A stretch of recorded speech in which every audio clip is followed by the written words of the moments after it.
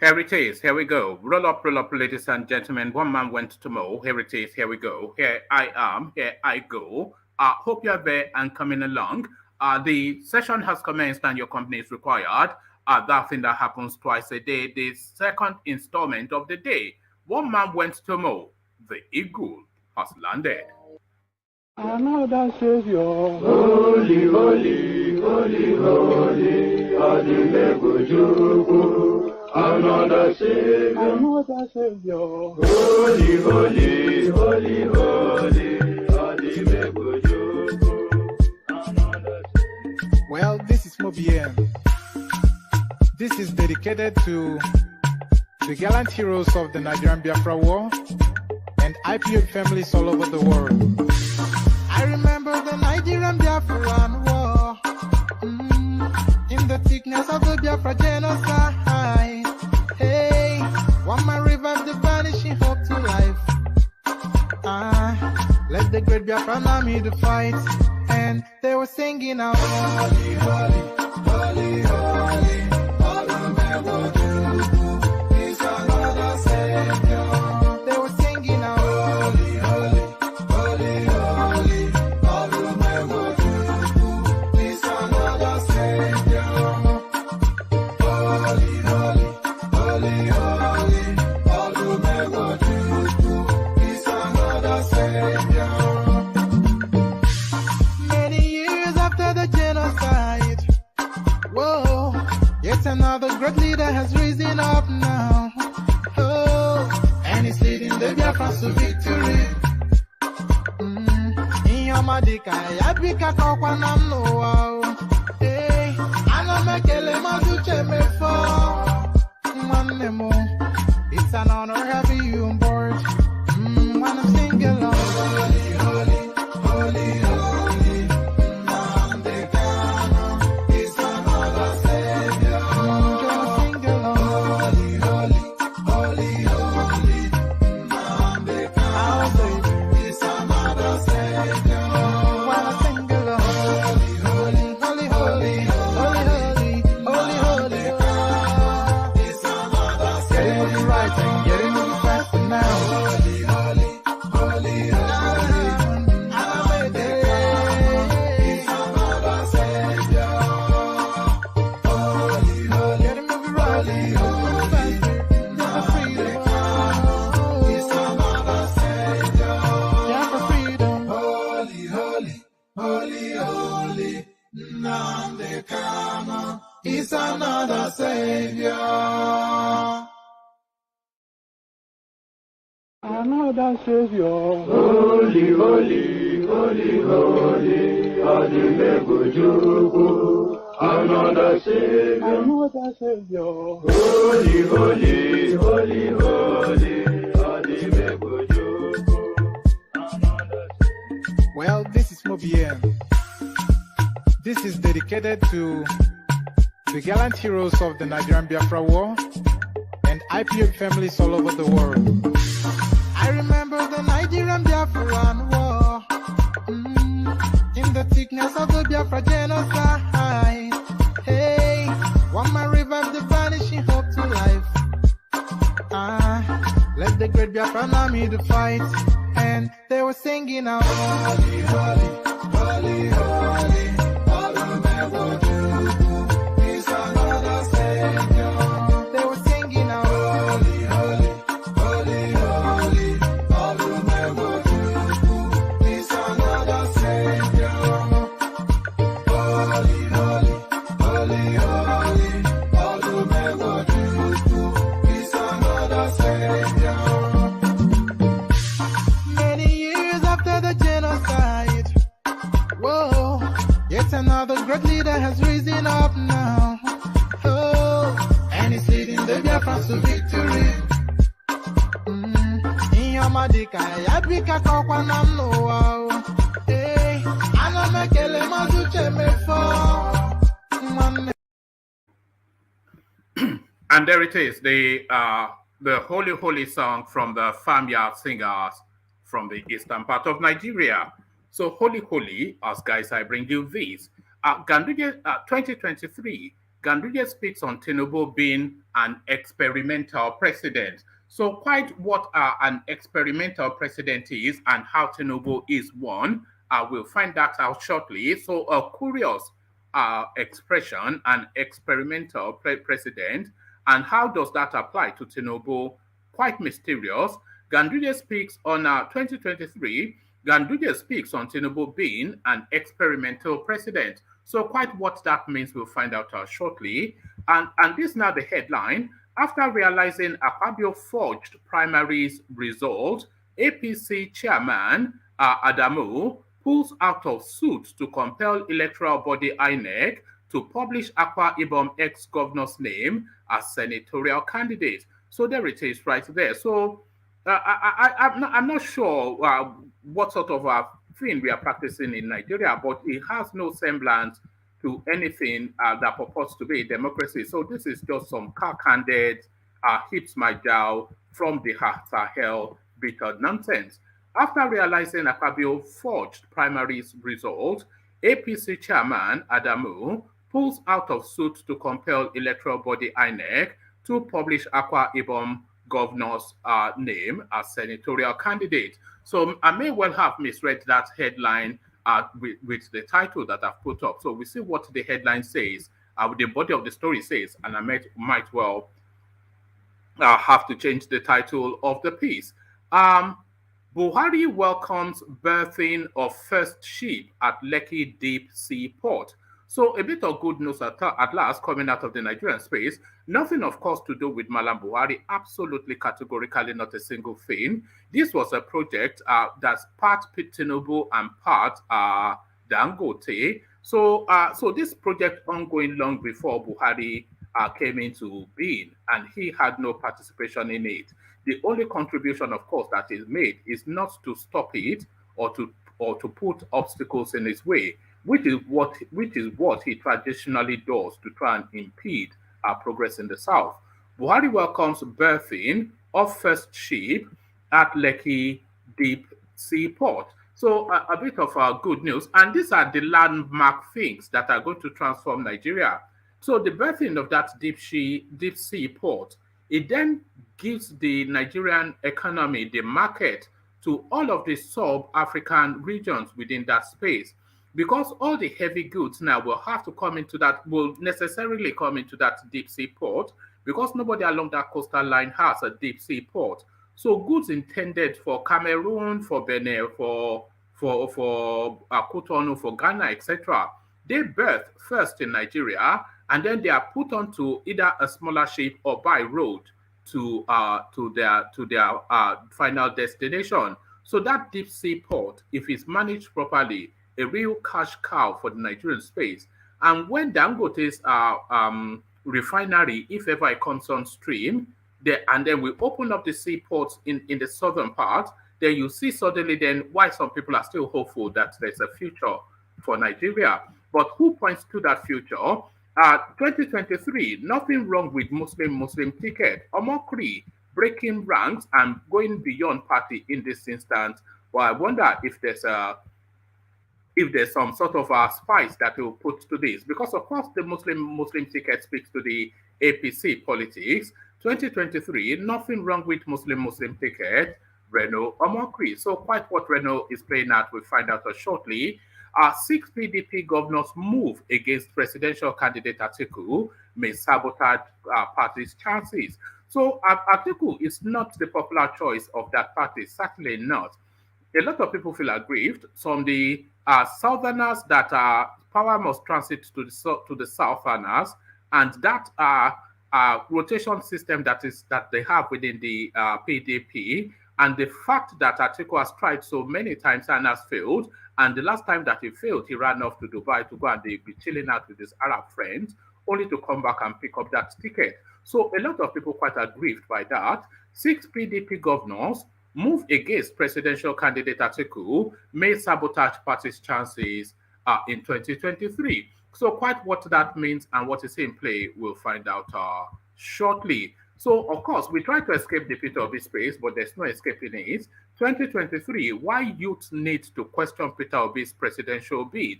Aisha Yesufu speaking. So she has been somewhat critical of the Obi space now, not out of any any spite or malice, of course, because she is even more critical of Atiku and even more so Tinubu. So why should she not be critical of Obi? Because everybody has to be interrogated, you see, if they are seeking to lead the nation and have our destinies in their hand.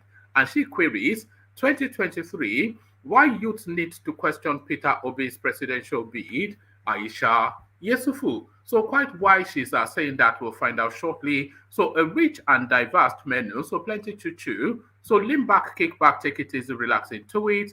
The usual protocol as you're coming in, click on the like button. And if you are not already subscribed, correct that as well, because we're pushing that hard. If you come here with any regularity, whether you find it offensive or not, if it's part of your life, and I know a lot of you, it is part of your life what we do here. So if it's part of your life, then the least contribution you can make to it is to click on that like button. And then if you want to come join me on the screen, especially if you're a new voice, we're happy and willing to entertain new voices. So click on the hyperlink that says StreamYard and come into the studio space. Soon as I finish reading out the talking points, I'll let you onto the screen. So that is how it works. An interactive session, open microphone, the hyperlink that says StreamYard. So all of that and everything, let's come in rather via the K guys. Only water, where they see ma. Water,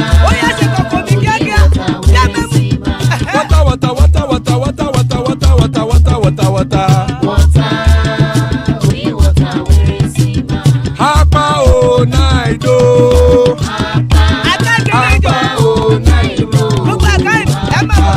Hapa you don't come o.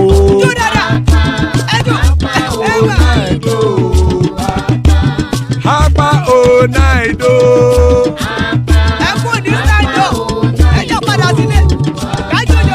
Oro kẹ̀kẹ́ ẹlẹ́mù yé o.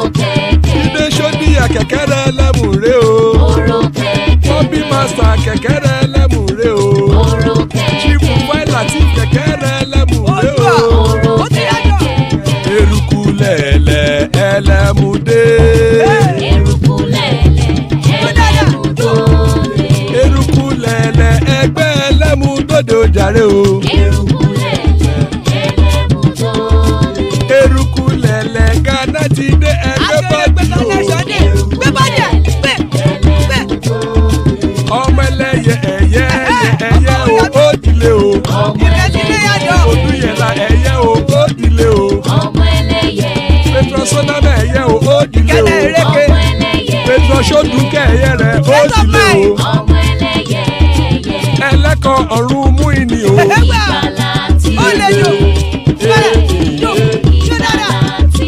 Àkùkọ ọ̀run méjìkọ.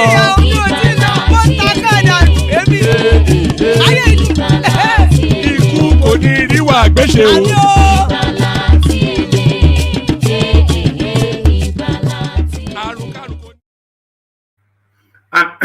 Pardon me.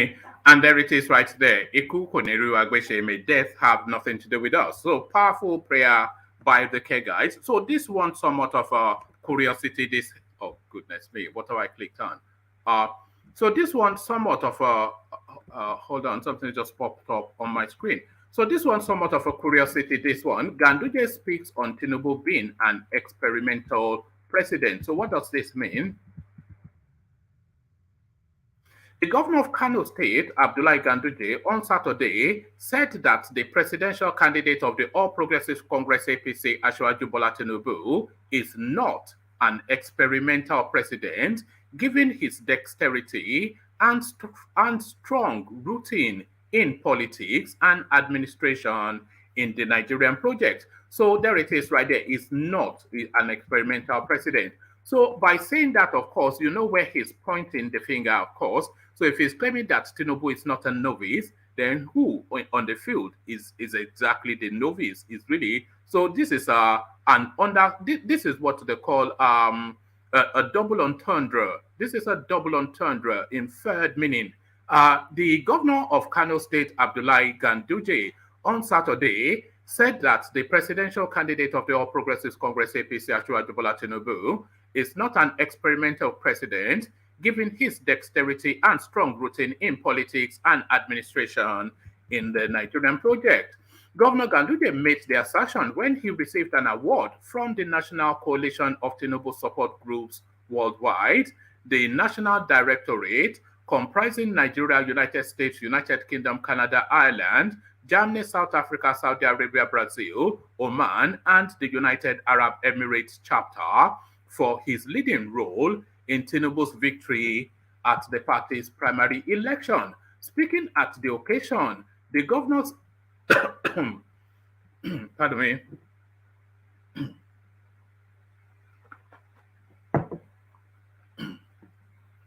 Speaking at the occasion, the governor said that given his outstanding performance as Lagos State Governor, where he formed a formidable team made up of people from different parts of the country that transformed the state to the strongest economy in the sub-region, Asiwaju's presidency could best manage our diversity.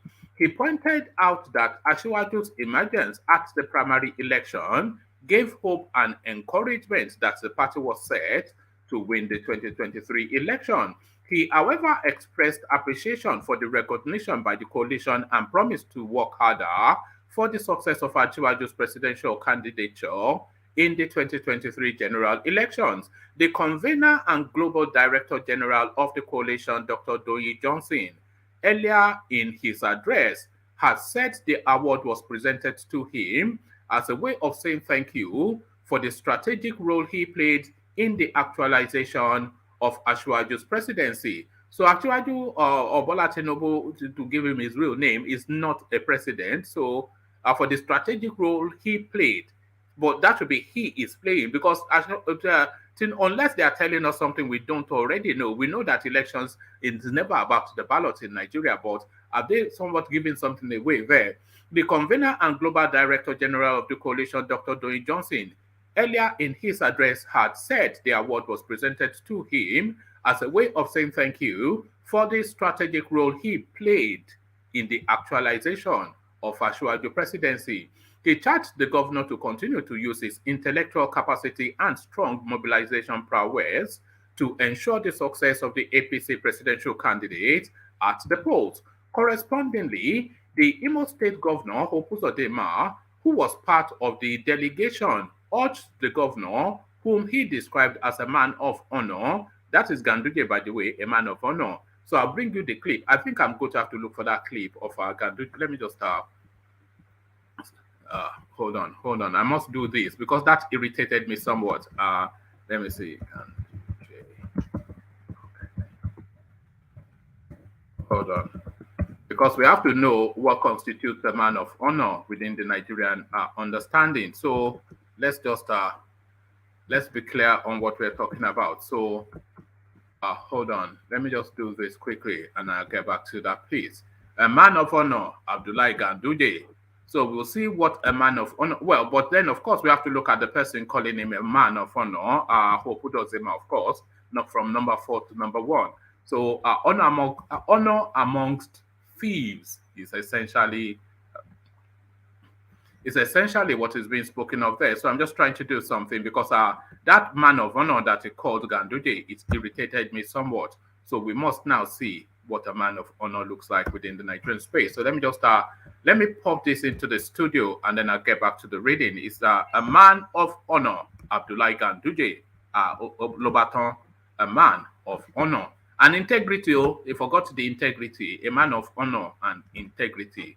So we'll play this after the end of the readout. So let me just pop that in there. So let me get back to it. Correspondingly, the Imo State Governor, Hope Uzodinma, who was part of the delegation, urged the governor, whom he described as a man of honor, to further map out strategies for winning the secondary election in 2023. So there it is right there. So the outtake from that really is essentially that Tinubu not being an experimental president. So Tinubu not being an experimental president then begs the question, because he would not use that that term just out of the blues. So, or out of the blue. So he would not use that term out of the blue. So if he considers that Tinubu is not an experimental president, but then by implication, he must consider that somebody is an experimental president. I wonder if he means Atiku, but I doubt if he does. After realizing Akpabio forged primaries results, APC chairman Adamu pulls out of suit to compel electoral body Inec to publish Akwa Ibom ex-governor's name as senatorial candidate. The national chairman of the All Progressives Congress APC, Adamu Abdullahi, has withdrawn from a suit filed against the Independent National Electoral Commission over the exclusion of former Senate Minority Leader Godswill Akpabio as the party's candidate in Akwa Ibom Northwest Senatorial District. Correspondents learned that Akpabio had filed a case at a federal high court, Abuja, against INEC for excluding his name from the list of candidates for the 2023 general elections. Adamu, who was said to be a party in the case, withdrew on Monday after he realized documents allegedly presented by the former minister were forged. Trouble started when words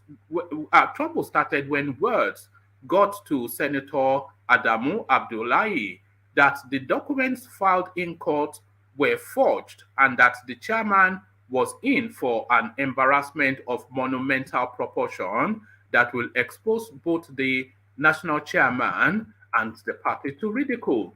The moment the APC national chairman was drawn to the fact that Akpabio has once more approached the court with forged documents in a so-called enforcement suit, the party had to withdraw from the suit filed on Friday last week. I can tell you authoritatively that Akpabio is on his own with the suit. He has caused. So I have to reread this. I just don't like the way it's sounding. Let me just take it from the top again. The national chairman of the All Progressives Congress, APC, Adamu Abdullahi, has withdrawn from a suit filed against the Independent National Electoral Commission over the exclusion of former Senate Minority Leader Godswill Akpabio as the party's candidate in Akwa Ibom Northwest Senatorial District. Correspondents learned that Akpabio had filed a case at a federal high court in Abuja against INEC for excluding his name from the list of candidates for the 2023 general elections. Adamu, who was said to be a party in the case, withdrew on Monday after he realized documents allegedly presented by the former minister were forged. Trouble started when words got to Senator Adamu Abdullahi that the documents filed in court were forged and that the chairman was in for an embarrassment of monumental proportion that will expose both the national chairman and the party to ridicule. The moment the APC national chairman was drawn to the fact that Akpabio has once more approached the court with forged documents in his so-called enforcement suit, the party had to withdraw from the suit filed on Friday last week. I can tell you authoritatively that Akpabio is on his own with the suit. He has caused more than enough damage to the APC in Akwa Ibom State, and we can't aid him to wreak more havoc than he has already done, a source in the party alleged. Resident Electoral Commissioner of INEC in Akwa Ibom State, Mr. Mike Igini, earlier said the commission would not recognize Akpabio as the party's candidate for the senatorial district. Speaking on This Morning Show and Arise TV News and Current Affairs breakfast program on Monday, Igini said it is the height of irresponsibility for the former minister to fraudulently claim he emerged through a rerun election, conduct. My goodness me, we're in trouble. Let me just reread that paragraph. It's the last sentence that made me chuckle, so hopefully it makes you chuckle too.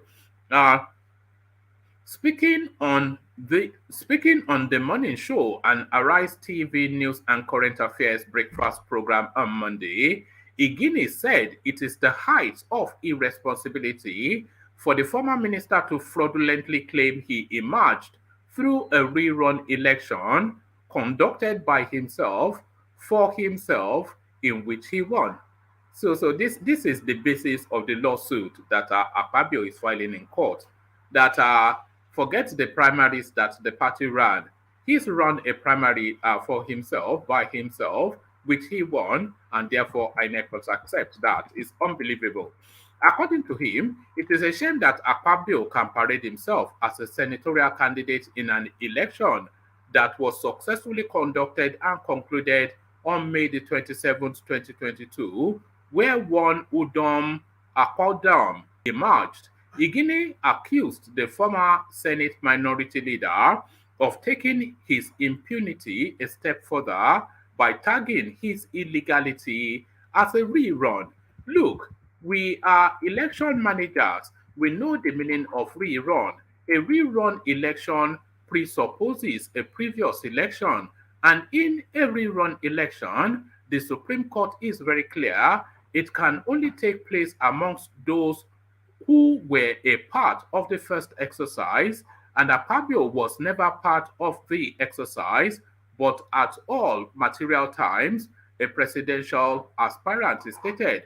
He also clarified that in spite of Akpabio's boasting that he has INEC in Abuja in his pocket and can therefore unilaterally substitute candidates as he pleases, the commission recognizes only candidates who emerged from primaries.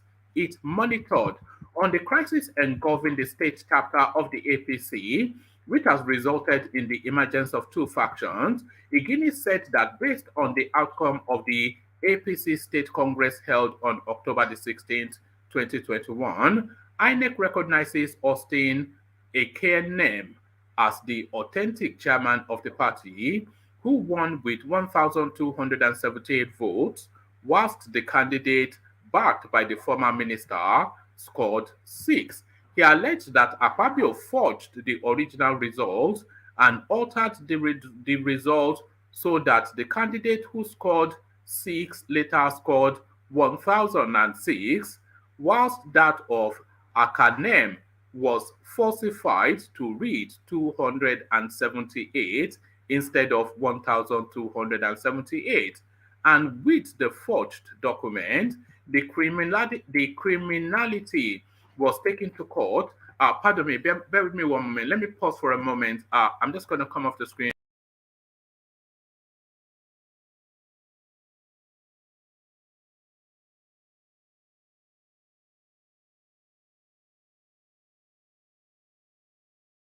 All right. So where was I? Yes. Also, let me yes, let me take it from the topmost paragraph again. In the crisis engulfing the state, okay, yeah, he alleged that Akpabio forged the original result and altered the result so that the candidate who scored 006 later scored 1006, while that of Akanem was falsified to read 278 instead of 1,278. And with this forged document, the criminality was taken to court where they fraudulently got a judgment that I'm not going to attempt his name, won the election. The INEC boss noted that though the process of conducting the primary or congress of political parties is the exclusive right of the parties, its duty is only to monitor and write a report, but that the report of the commission has consequences if due process was not followed. Our report can be very decisive. It cannot be ignored. He warned. The INEC REC noted that the INEC REC noted with dismay that despite a court of appeal order, a stay of execution, the APC national chairman went ahead to swear in, I won't attempt his name, as state chairman in flagrant disregard of the court order. He declared that as far as INEC is concerned, the APC did not conduct any governorship primary in Akwa Ibom, and to date, neither Akpabio nor his faction has been able to name the Abuja Inec officials who monitored the illegal midnight primary that allegedly produced Akan Okom as Akwa Ibom APC candidate. So there it is right there. That is, it's just simply a case of old politics meets new politics. Old politics meets new politics. So this is how Akpabio has traditionally done it, and this is how he understands it to be done. But I don't think he has quite read both the mood of the country and the new electoral laws that are now in place, which is looking to strengthen the democracy and abandon the ways that are his ways. So this is a departure from politics, but is it good news? Buhari welcomes birthing of first ship at Lekki Deep Sea Port. So there it is right there. Is this good news? President Mohamed Buhari has congratulated the Federal Ministry of Transportation, the Nigerian Ports Authority, and all stakeholders in the maritime industry on the successful berthing of the first ship at Lekki Deep Sea Port. The vessel, Zen Hu 28, delivered 3 ship to shore STS and 10 rubber tire gantries, cranes that will help in the evacuation of cargoes from vessels to the shore. The president, in a statement by his media aide Femi Adesina on Saturday, recalled that his approval of 4 new seaports in the country, including the Lekki Deep Sea Port, was hinged on growing the economy, creating mass job opportunities, foreign investment inflow, and trade facilitation. He commended the staff and management in the nation's maritime sector who are working round the clock to make the operationalization of Lekki Deep Sea Port before the end of the year a reality, reassuring them of its commitment to sustain investment in the new assets. The statement added that President Buhari recognized that the nation's maritime and aquatic resources are critical to the livelihood of Nigerians, and government will spare no effort in successfully harnessing the potential of the sector. So there it is right there, the biggest deep sea port, I think, in Africa. So there it is, operational. Nothing to do with Buhari, of course, but nevertheless, in spite of Buhari, the country is moving forward. But is it moving forward in this direction? Nothing wrong with Muslim ticket. Reno Mokri, a pastor, saying this. Former presidential aide Reno Omokri has stated hold on.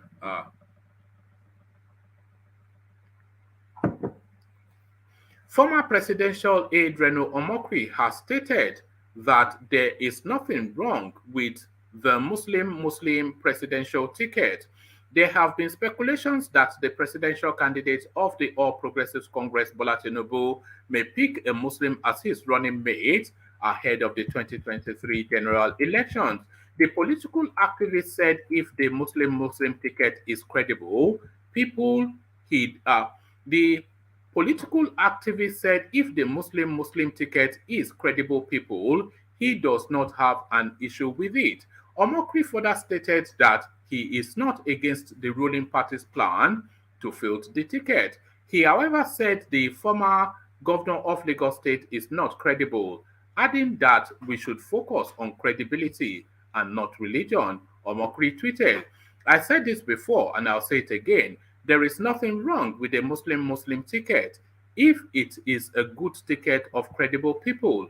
I am against the APC, not because of that plan, but because Tinubu is not credible. Let's focus on credibility, not religiosity. So there is this credibility, not religiosity. And there it is right there. And there's a lot to unpack from that, and there's a lot of sense in that. Because I don't really understand this fixation with religion. People harping on about Muslim. What has Muslim? Well, I mean, the classic example is Yemi Oshibanjo. He's a pastor. What has he brought to anything? What has he done for Christendom in Nigeria? How has he prevented anything from It's just a nonsense. We'd rather a credible team that can perform than some religious jingoism and jumping up and down. And I think Tinubu will go for that Muslim ticket.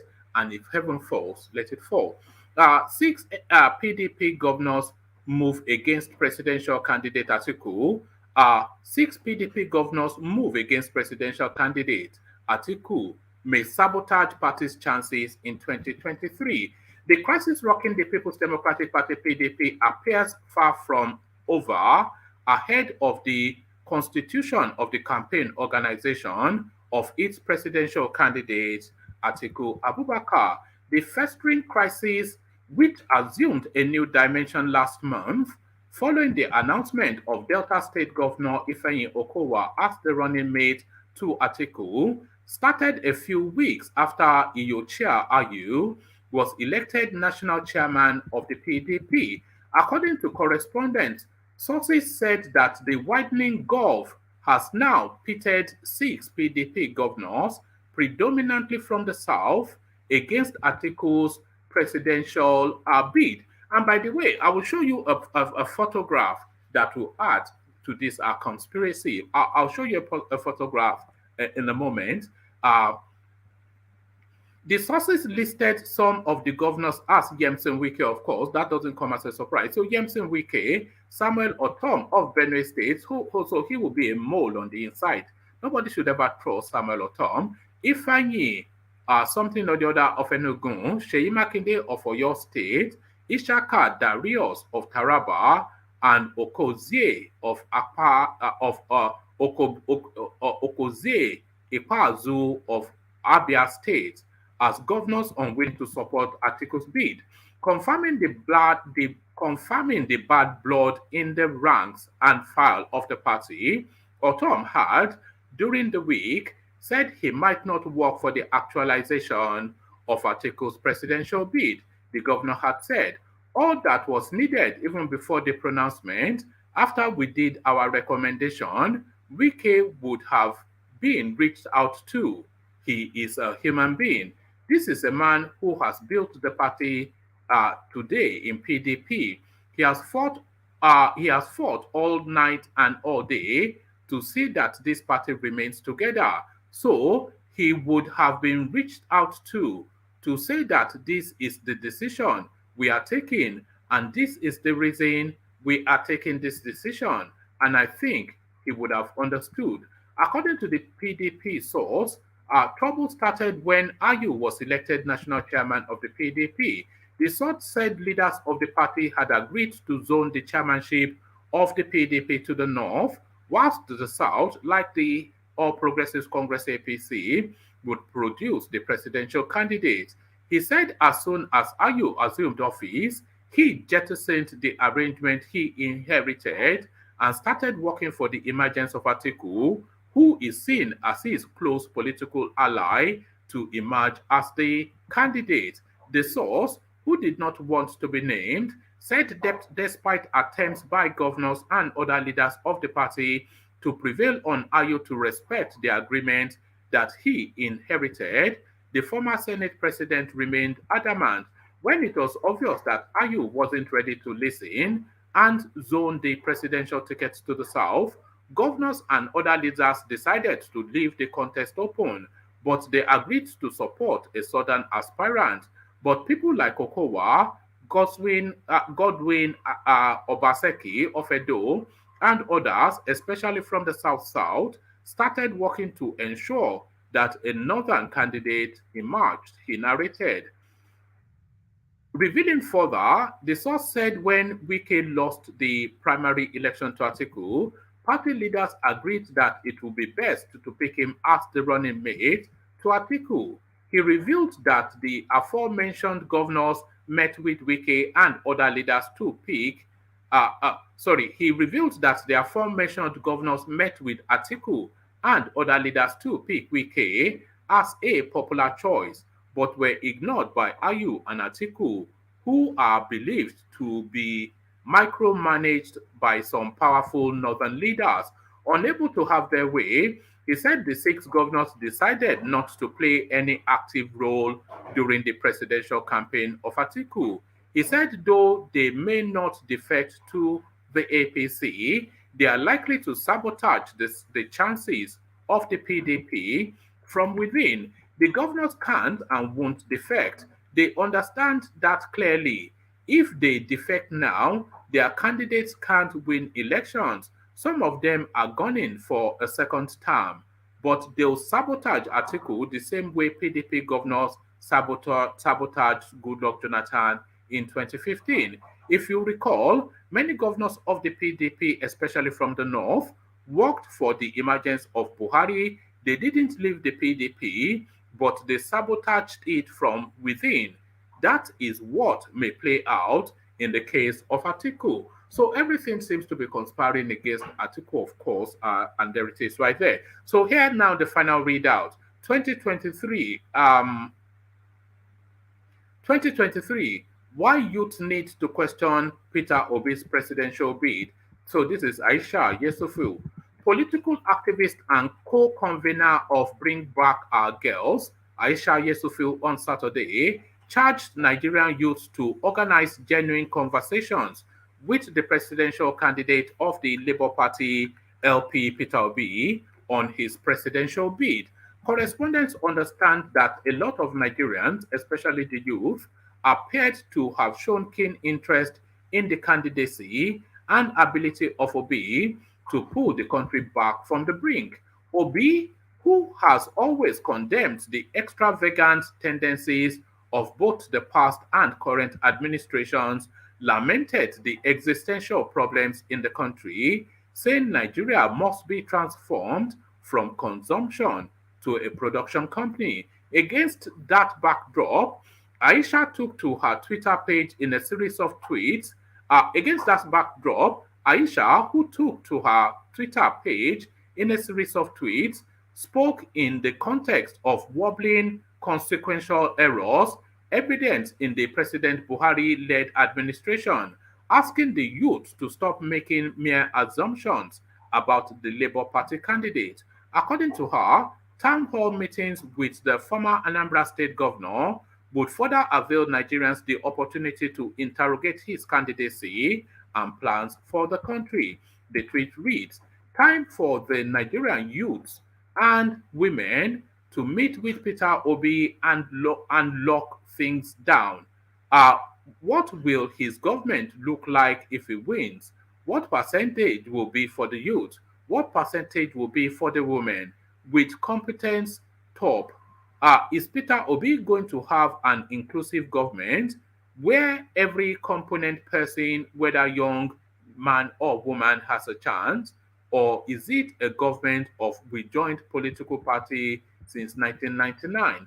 Don't make assumptions. Have town hall meetings with Peter Obi and lock them down." So there she is now, and this somewhat speaks to just hints at something that we have always said on this platform as well with the Peter Obi narrative. It's just a simple question: where is the substance? Where is it? So where is the substance? Where is it? Should I bring you this one? I wonder.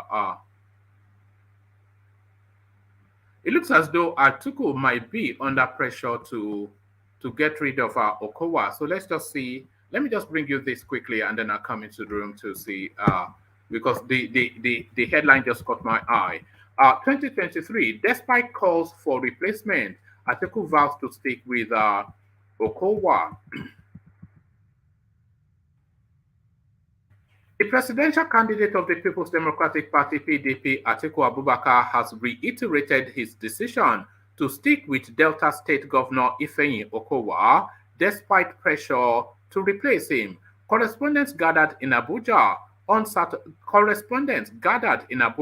Saturday that 13 governors and loyalists of the PDP are reaching out to Atiku to doubt the tension. While some are asking for Okowa to be replaced, others are demanding a reconciliation, which would make Atiku reach out to Rivers State Governor Yemsen Wike. However, Atiku, in a tweet on his verified also. So there is some authenticity to it. Then, if it's although we've seen a tweet on his verified Twitter page before, and then he's pulled that back to blame it on a functionary.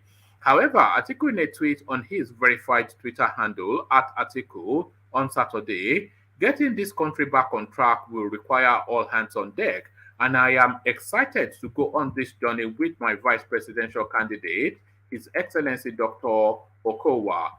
Let's come together as one towards a brighter future for all and one Nigeria. He subsequently attached a video of Okowa addressing Nigerians. In the video,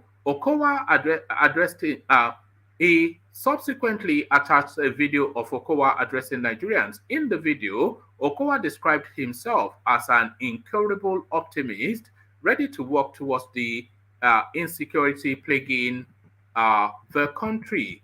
Okowa said, "For me, being on the ticket with Atiku Abubakar, the presidential candidate of the People's Democratic Party, is an opportunity to play a role in resetting the trajectory of Nigeria back to the path of growth, peace, and prosperity." So there it is right there. And there it is right there. So there it is right there. And here they are right here. So Abubakar, I see you. Ajanle Koko, I see you. Moses, I see you. And who else do I see? All right. So it's you, gentlemen. So good to have you all. Let me play you this clip first, just for the amusement of it. This is Ganduje, who they describe as an honorable man.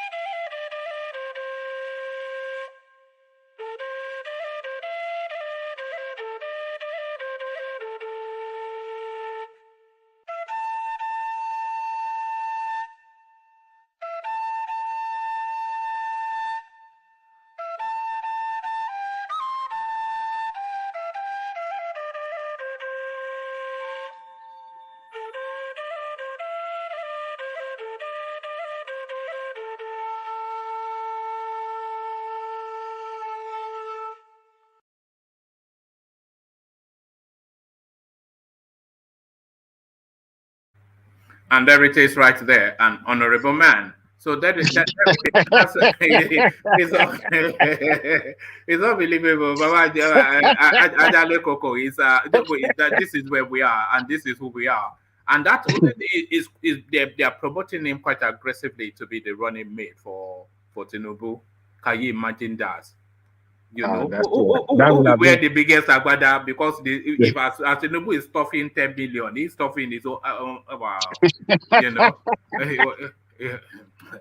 Anyway, we're in trouble. I saw a clip. There's something I'm going to be posting tomorrow, where Atiku was being interviewed. This is going back to 2019 about the corruption in Nigeria, and his idea of fighting the corruption is that he will get hold of the corrupt people and ask them to give half the money back.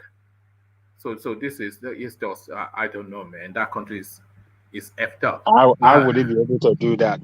They will challenge him at the court. This is a No, democracy. no, How would no. It's either they continue to chase them up and because that's the practice anyway in the corruption in Nigeria. So they still like if they steal about $3 to $5 billion, they will bury you in court till the end of time. So you have to just negotiate what you can get back from them.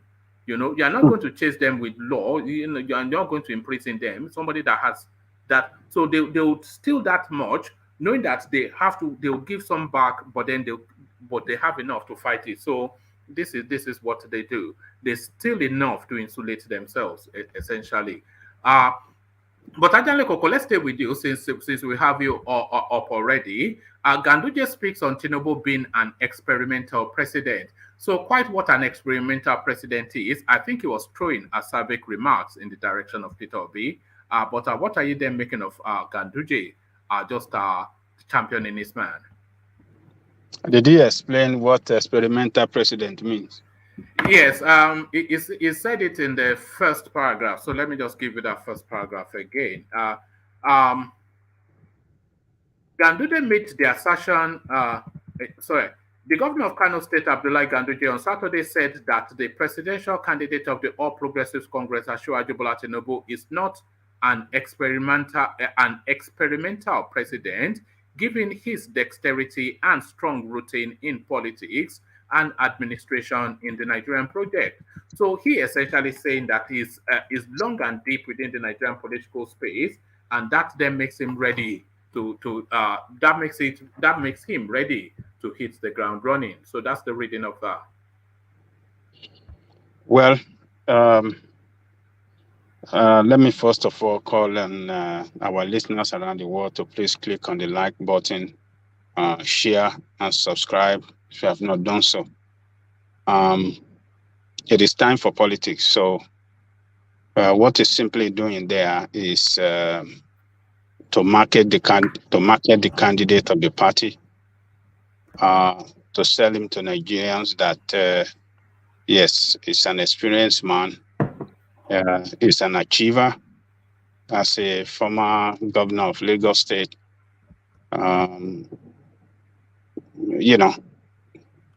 every member of every party will say good thing about their candidate. So that is what he's saying. And there's nothing wrong in that. It is normal. It's normal do you not feel that, because I had the sense that he was pointing that remark both to praise his own candidate, but then to highlight other candidates that he may feel are not up to par? Or am I reading too much into that? No, I think you are right. He's comparing Tinubu with others, that Tinubu is more ready than candidate of other party, and is telling the country that is the right man for the job at the moment, is the man that is have the capacity, a man that is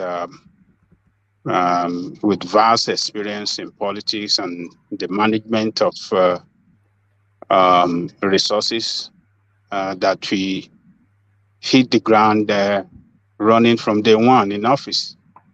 But the truth of the matter is that Tinubu have never been around the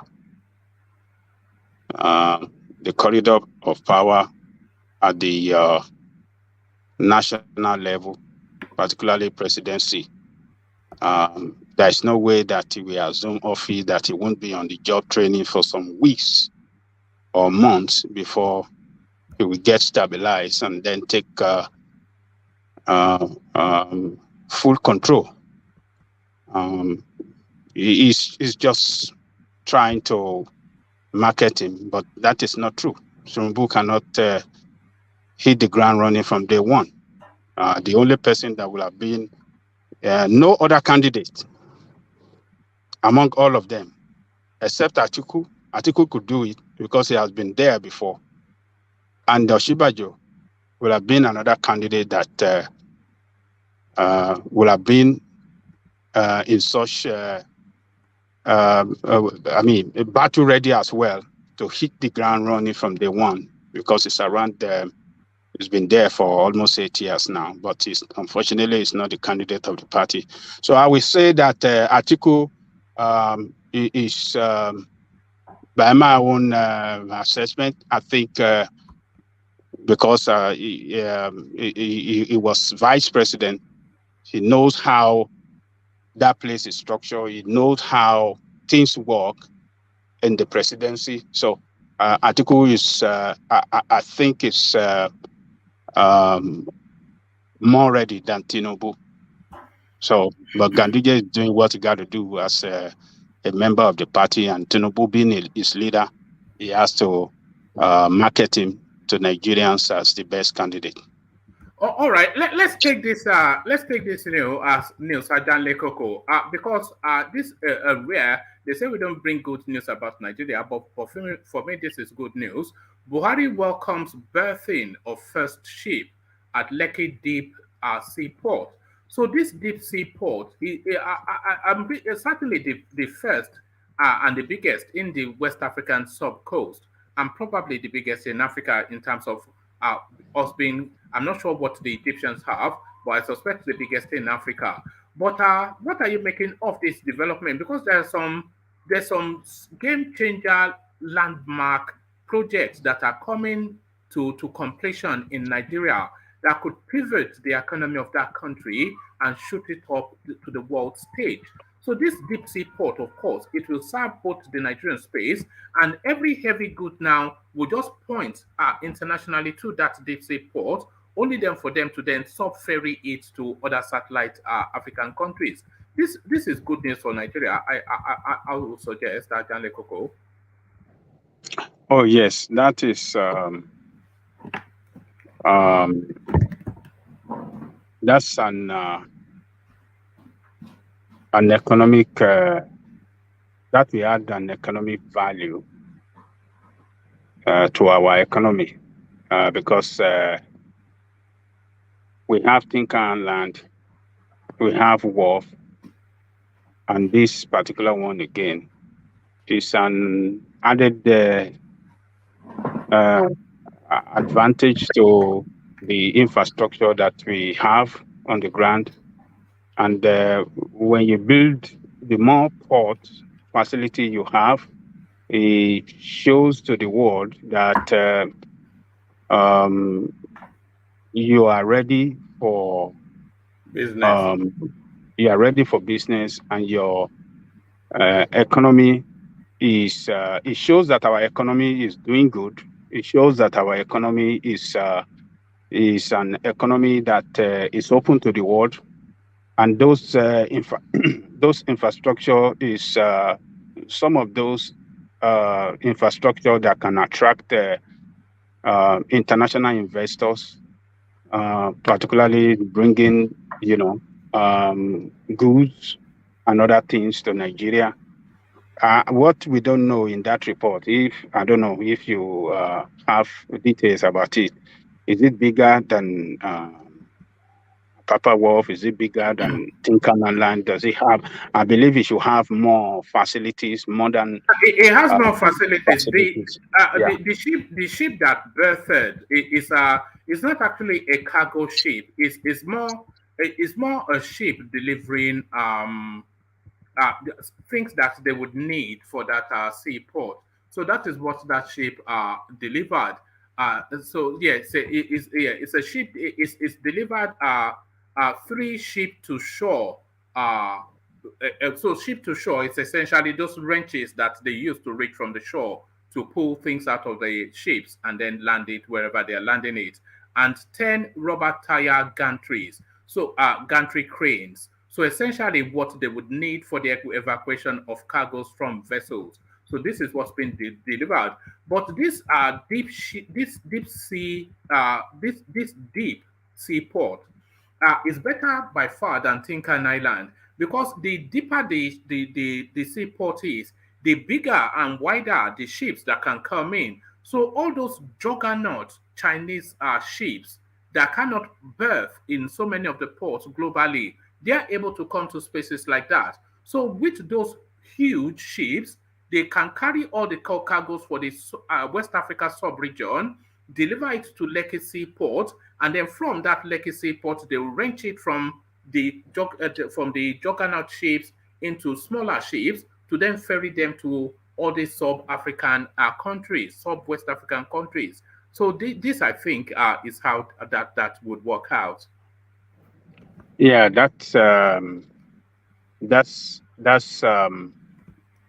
uh, I think that would be another way of generating revenue for our economy, because it looked to me that it's going to be like a transit point um, between other parts of the world to via Nigeria to other West African countries.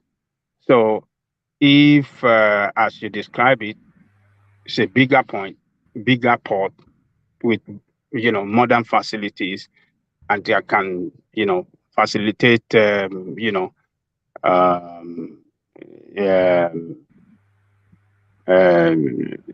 it can facilitate transmission of goods between other parts of the world to via Nigeria to other parts. I think that would be a revenue generating avenue for Nigeria. So if it is well managed by Nigeria, it will generate a lot of revenue for us that we can use, to develop our economic better than what we have today.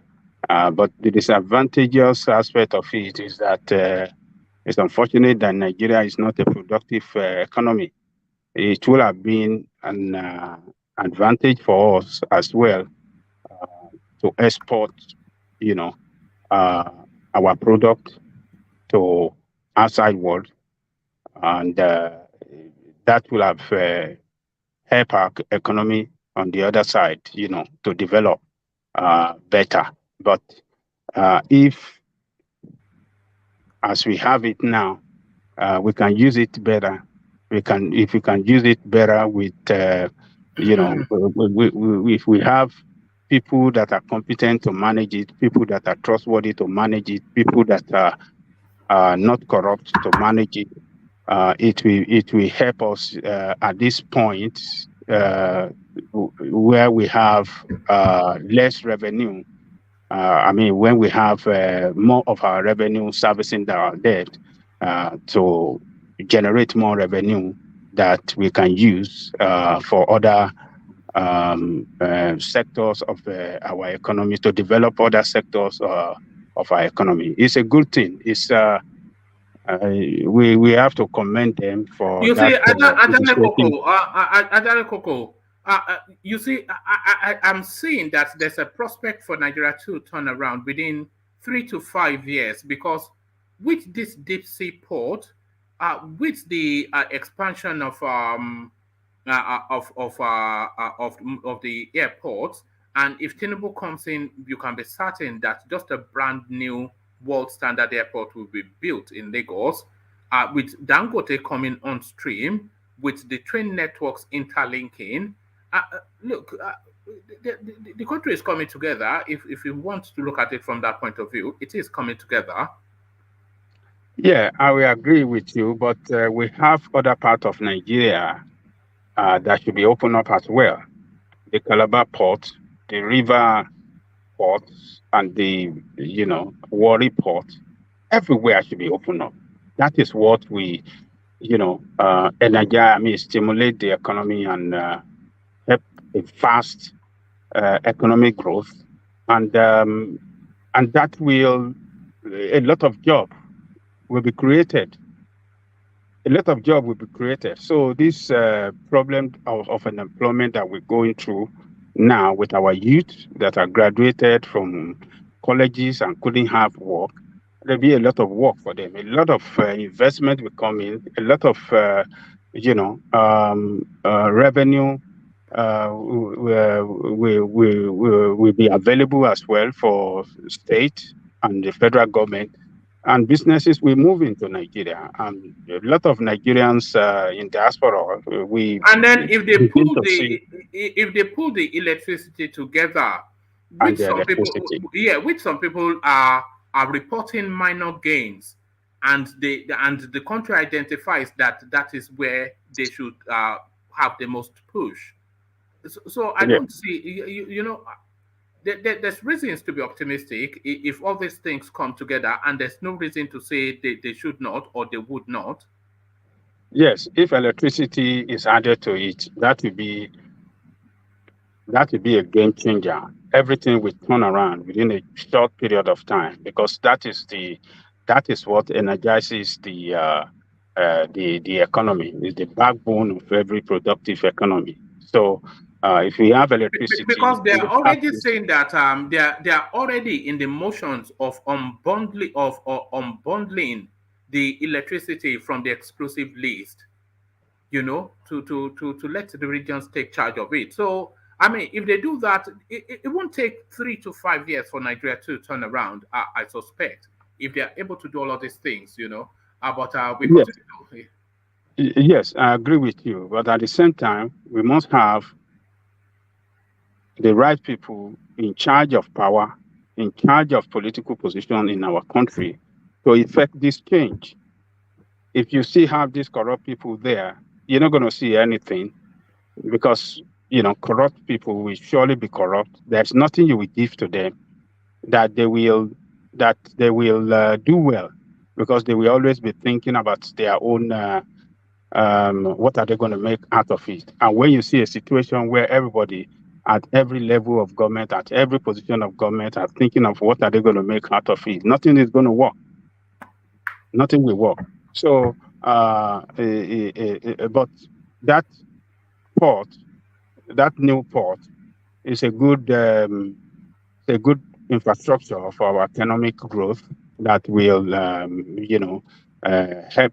I mean, uh, it will help the economy, some kind of way to grow. But we should not focus only on Lagos. Centralization of um, economic activities and this kind of facilities should not be in one place. It should be spread. It should spread around. It should spread to other parts I where we have suspect it ports. will. I suspect it will spread around in due course. I'm not sure why they don't have that Warri port functioning properly, because of Yeah. course the concentration of the country's wealth is in that part, and that is where you expect. Why would an oil tanker come to Lagos to then only? Why can't it just go directly to Warri, pump Yes. it up, and Yes. then let it be on its way? I mean, Yes. these are just basic stuff. Yeah. Yes. That is how they should do it. We see the way it is done in the countries where we live in. Everywhere there is, all this coastline. They have their ports. They have all this infrastructure in place that sustain the economy of that state. That's what they should do. And the Dangote facility in Lagos as well. This will be a port that will assist them in shipping out a lot of their, what do you call them? What do you call this? Petroleum products, Yeah, petroleum products and that fertilizer. Yeah. fertilizers and all the rest. So uh, eh, I hope they will manage it to the advantage of Nigerian people and not to the advantage of some few, because this is what we have seen. This is what Nigerian um, uh, Nigerian economy has never been run to the advantage of Nigerian people, even though they have it there. Um, every resources, I mean, every revenue that they will get there, some people will embezzle it and they won't use it to the advantage of Nigerian people. That is another problem. Yeah, it is there. Can it work for the advantage of Nigerian people? That is another thing. So, and can they maintain it well? That is another thing. Because we have seen a lot I of think facilities. for the purpose that is serving, and you are right to bring Dangote into it, because this essentially is to serve Dangote's vast investment in that space. So that support they need it for the volume of trade that he is going to be trafficking out of Nigeria. So that is essentially for the benefit of Dangote, but then the spillover of it, that Nigeria might feed on the crumbs, as they continue to make this man wealthier and wealthier. On this kind of facility, she will be privatized. If it's privatized, it can be well managed. But if Nigerian state is managing it, give it some few years to this time, everything will crumble. All those Biscana, or what do you call it, crane, and all the rest of them will not be function effectively as we have that of Port and Tinkan Island that are not functioning well now. That is what is going to happen to this new facility. It won't function effectively in some few years to come. They should be privatized. Let the best people, organization with their expertise run this facility well in such a way that it can be run effectively, and all the government have to do is just to take tax. Have security there, guarantee. Have that place secured. The operational aspect of it, every the custom and maybe immigration or whatsoever, those one can be there. But the administrative and the operational should be run by private organization. So that is the way I think it should be run. Otherwise, if Nigerian state have to run everything from A to Z, give it another 5 years, it will crumble. As we have Tinkan and Wharf. It's just unfortunate that we don't. Nigerian state is a very corrupt state. It's a good facility, but all of them should be privatized. They should let private hand runs it effectively, and the government can take taxes and then use those taxes for the betterment of Nigerian people. That's my take on that. All right, brilliant, Adale Koko. So let me take you back to the politics of it. And it looks as though there's still very much unrest within the PDP space. It looks as though the wounds of the primaries are still not healed. Because, of course, we saw the governor saying that they wanted power to transit to the south, and that never happened. And I think they are now pointing the treachery to Kowa and Obaseki especially. But it looks as though those wounds have not healed. And they said Ayu, of course, orchestrated to have his own pal, Atiku, win that ticket. So the speculation now is that 6 PDP governors will move to sabotage the party's chances in 2023. And this is not unknown to the Nigerian political space, as you know. We saw it in 2015 when the same party sabotaged its own presidential aspirants. So there's been meetings going on in Turkey. Let me share this photograph with you. It's one of the governors, and Sheyi Makinde, by the way, joined them latterly. But this is one of the governors going to Turkey to meet with Atiku. So this is so who is this? I think it's Governor. I don't know who he is. One of the southeastern governors. Anyway, so he goes to Turkey to meet with Wike, and there they are taking photographs. And I've seen subsequent photographs of Sheyi Makinde joining them. So I'm not sure. It looks as though something might well be in the offing. They are not looking to defect. because they still have stake within the party, either looking to have their own man installed as their successor or running second term, as is the case with Shea Makinde. But it looks as though the wounds of that primary are still not healed, and they are looking to sabotage Atiku. What are you making of that, Ajale Koko? Well, I think the crisis can still be resolved. They still have time. And the presidential candidate have a leading role to play in resolving the crisis. Governor Otom, earlier in the week, had an interview on Channels TV, and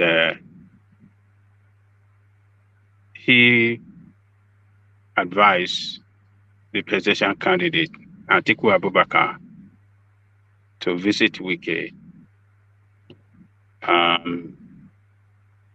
because of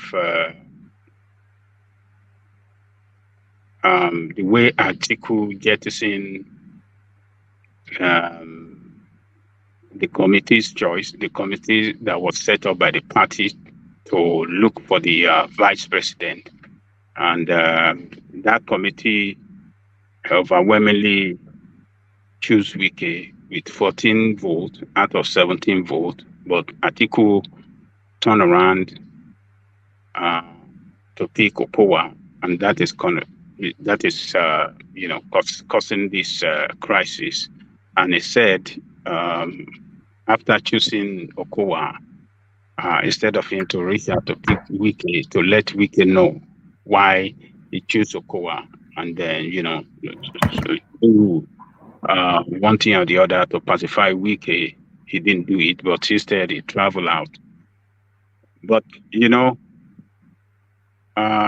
2019, 2018, when he chose Peter Obi, this is the exact thing that happened. Peter Obi was not the choice of the party. They had different person. But Atiku did the exact same thing he did to pick Obi, and there was uproar within the party, even from the Southwest. They didn't want Obi. So, but at the end of the day, they resolved it. They came together and they went for election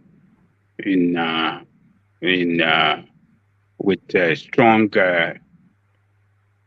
force against the incumbent president Buhari. So I think the same thing can still play out, but he has to play a big role, Atiku himself, because being the presidential candidate of the party, he has already attained the leadership of the party right now, and he has to bring everybody together.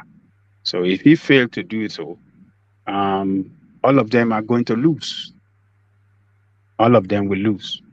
If they move to APC, yes, they could move to APC if they want to.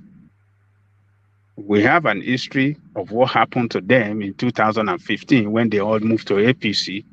They were strangulated there and they run back to PDP.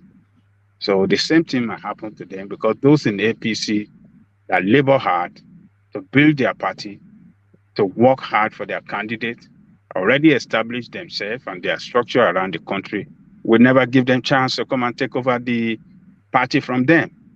So they will resolve it the way I'm saying it. Atiku is an experienced politician. What happened to Wike now happened to him as well in 1991.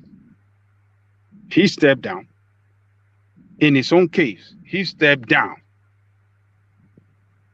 for Abiola to emerge as the candidate of the party on the promise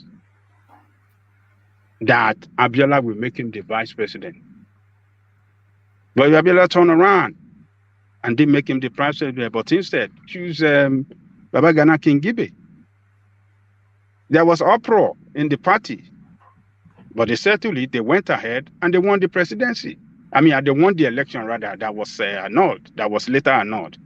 So, politicians can, yes, crisis can happen, but if they have a crisis management, if you have a leader that can manage crisis or have a kind of crisis management skill or resolution, I mean, they can easily manage it. So they still have 8 months to go or 7 months to go. So I believe there's still time for them to settle this crisis and then come back together as one family to face APC, you know. So I don't see it as the end of the road, or I don't see it that the party will disintegrate or implode. I don't see it yet because they still have time to resolve this crisis. Though we can speculate anything that we want to speculate now. We see what do you call Wiki outside the country, some people outside the country. What are they going to do outside the country that they cannot discuss in Nigeria? So, but let's just give them time. The meetings that shape the destiny of Nigeria, they are held outside the shores of Nigeria. So Atiku is in Dubai holding his own meetings, plotting his own way. Atiku is in France, plotting his own way. So, and Wiki in Turkey plotting his own plots, you know.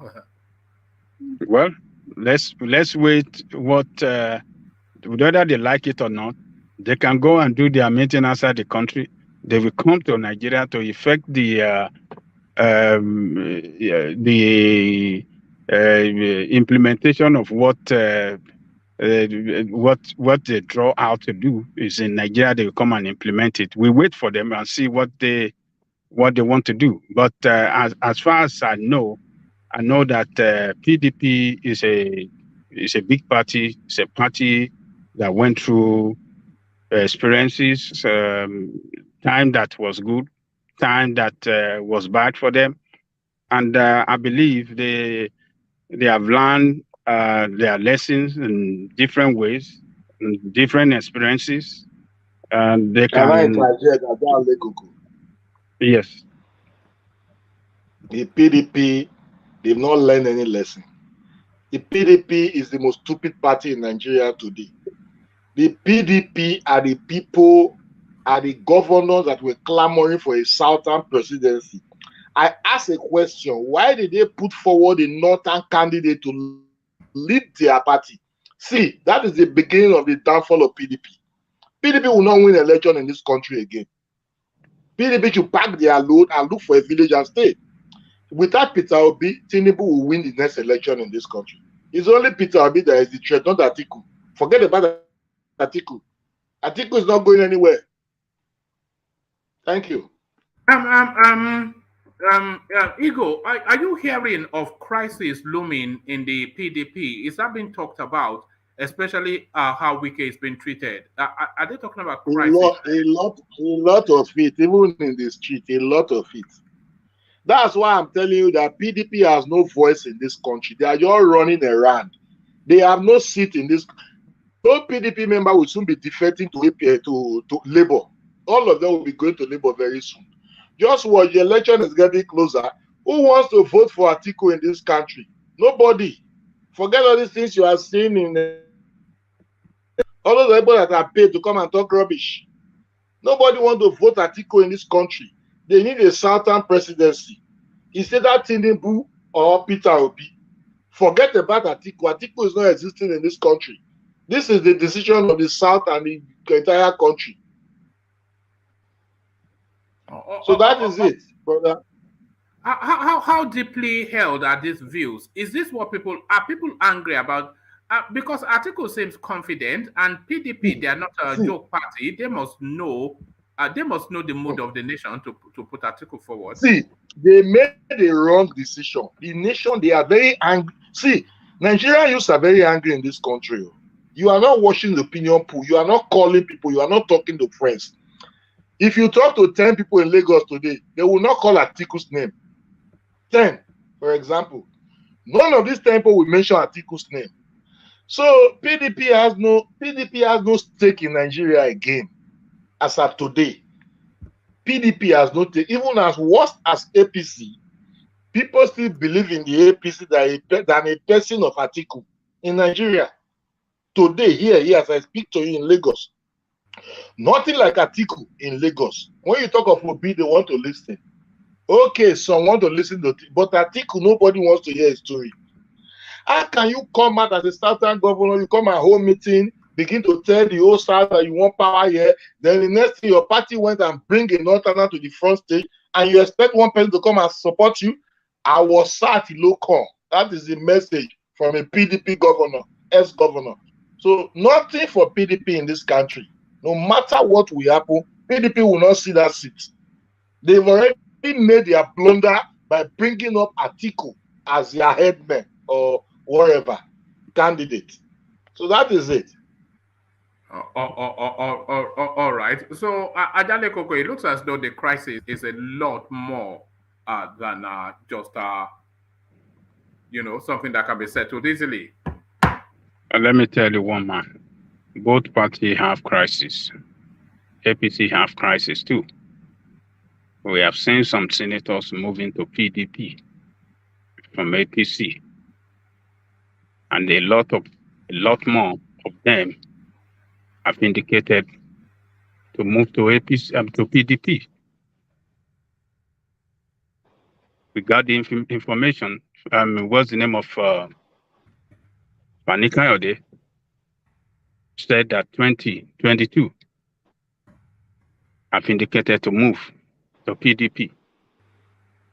The APC chairman, national chairman, went to National Assembly. Who is that?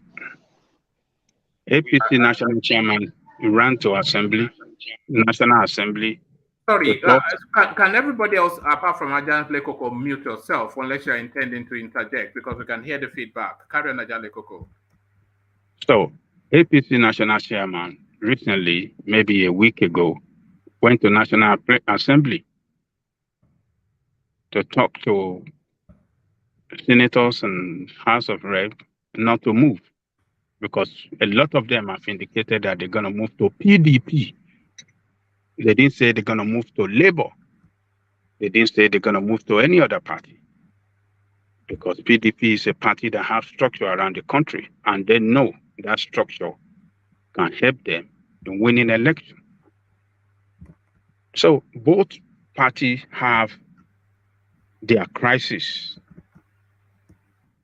that are brewing between the two parties, but where it's going to land, we don't know. What is going to be the what we're going to see in some days to come, we don't know yet. So, and on the issue of the what do you call it? The southern governors, that they were calling for power shift before earlier in the year, but only for them to turn around. I mean, a lot of our people are trying to blame Okowa, that, oh, he's the chairman of this thing. He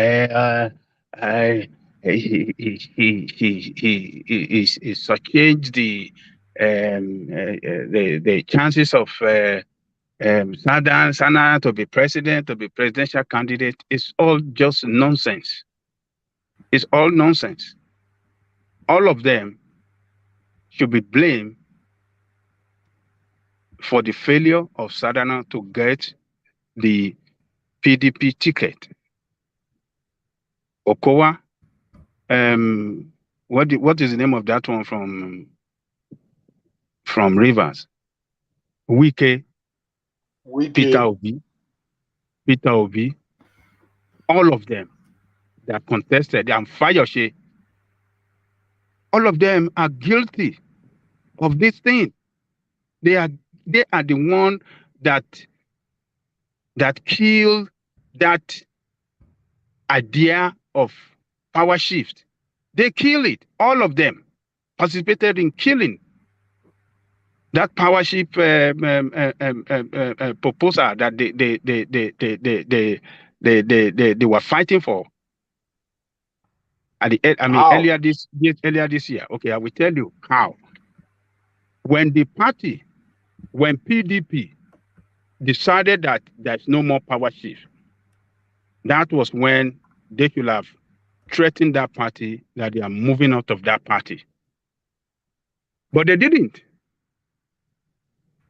But rather, they participated. That is an acceptance of no power shift. They accepted it. They paid money to participate. They bought form for 40 million. Wike spent a lot of money around the country. So Wike jettisoned what he was fighting for. All of them killed that power rotation fight that they stood for earlier this year. All of them turned around against it. Ajale Koko, what should they have done? What should they have done, Ajale Koko? Okay, what should they have done? Yes. Hello? What should they have done? Yes, the Wike, Yoko, all of them, what should they have done? All of them, what they will have done is to stand by what they were calling for, that we are not participating, we are not going to be part of this party if power shift did not shift. Because let me tell you something. Let me tell you why. They are the strength. Southern is the strength of PDP. I think they have, how many states do we control in the South? I think they control the whole of South, and they control about 3 states in the East. About 8 or 9 states, they control, let's say 8 states. And in the North, they control only 5. Look at how your leaders, hold on, look at how your leaders are so stupid. But you want to blame it on one person when all of them collectively, or maybe we call it maybe separately or independently, killed this idea of power shift, because all of them were looking for their opportunities. They are desperate. They don't believe in what they are. They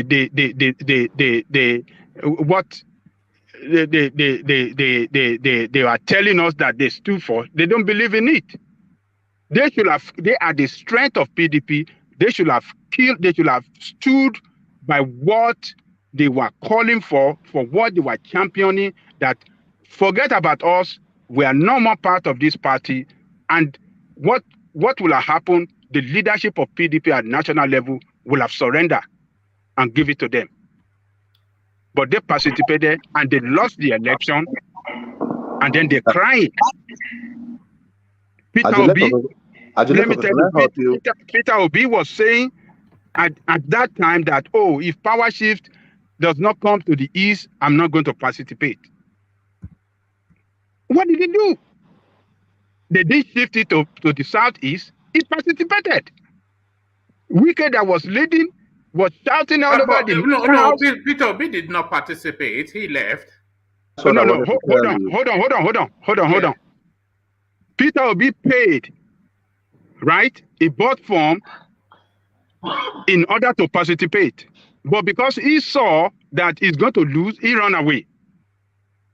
He said they are using money, they monetize it, I'm running away. So he indicated to participate by buying the form. Wike participated. He lost the election, he's crying. All this hue and cry by your leaders and you, their followers, it just show that you are being manipulated by politicians. Politicians manipulated you. They manipulated you for you to look as if they are fighting for you, whereas they are fighting for themselves. They don't fight for you. Now they lost. Wike couldn't get it. He couldn't get vice president and he's crying. Why must he get vice president? He has said that he doesn't even want it. So what's the hula cry? He said he doesn't want it. And the presidential candidate have the prerogative to choose whoever he wants. And what the committee did in PDP, they recommended 3 names to Atiku.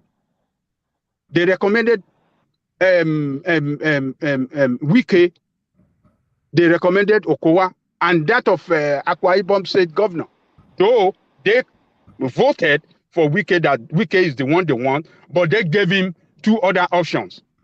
So why giving him 2 other options? If you really believe in Wike, that you want Wike to be the vice president, why give him 2 other options? You gave him 2 other options, and that guy choose 2 other governor, and then you all are crying with you, their baby behind them. You Southerners should just go and sit down and just think. You don't know politics. Yes, Igor, you want to say something? Adelekoko, you're not just you're just everywhere. You're just not everywhere crying because of vice president. Wike never cried that he wanted to be vice president. We have not heard that from him. The anger of Wike has not been expressed to the public. Nobody knows why Wike is angry today. Or is there anywhere you read that Wike is angry because we know why he's angry. he's angry. You know why he's angry? We know why he's angry now. We know. Because he's not vice president? No, he is angry. Is it because he's not a vice? I'll tell you. He's angry because the whole of the South agreed that power will transit to the South. And when it came to the primaries, governors like Okowa and Godwin Obaseki, they stabbed him in the back and they backed the North. And then in the second tranche, 13 out of 17 of the committee set up to pick the running mate, 14 even of them, they recommended Atiku. They recommended Wike to Atiku, and Atiku again stabbed him in the back and chose Okowa.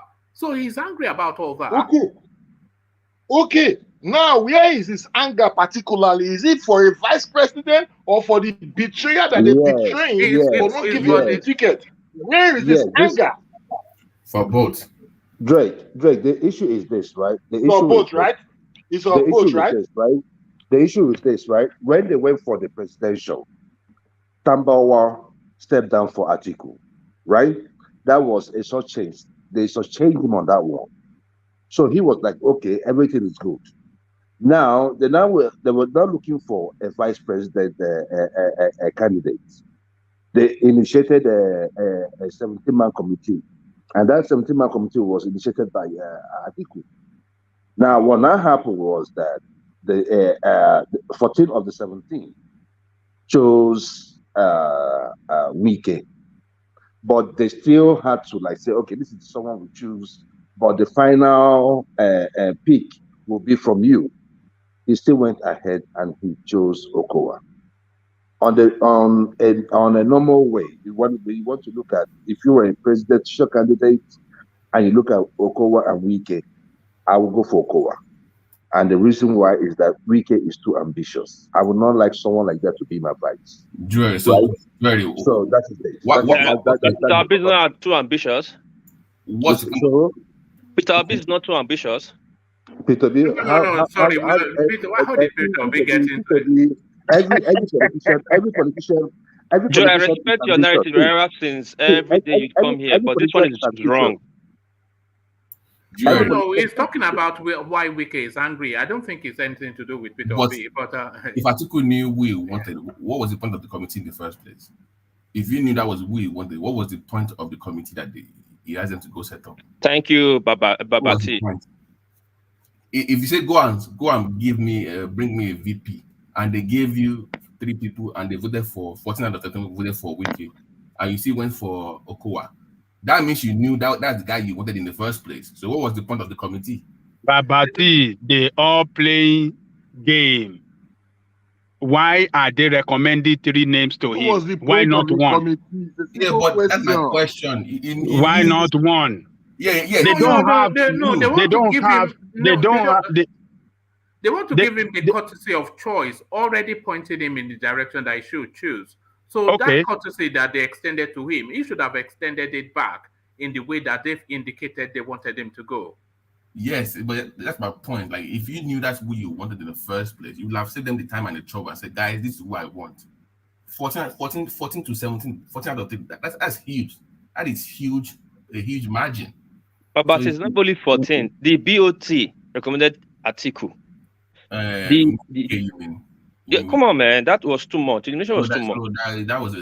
He's the one. Let me tell you, you cannot blame Atiku. Atiku have the prerogative to choose whoever he wants. I agree. Forget about committee. Whether committee recommended one name, if that name is not, if that person name, if he feel is not comfort, if it's not comfortable with that person, why did he set up a committee? In the first place? If you know you have someone in mind, you cannot tell you why. Up a committee. Can I tell you why? Why is because in 2019,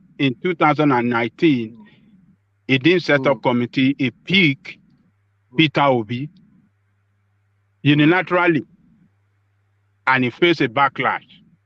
That was hue and cry.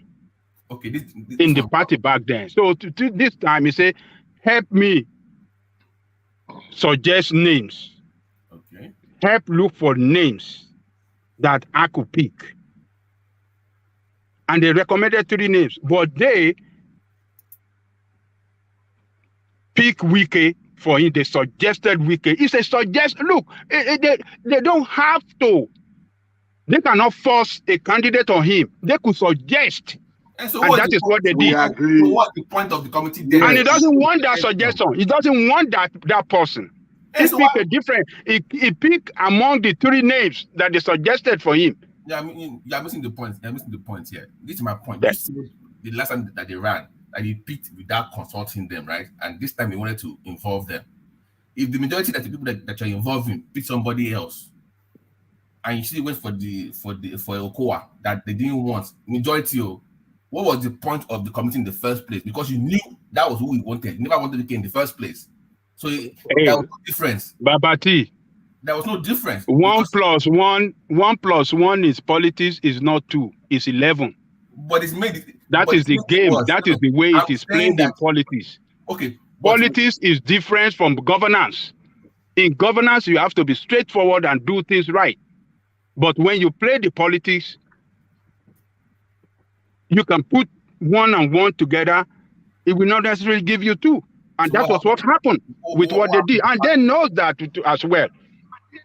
And they are seeing the backlash now. What happened is what they are getting now is the backlash. Forget about the backlash. All of them are just playing politics. They will come together. Leave it. Leave them alone. Let's hear from Drake, who wants to come to the conversation. Drake, you wanted to say. Drake, you said you wanted to say. It frustrates me. If it was you, can you pick Wike for vice president? That's a different narrative, though. Look, if it was you, can you pick Wike as vice president? Yes, you can. The vice president office No. office. It does not have any power. Let me tell you something. Wike will disgrace you. That's the problem. You can pick somebody that will obey you, that will dance to your tune. How can Wike disgrace you? Because he will not be your boy. How can he disgrace you? Because he will not ready to be your boy. Look, when you are choosing the vice president, you want to choose somebody that you'll be comfortable with. Somebody that you'll be comfortable with. Somebody that you will trust. Somebody that will be loyal to you. Loyalty really matters when you have a vice president. You want a vice president that will not stab you in the back. Remember, Atiku versus Atiku did it. He knows what he's doing. Like Atiku versus Obasanjo. Remember what happened before he almost killed Obasanjo. So you always know who your vice is, so that you won't go abroad for medical treatment, and he connects to somebody and say it's over for you. That's the thing you have to look at. So, the way Nigeria policy is run, vice president don't really have much. Sorry. They said there was a powerful. There are some powerful northern power brokers that told him not to take Wike. Can I tell you something? Can I tell you guys something? You see that show that Wike put up in that primary is a threat to Atiku political power in PDP. It's a big threat. I didn't know. I never thought that Pugwek would come up with such figure.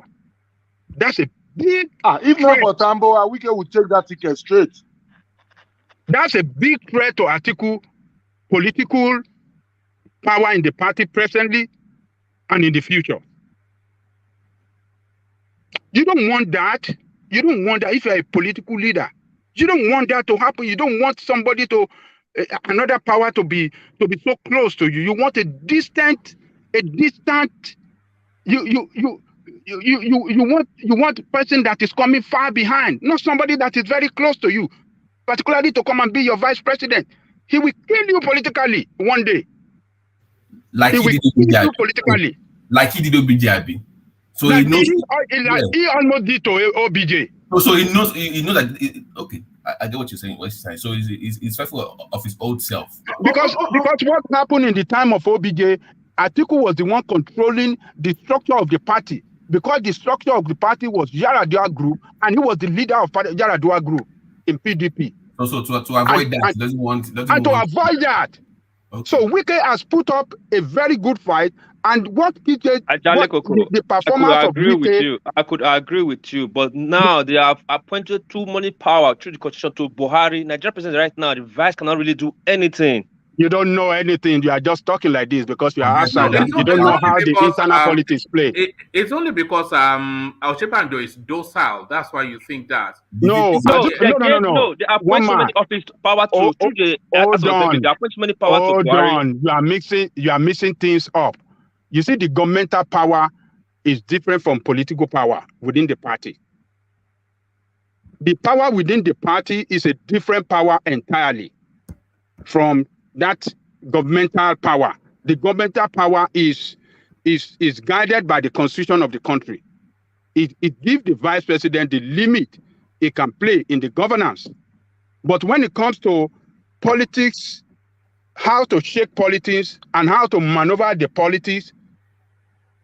political game is a different power entirely. So Wike has that power. It shows to Atiku that, look, yes, I can upstage you anytime.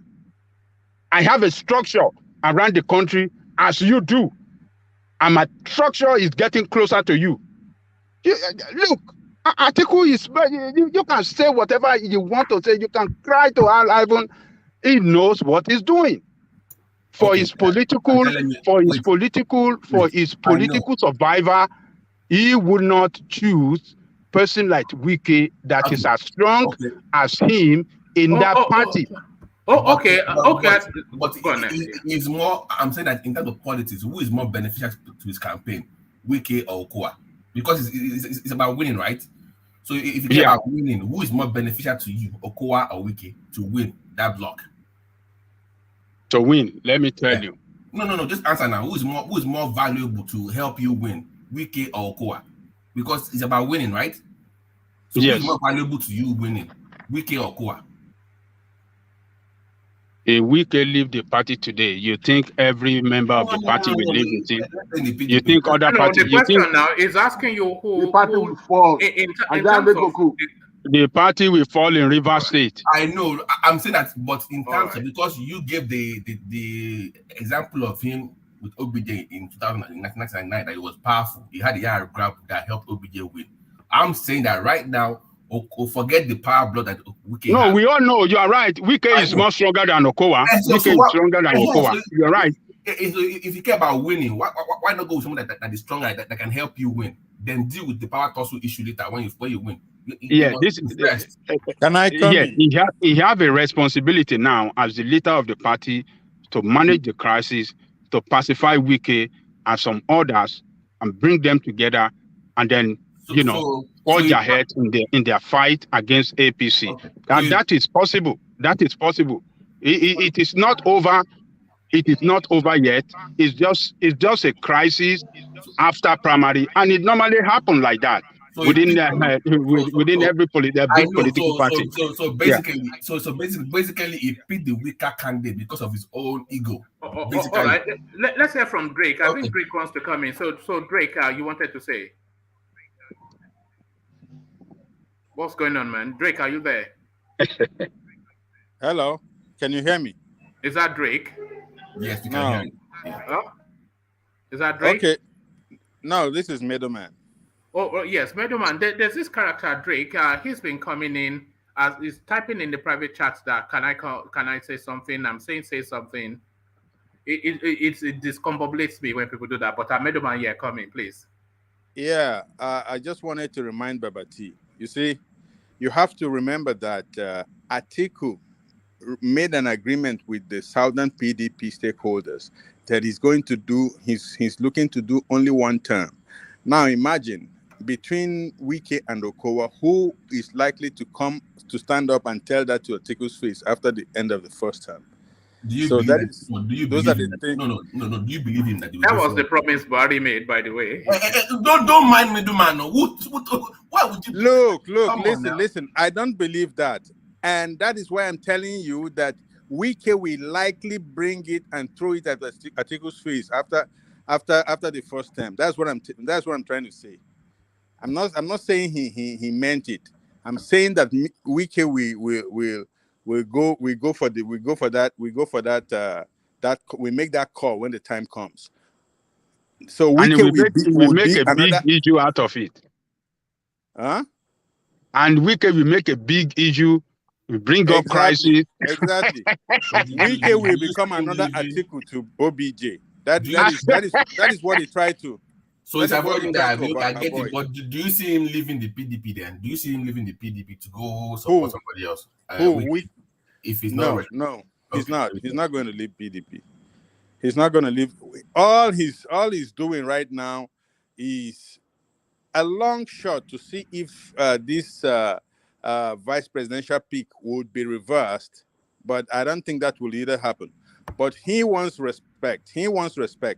That's what he wants. He wants to be recognized as a big shot in the party. He wants Atiku to come and hug and kiss him. Yeah. No. But is it too late for that? Middleman is the thing. Because Wike is at a crossroad now. He cannot cross party because that doesn't seem so viable. But he cannot say that they've made peace. I haven't been so publicly embarrassed as just too many times. Remember how he used to boast and beat his chest that he held the party together, never left once, and the party that he funded it held it steady to keep the government honest. So he did all that. They stabbed him at the presidential primary, and then they stabbed him again in the nomination of the thing. He's in Turkey licking his wounds. Will he not come back and be holding articles up that this is my leader? Where does he go? What happens to him? That is going nowhere. That's what I'm telling you. Wike just wants to be loved. He wants love. He wants respect.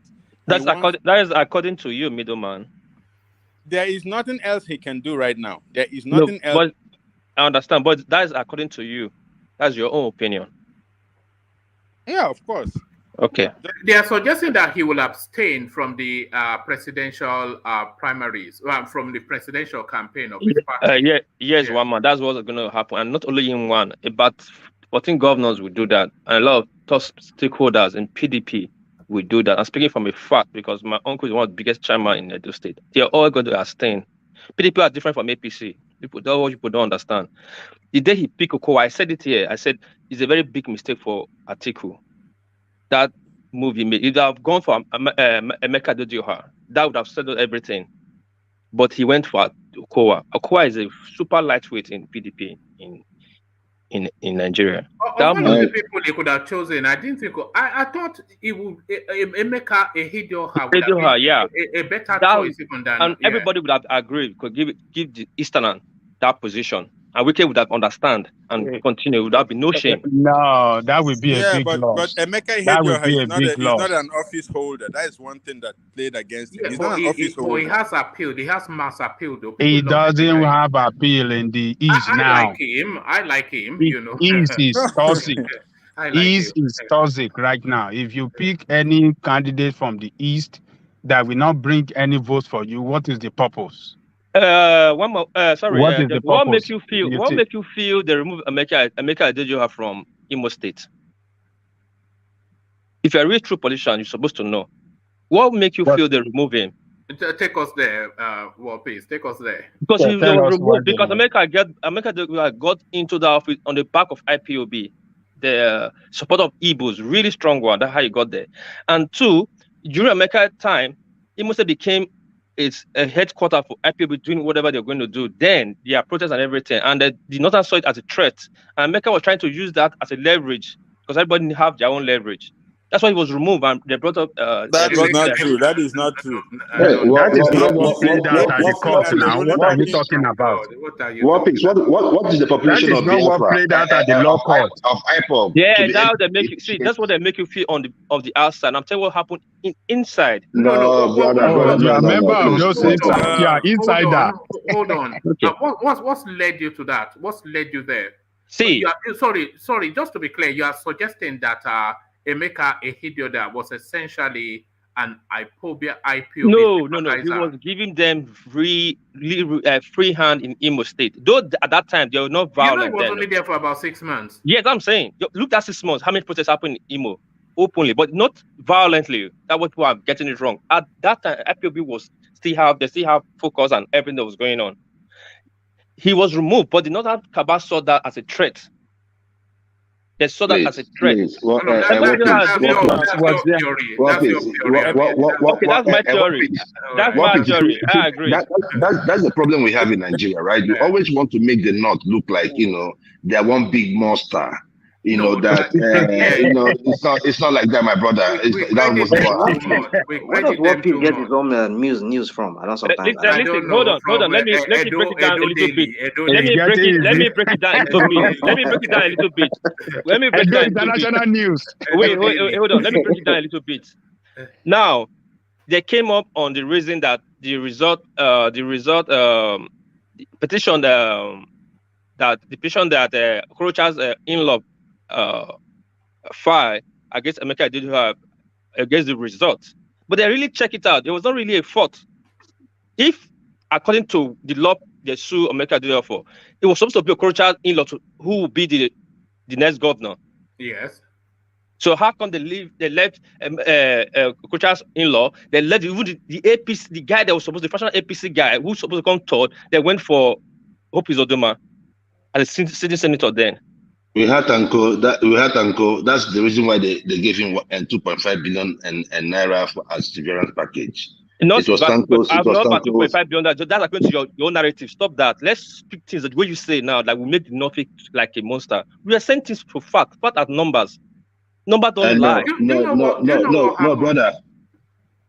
Sorry, do you know what happened? Let me just recount what happened because I know that space a little bit because I'm a huge fan of Emeka Ehidioha. What happened was that when Emeka Ehidioha, he won that election, Uzodinma went to court to say that there was an anomaly in some local government area that would have favored him, but that was not. So he just did this magic trick. And when he took it to the Supreme Court, they found in his favor of his argument, and then they awarded him the victory. And he got that victory simply because he was the one that was in court battling for it. Not so they did. So they just said, okay, you. That's it. That was exactly what happened. You're right. That was exactly what happened. Case closed. Case closed. That was exactly what happened. One man. Hold on. You narrated it very well. Remember, we covered it somewhat here. So again, Hope went to court. Not only Hope went to court. It was this guy first that went to court first. No. Where did you get that? This guy who from went to court? Who else went to get? Okorocha's in-law. Nah, lie. Okorocha's in-law no go to court. Who said he didn't go to court? Okorocha's in-law lost at the primaries. He was never in the race. He was in court in Imo. He didn't go to court. He didn't make it to the ballot now. So what was he in court for? No, he went with another party. Maybe they call it something Alliance AA party. But after the election, he didn't challenge the result at any law court. It was the present governor of Imo that took Ehidioha, that challenged Inec and that result that there are some anomalies in some local government. And he fought it all the way to Supreme Court, according to the way one man described it. And the Supreme Court gave him the rule in his favor. And that was how he became the governor of the state. If those other guys joined in the suit or they went to court, maybe the story would have been a different. The court could not have directed Inec to give it to the person that came second, because they only had to pronounce judgment on the matter before them. And the matter before them was Popozo Dema, who just chanced his hand and was able to get it. So I know we like to mock that it's a Fulani and this, that. No. See, Emeka Adeoha, even the court case, the anomalies were saying in some local government, it was not even enough to remove Emeka Adeoha. Go and check the result, check the registered voters there. And I know. The margin was vast. Yes, the margin. Yes, I will check everything. We check everything. We follow this case. They ask if you want to go on not confirm information. We heard that the judges then asked Emeka Adeoha 2 billion to the case to be in his favor, and he refused. Like you saw no way to lose the case. But that is unconfirmed rumor. That case, yes, according to my narrative, yes, according to my source from inside PDP, it was strongly removed because they felt the threat from. Okay. You know, when I was younger, you will know this. There's something that I used to read called manga. Do you know what that is? You should know that. You're Japanese. Yeah. Eh? Yeah. Yes, I think that's where you are getting your news from. That's not my news. Japanese comics. There's something I told somebody. There's something I told somebody in a few days ago. Nigeria, the impossible is possible these days, and the possible is impossible. Things that happen in Nigeria these days, it blows your mind away. And some certain things you hear, you start fighting it. You start fighting the truth. It's not the truth. No, it can never be. That's Nigerian for you. So that's something I just argue. So information you hear, you say that you make you look stupid and ridiculous, but it's actually happening in Nigeria.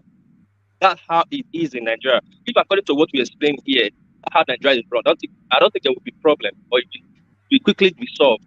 But it's not like that. The impossible is what happening in Nigeria. It happens every day, and we see it. I'm not saying publicly that what happened. What I was saying, people was too fast. What happened undergroundly? People that really know that will tell you. That's why they remove Emeka Adeoha. But they'll have to come up with something on the surface to say, yes, this is the reason now. But nobody's stupid now. They'll have to come and say, this is the reason we're removing. But that case, you and I know, everybody know that case was not even so strong to remove Emeka Adeoha from that place.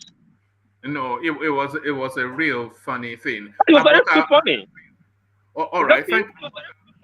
Hello, my brother. IPOP is not strong in Imo State. If you come to Abia State and Anambra State, that is where these two states now. Let's get back to Ajande Koko to round off his thoughts. So Ajande Koko, back to you. Yeah. So Wike, I'm not saying Wike leaving PDP. Where does he want to go? If he move out of PDP to APC, would he achieve his presidential dream there now or in the future? No. Does he still have chance to achieve his presidential dream in the future in PDP? Yes. So it's just a way of shaking Atiku up to, come around and work with them and carry them along, which I believe he's going to do. An experienced politician, is one of the founding fathers of the party. So Wike and all of them that they are not happy right now, they're just looking up to Atiku. Yes. So the meeting that Wike had with your boy in France. No, they debunk it. They said there wasn't anything that happened. Yeah, they said they didn't meet. It's been debunked. When he tweeted, "Thank you for this evening," who was he referring to? Shey Makinde was there, and another governor from the southeast. I'm trying to find his name. He was there, so I just showed the picture now. So yes. So he never met with him. State, yeah. So they went to meet him in Turkey. it just adds to the conspiracy theory that the Southerners are not happy, and Wike is the arrowhead of that disquiet within the PDP. But the one thing we know is that there's a crisis brewing in the PDP, and if it's not managed properly, they don't have the time to be. We're now 7 months away. So if it's not, if Atiku wants to double down on arrogance, it may well. We've seen what PDP can do. We saw what they did to Goodluck Jonathan when they just slashed him and gave it to the opposition. So one man, are you saying that report that this guy from Lagos, Igbokwe? No. Tinubu has released a press release to say that's not. There was nothing. Is that what he said?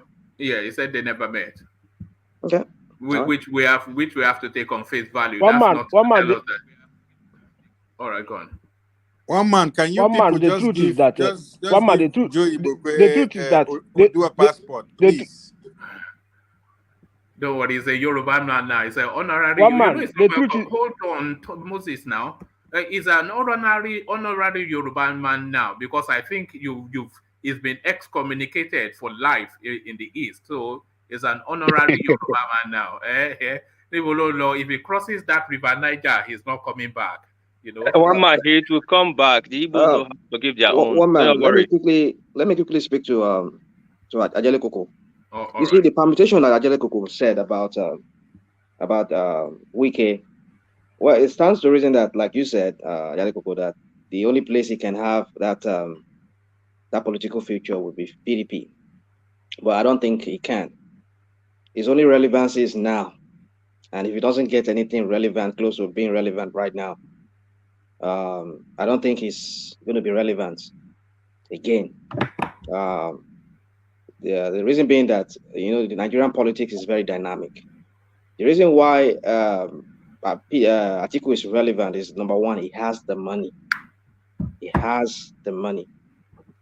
Does he have the influence? I won't say he has that much influence within the PDP, but he has the money to spend. What do you mean? He doesn't have influence and he won the primaries. Hold on. What are you talking about? Well, if you have, listen. If you have the money, you can influence. But what I mean is, you have influence there. Hold on. The money will play a role. Those are the structure within the party, and that is what He doesn't have that structure. He doesn't have that structure within PDP. No, he doesn't. He said he doesn't. Rational mind, can I come in? He bought those structure. You don't know. You just want to.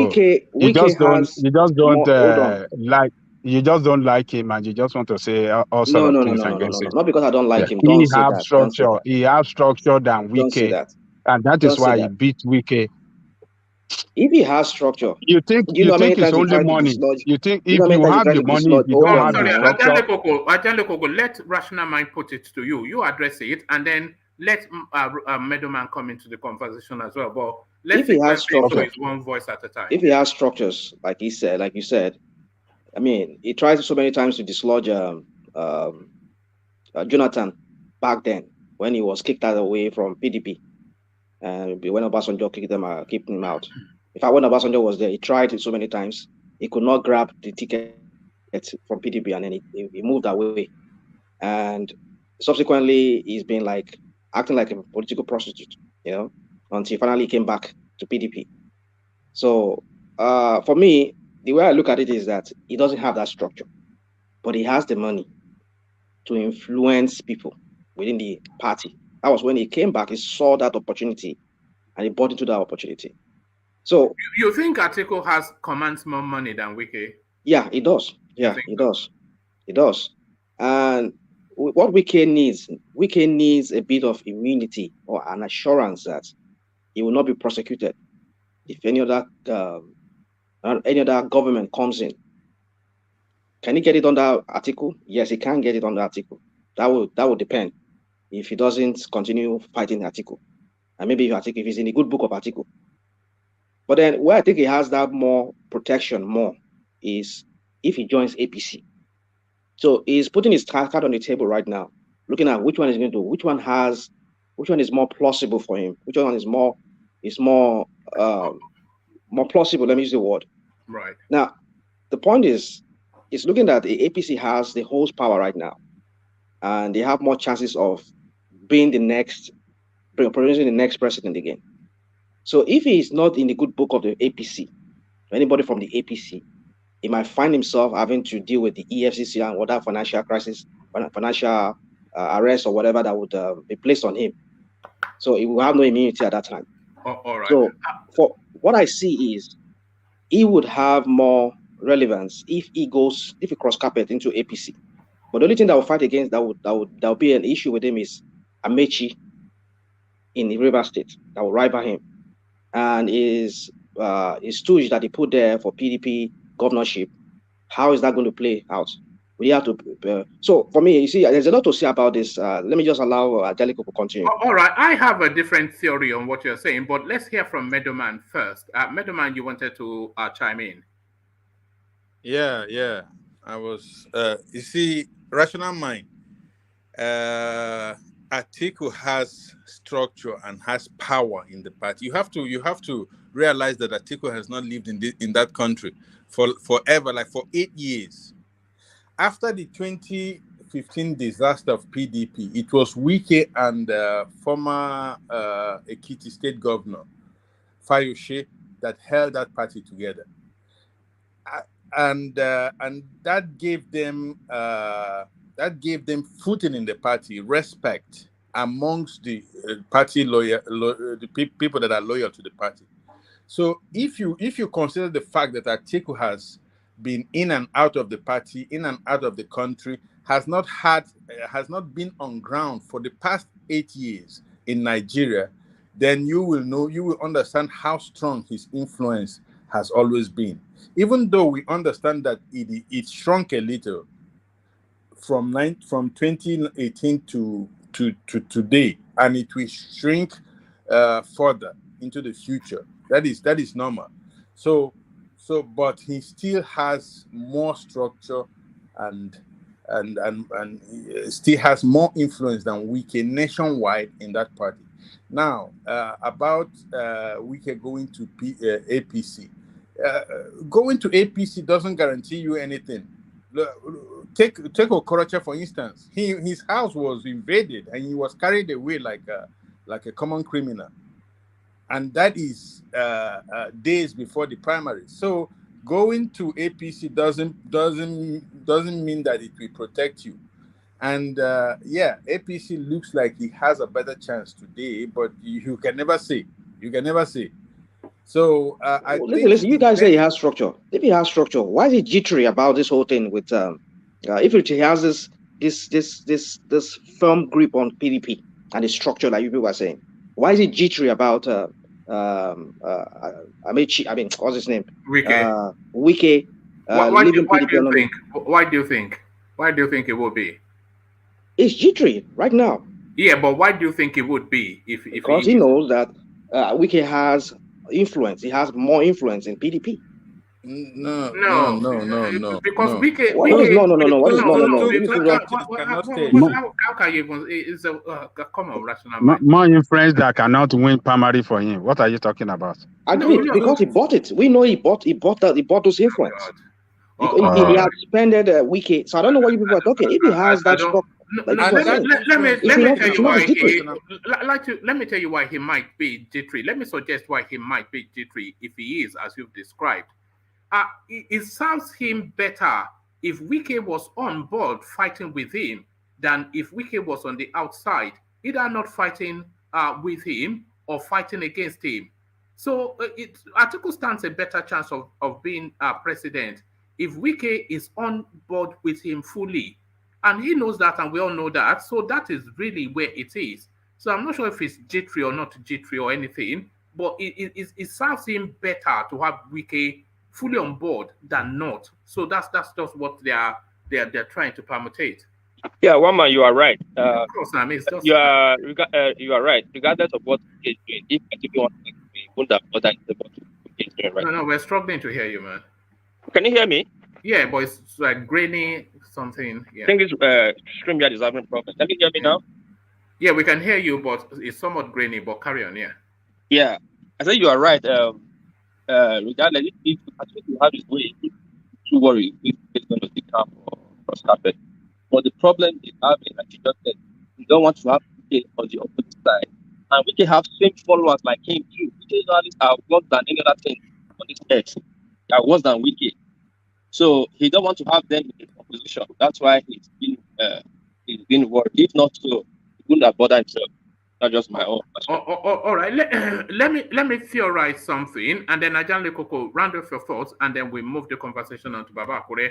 But just on that Wike space, what I think Wike might be permutating is to, and I think he did have that meeting with Tinubu, by the way, no matter how much they try to deny it, because it serves to the conspiracy that he would have. But what I suspect Wike might be trying to do is that they've jettisoned 2023 PDP. They've already abandoned that as far as Wike and all of his group are concerned. So they've abandoned that.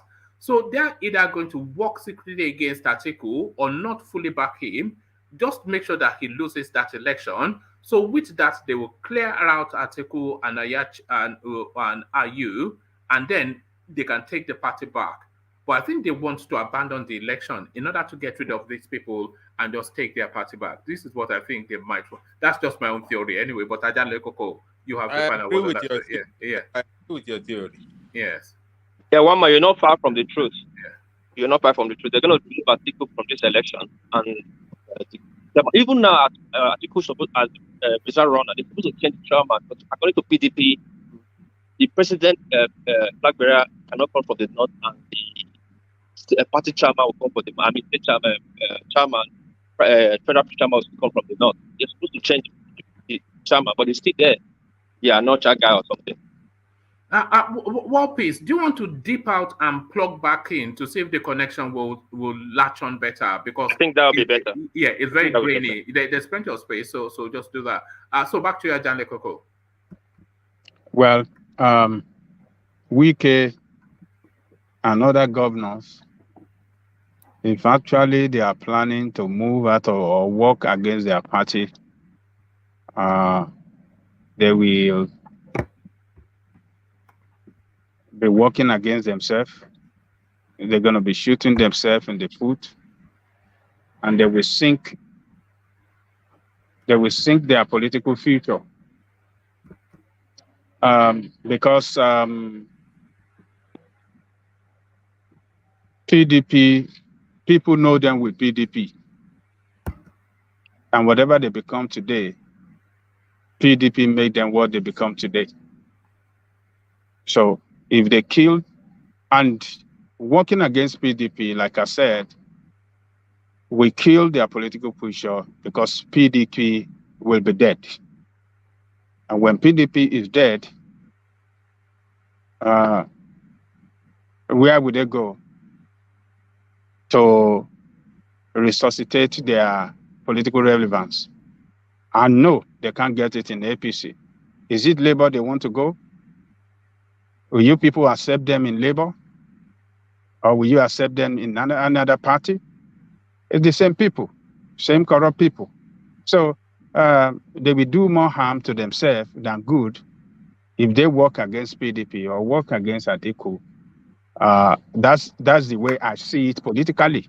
They will not achieve anything for themselves now, and they will not achieve anything politically for their future. They will kill their political future. They will kill PDP, and everything they have invested politically will be gone down the drain. That's the way I see it. And because if APC should win again, that means APC will be there for another 8 years. And I'm telling you, for that next 8 years, APC will strengthen their political base better than it is today.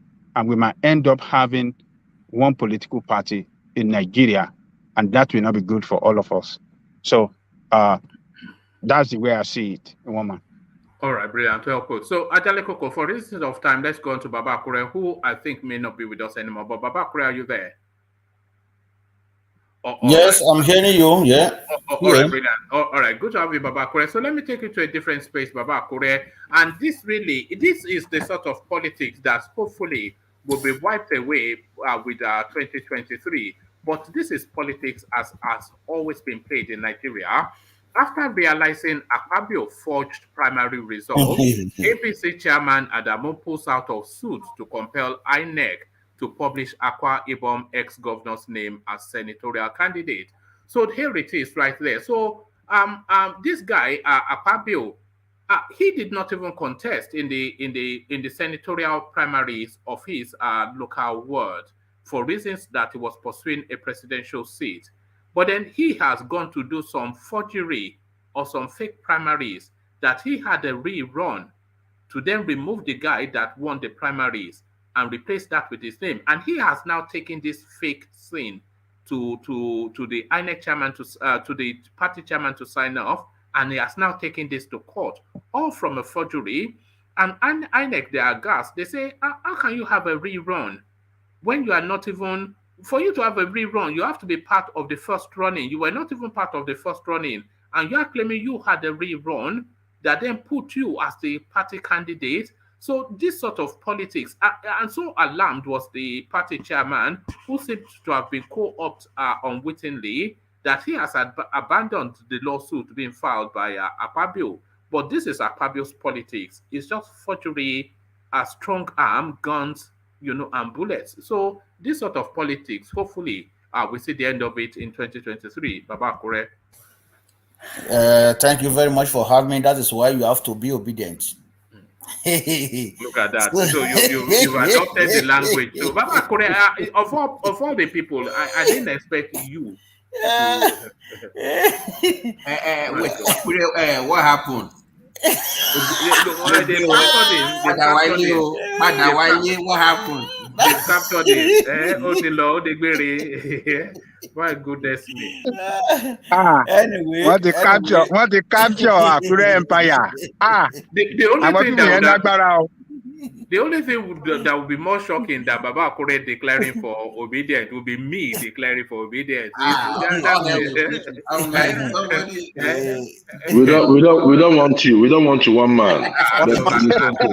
One man. If one man is gone, Babati will be gone too. Babati will be gone too. We leave Ajale Koko holding the candle. Rule me out. I stand with you, don't worry. Ajanle Koko, don't worry. When we give him Okechukwu of Omahia, he will turn obedient immediately. Don't worry. Yes. Okay. Until then. Anyway, on a more serious note, you can see that is why we really need to kick these people out, right? Because everybody they just behave anyhow. They just feel like they are on top of the world. Nobody can do them anything. Look at what happened during APC primary. The same Adamu that is turning his back to Akpabio now was one of those that raised the hand of Senate President. That one did not work out. Then he went ahead to take the ticket away from the person that won the ticket for the senatorial. This is Yobe is or whatever. I don't know which side they are from. Took the ticket away from him, put the name of Speaker of the Senate President, put the name on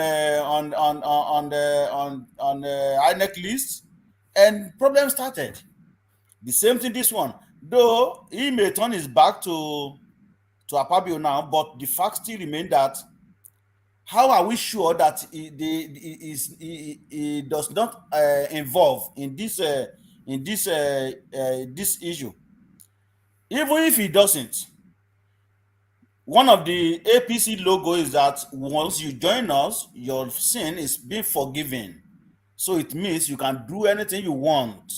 You are the sons of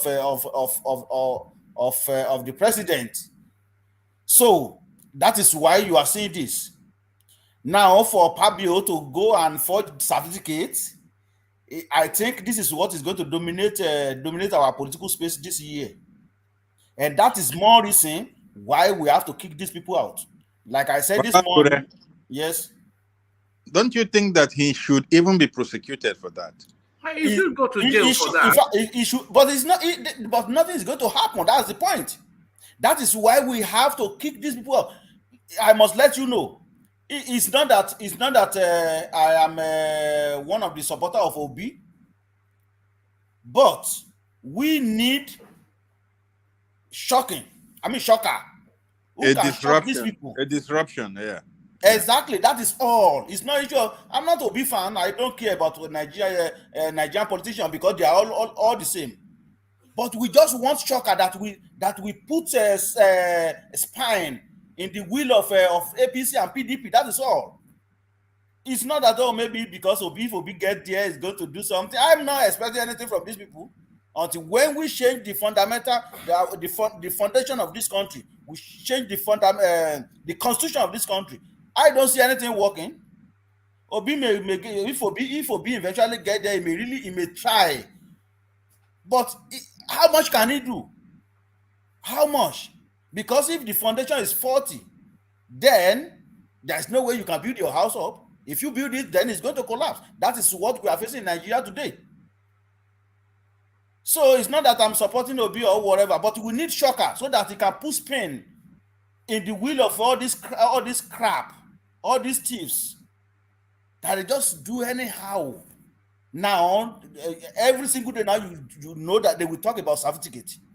Either this one didn't have certificate, or the certificate of primary school certificate of this person lost. Have you noticed one thing? The incoming parliament is going to wear a totally different look from the one that exists at the moment. So people like Saraki, he's already been out since 4 years ago, and he doesn't have a ticket now. Dino Melaye gone for good. The Senate president, the one sitting now, he's gone for good.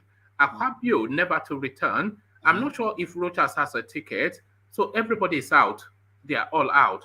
But go on. Sorry, go ahead. No. That's just why. But as we're talking about Akpabio, it's just then because he doesn't get a ticket, and I was just in my mind thinking, who else doesn't get a ticket? And it looks as though they are all being wiped out. One man. It is a lot of them that will not return, because I have one man in my state, Akin Yelure. He is the representative of Akure North and Akure South. They kick him out. Even with all what the man did, he really tried a little bit based on the information I got from the grassroots. He really tried, but yes, they kick him out. So it means he will be home. That is unless Atiku win because he's from PDP. So things will change in 2023, hopefully.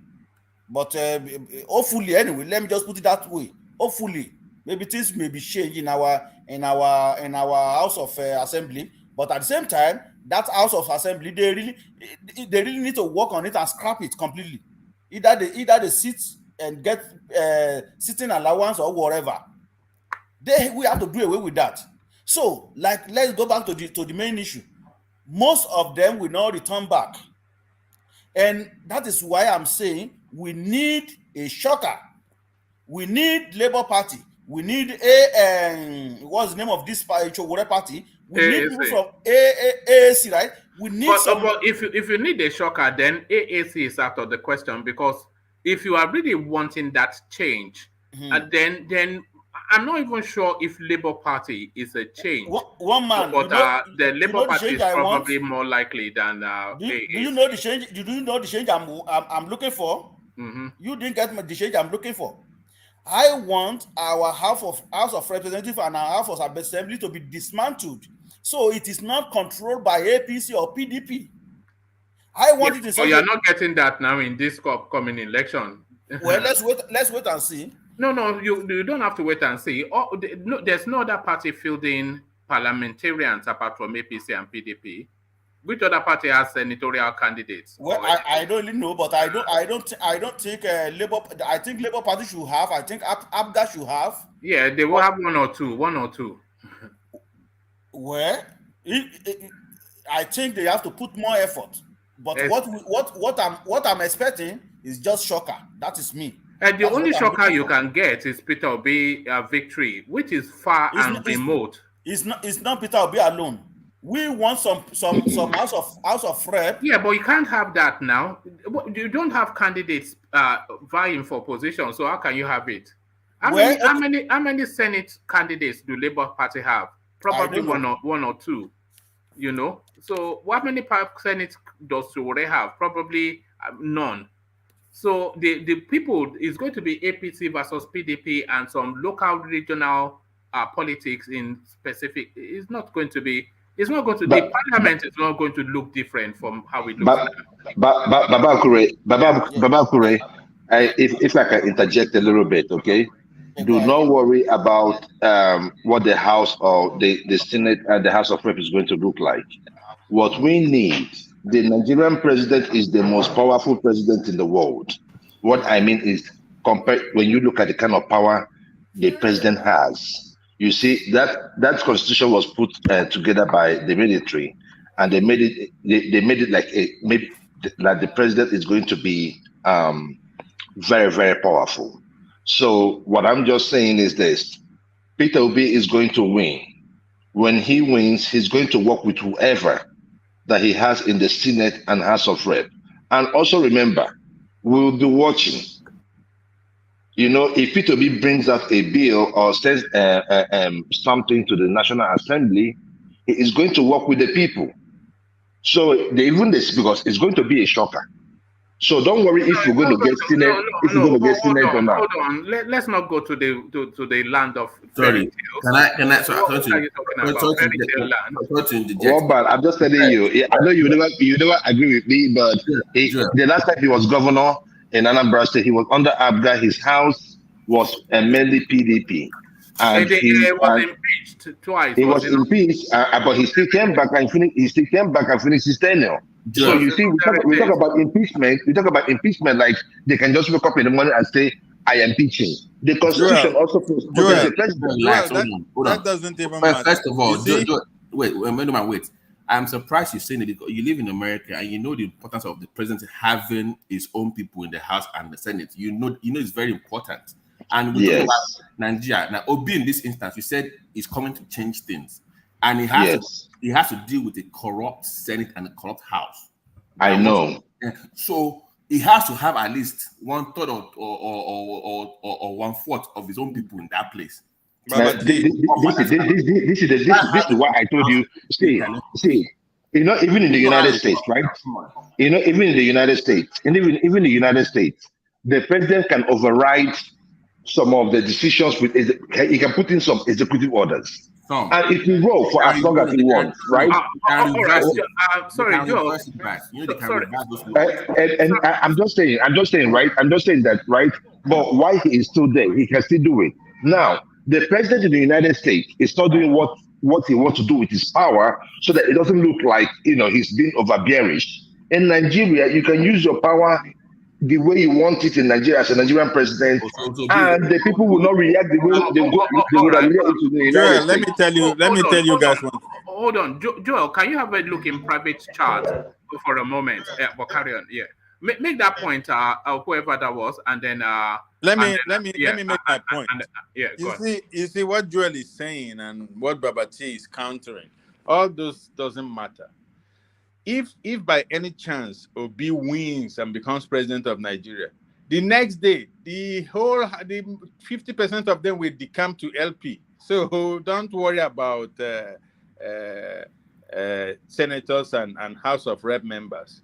If Obi wins by any miracle, the next day 50% of the House of Assembly and the Senate will decamp to LP. That is how it happens in Nigeria. I'm not sure that I agree, because if he wins and they know that he has no parliamentarian, then they know they have the whip hand over him.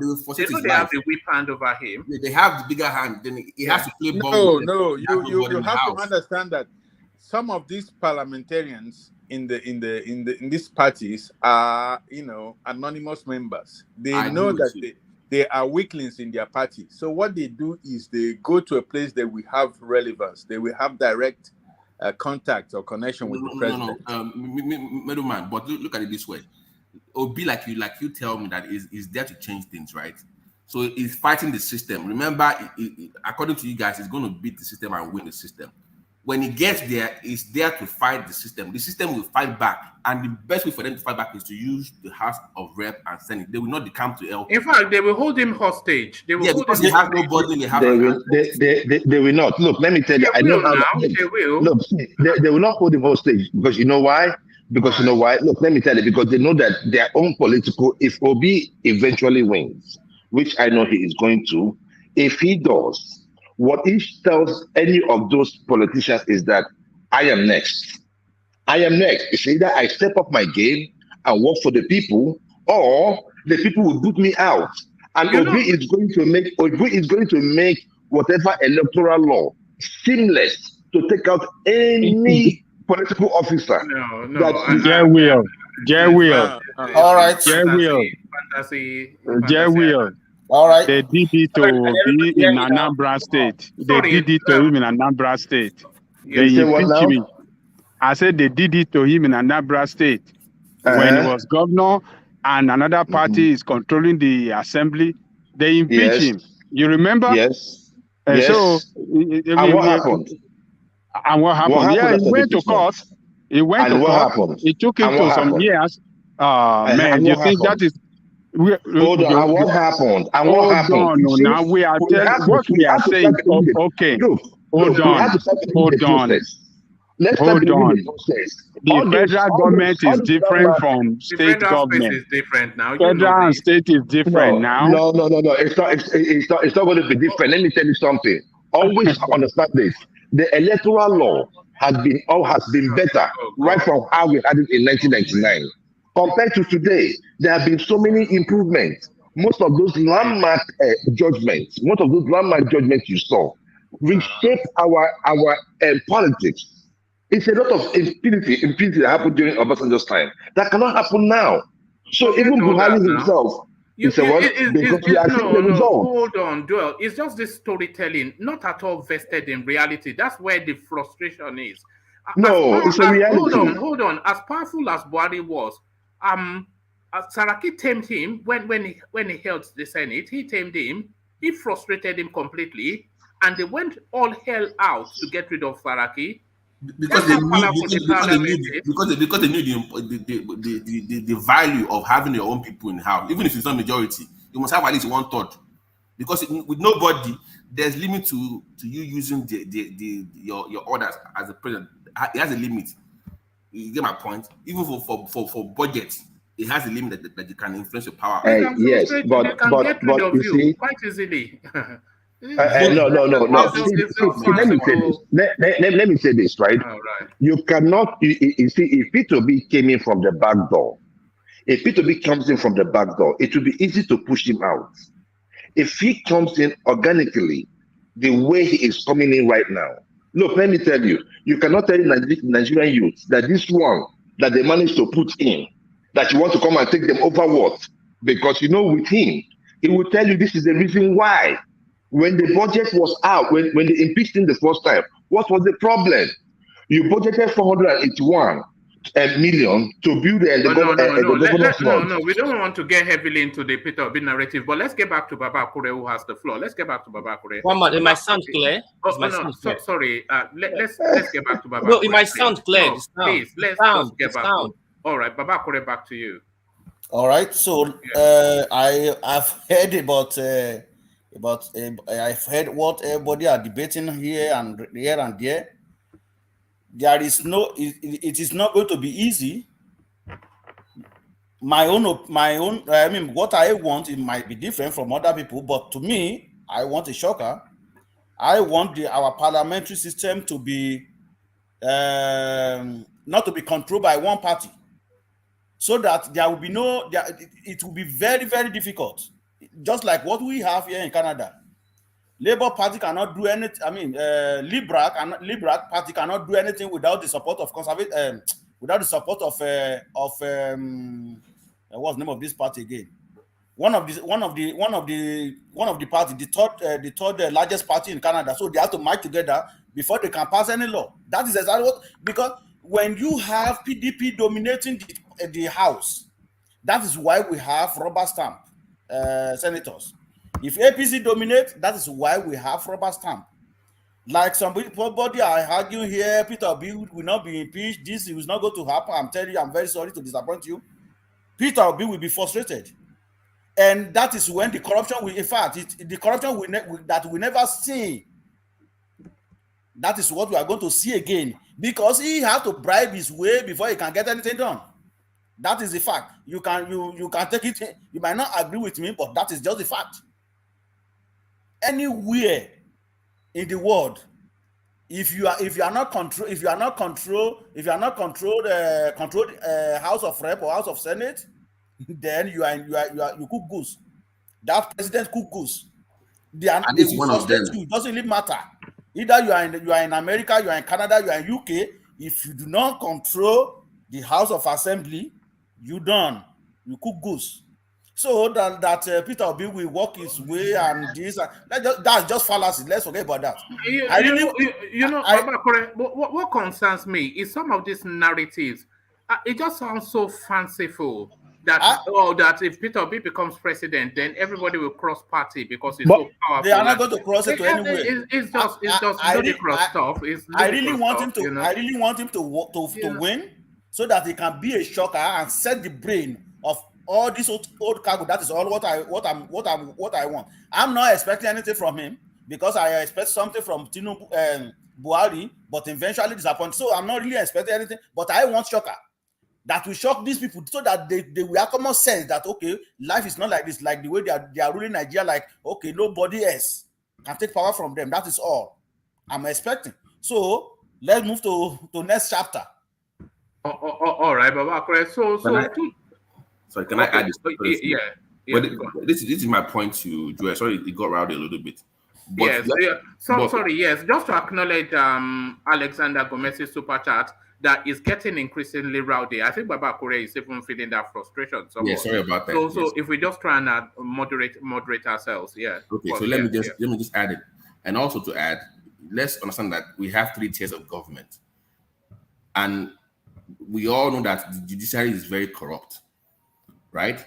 So imagine having a president that has to deal with the judiciary and the legislature.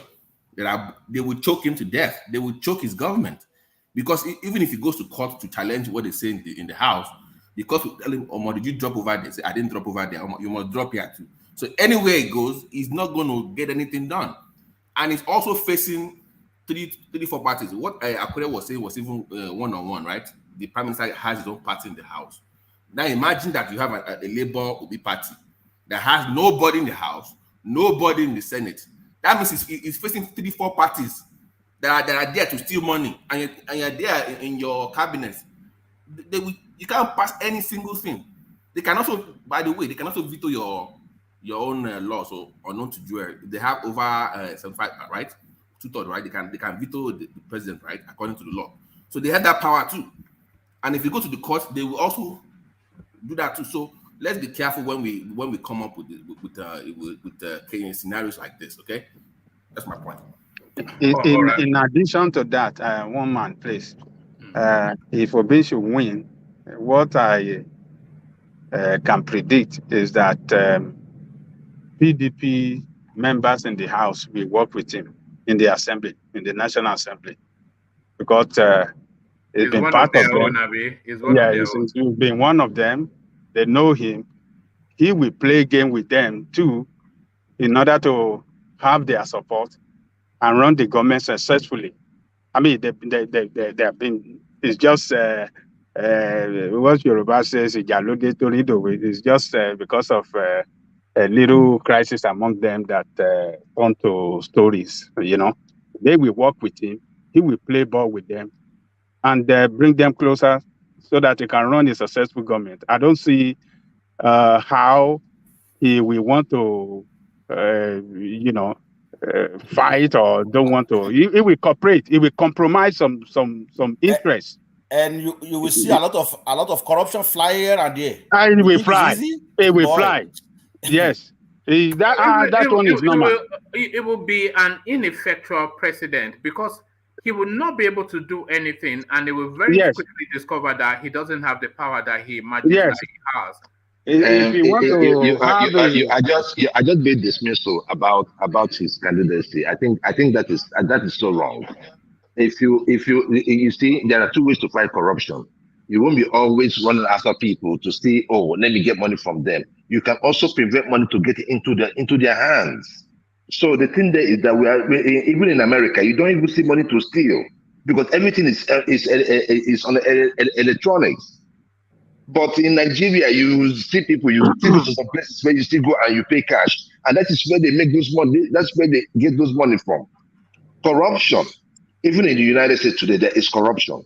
The thing about corruption is this: if the head is not corrupt, you have cut down corruption by at least 50 to 60%. Then there are still those that will still go out. There are still those that will still go out and steal. Those ones will be dealt with by the law. No, it's just fanciful stuff. But let's hear from Rational Mind. We have to vest some of these things in reality. It just concerns me, that sort of narrative. But Rational Mind, let's hear from you. Yeah, you said we have to invest it on reality. Well, we also, most of us here, we talk like we are seers, that we can see by some kind of supernatural ability, we can foresee the future. Yeah, it stands to reason sometimes that when you look at the reality of that country, you can kind of like predict what might happen, what might possibly happen. Well, you see, one thing that we all should all understand is change is the most constant thing in life. And I believe that politics like we know it in any climes is always dynamic. It's not static. So we might say that Obi might not get the cooperation of people who are not from his party. One thing you should know, so like somebody brought out here when we were having this conversation, that the Nigerian presidency is the most powerful presidency in the world. When I mean in the world, I mean that fake constitution has granted the Nigerian, whoever becomes that president, to wield some kind of power and influence. Exactly. So hold on now, Joel, mute yourself, Joel. Carry on. You see, for me, and that is what I think Shore was banking on. You see, if you're a president, you can arouse the sentiment of the public. If Obi or whoever becomes, which I think that was what Shore was trying to do, if at all becomes the president, he would instigate the public, the Nigerian public, against the House, against the Parliament. Well, that's what are you? Hold on. You might think it's something that's never been done because we've never seen it before. Yeah, I'm telling you, if I were to be the president and I have the House that is divided, like I have all the houses belonging to different, and maybe I don't have any from my party that has that constitutes. If you instigate the public against the Parliament and the Parliament holds firm, then what happens? Well, I won't just do that outrightly. I'll play politics with them. But if they insist on wanting to frustrate me in the presidency, being the president, then I'll instigate the public against them. Right. Yeah. Then what happens? What I would do is, if it has to be that they have to start recalling them, I'll put it on the ballot that they should start recalling them. Have them recall. I cannot. Listen. It's all about acting. No, forgot. Follow through what you're saying. Recall all of them. Is that what you're saying? I will put it to the public that I am not able to. Look, I'll put it to them. This is what I want to do. They won't allow me to do it. Right. It's up to you, each constituency, to start a process of recalling or talking to your House of Rep or your Rep members to cooperate with me. Of course, I would do I'll bring a populist agenda whereby people will see it for what it is, that I'm fighting for them. It is for their own interest. And so if they see it that way, I tell you, I will put money, through executive actions, I will get money. I will put jingles on the TV, on the radio. I will let every constituent know. You mount a jingle campaign against the No. It's not a jingle campaign. Just hold on. I will tell them in a plain. I mean, I'm not instigating them like maybe I you have used the word instigate because it's just I'm really pissed with the way sometimes we talk about this at Parliament like if they are almighty. No, forget that. Follow through with what you are saying. I will tell the public through some kind of education. We have National Orientation Agency there. I will through executive action. I will get money. I will pump it into that. They should go to each constituency and tell them what is going on in the Parliament. Right. And up to them to decide if they want to recall their members or call them to actions. That they need to support the president. They are frustrating my efforts in bringing about. Yeah, but what I promised them. What they stick? What if they stick and they are almost likely to stick to their position? Like I said, I will actually do that. That will be the last resort for me. I will play ball with them. I will do everything. I will talk to them. I mean, on this platform here, it might sound like too. You see, it's all about bringing some kind of new innovation to governance. No. On your platform here, one man, I've said on your platform here. Let me explain myself. Yeah. On your platform here, I've said to you that I would ask the Parliament to give me at least once in a month to address them. Yeah. Through my addressing them every month, I would appeal to them to see why they should support my agenda in bringing about the change that I promised the people when I got elected as the president. If I do that for some time and they keep frustrating me, I will do that. All right. If they say that if they say to support you, they want to hold on to constituency projects, what would you do? Which we know is their pocket monies, is their looting. What would you do? Again, like I said to you, it's all about education. Educate your people. Educate the people in the grassroots. Right. Send them out there. Put jingles on it. Explain to them how it should be done. If the Constitution allows, listen. It's fanciful stuff, isn't it? Yeah, you might say it's fanciful. I hope you are listening as you are speaking. I hope don't. You are talking to derisory. I mean, the way you're speaking. Sorry, I apologize. I didn't intend it like that. It sounds far fetched. Well, that's what I'm saying to you. We've never seen. You see, we've never seen. Okay, look at how this guy is going about. I mean, the last time I saw this was during the Awolowo time. Right. Awolowo will come to what we used to call Igberiko then, in some part of the western region. Then he will come and they will put table on it, or you put table and he will stand on it. He will talk. He will address the villagers. You want to stand on table? Hold on. I'm going somewhere. Don't let me forget I don't want to mix up my thoughts here. What I'm saying is this. I'm saying that with Obi. Obi go to people. He speak to them. Not that somebody will just go and sit on the podium and party member will surround him and then we'll be talking to a large crowd of about 30,000 or 500,000 people at the same time. No, it goes to people like a town hall. It talks to them. So I've never seen any of the presidential candidates done that. I mean, maybe she already did that, but let's just maybe like a major candidate in this election. Obi is doing that. What if they impeach you? What would you do about that? Again, the public. I have to arouse the thing. I will arouse if that comes to that. I will arouse the public against them. Yeah, you're already out of government. Oh, you see, it won't amount to that. It won't amount to that. It won't amount to that. Yeah, I won't let it get to that point. If they want to play ball, I'll play ball with them. Do you know why Lawanda? Do you know why Oshibanjo sacked Lawanda? Oshibanjo sacked. Yeah, the former DSS. No, I will not send the military against them. I will not send the DSS against them. I won't shut down the National Assembly. No, this is public opinion. You will influence. Listen. You will influence the public. Was sent against the why? Do you know why they rolled the DSS against the Senate? If I remember very well, I think they were doing something. I don't know. I can't remember too well. Somebody can help me out. But I know there were rumors that Saraki was going to move to impeach Buhari. That's why maybe that was what was going on. But in that instance, they said, hold on. They sent come on, man. You sometimes when people say certain things that has never been done before, it sounds far-fetched. No. It sounds far-fetched. It's because we've never seen governance. Most generation of people who are older might understand what I'm trying to say. I grew up to see some of the footage of those people like Azikwe when they go to town, places like that, and then they sit and then they address the public. They talk to people, small group of people. At least I know of when Awolowo did it in 1979. Who will approve your budget? One man.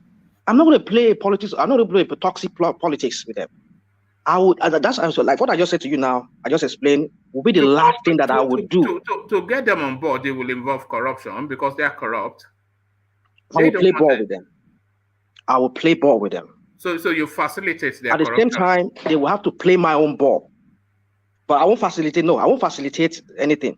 Well, that's all they care about is corruption. That is what I'm saying. I don't have always say that on this platform. Nigerians need to be educated. You need to educate them. You need to let them know their rights. You need to know what is doable and what is not doable. What power they wield over. This is what frustrates me. It sounds fanciful, yeah. No, it does sound fanciful. It sounds fanciful. I'm glad you realize it. No, you are. I'm using your word. Yes. I'm quoting you. It sounds fanciful, like that is what you will use. But I'm saying that will be the last resort. I will play ball with them. That's why I said, like on your platform, I said I will beg them every month. Let me address them. Let me address them every month. My address is to appeal to them. To see why we should move the country forward. You appeal to the better conscience. Listen. Their money will be paid to them. But whatever. Go on. What wants to say? Somebody should speak. You want to speak? I'm saying that public opinion only goes so far. Actually, in America, they call it the honeymoon phase. It's only 6 months that people would tolerate that appeal. At some point, they will ask the Omo, you are the president, figure it out. Leave us alone. If you don't figure it out, may you come out. Yes, that's what they will turn against you eventually. Go look at Barack's Obama story now. When he came in, he had the same thing you're talking about. And they will turn against me as well. When I had their vote. Let me use a different word. I mean, if people we're just afraid of change sometimes. We're afraid of things that are new. Let me use a different word. Things. Because we've been used to this old ways of doing things. Go and figure it out. It doesn't go and figure it out. But media, this scenario is even worse compared to Obama because at least the man has some people in the house. In this scenario that you guys are presenting, LP has nobody to defend him. So the job of his own members in the house is to help him out in the legislature. Obi cannot go into that presidency without having anybody at all in the sector or in the house. It's my point. It will be held hostage. You must have at least 1/3. Rational mind. Tell me how you're going to confirm any of your appointments. And how are you going to fund anything? Yeah, also tell me. Also, let me finish. Also, tell me any executive decision you pass. Tell me how you're going to prevent it from getting sent to sent for a lawsuit. They're gonna sue you for some executive decision. Answer those 3 questions. I don't get your 3 questions. What are your because there were too many voices. So if you let him repeat it, go ahead. How are you going to appoint your nominees? Because it has to pass in the House and the Senate. Maybe the Senate. Sorry. Then how are you going to fund any budget? Then the last thing, if you can't pass anything through the legislative body, if you need to pass anything, you have to do it by executive fiat, and they can sue their executive order, take it to court, and it will just linger in court. How are you going to prevent those 3? How are you going to go get around those 3 things? You will go to public opinion. Okay, hold on. So talking about hold on. What I'm saying here, I just believe. Listen, I believe one man. I believe that your platform, because we've always said that on your platform. Yeah. So many things we say here. We hear some of our politicians say it. That's what they are. That they are listening to us. Either they or those policy makers in Nigeria, they are listening to us. They listen to this platform and some other platform where we speak. And let me go straight to your question. That is why I'm saying that. So whoever becomes the president, maybe they could steal that idea. Well, it's up to anybody. Now, what you said concerning my confirming, when I get in there, somebody, I think it was a woman this morning, we were arguing with somebody this morning that Tinubu cannot do it, only Atiku can do it. No, Tinubu can do it. Tinubu has been there. He has been a governor. If he ever becomes the president, I expect him to be able to go in on the day of his swearing in, 1 or 2 days after that, start swearing in all his ministers and everything. He should have done everything that before during the transition period before it transition and becomes the president or whoever does that. So it's something that anybody can do. They need to be confirmed. The questions to put to you. So okay, now the question is from the get-go. I'm not going to give any clue of whatever that I want to be combative with them. I want to get into a fight with them. I'll play ball with them, get all my nominees taken care of.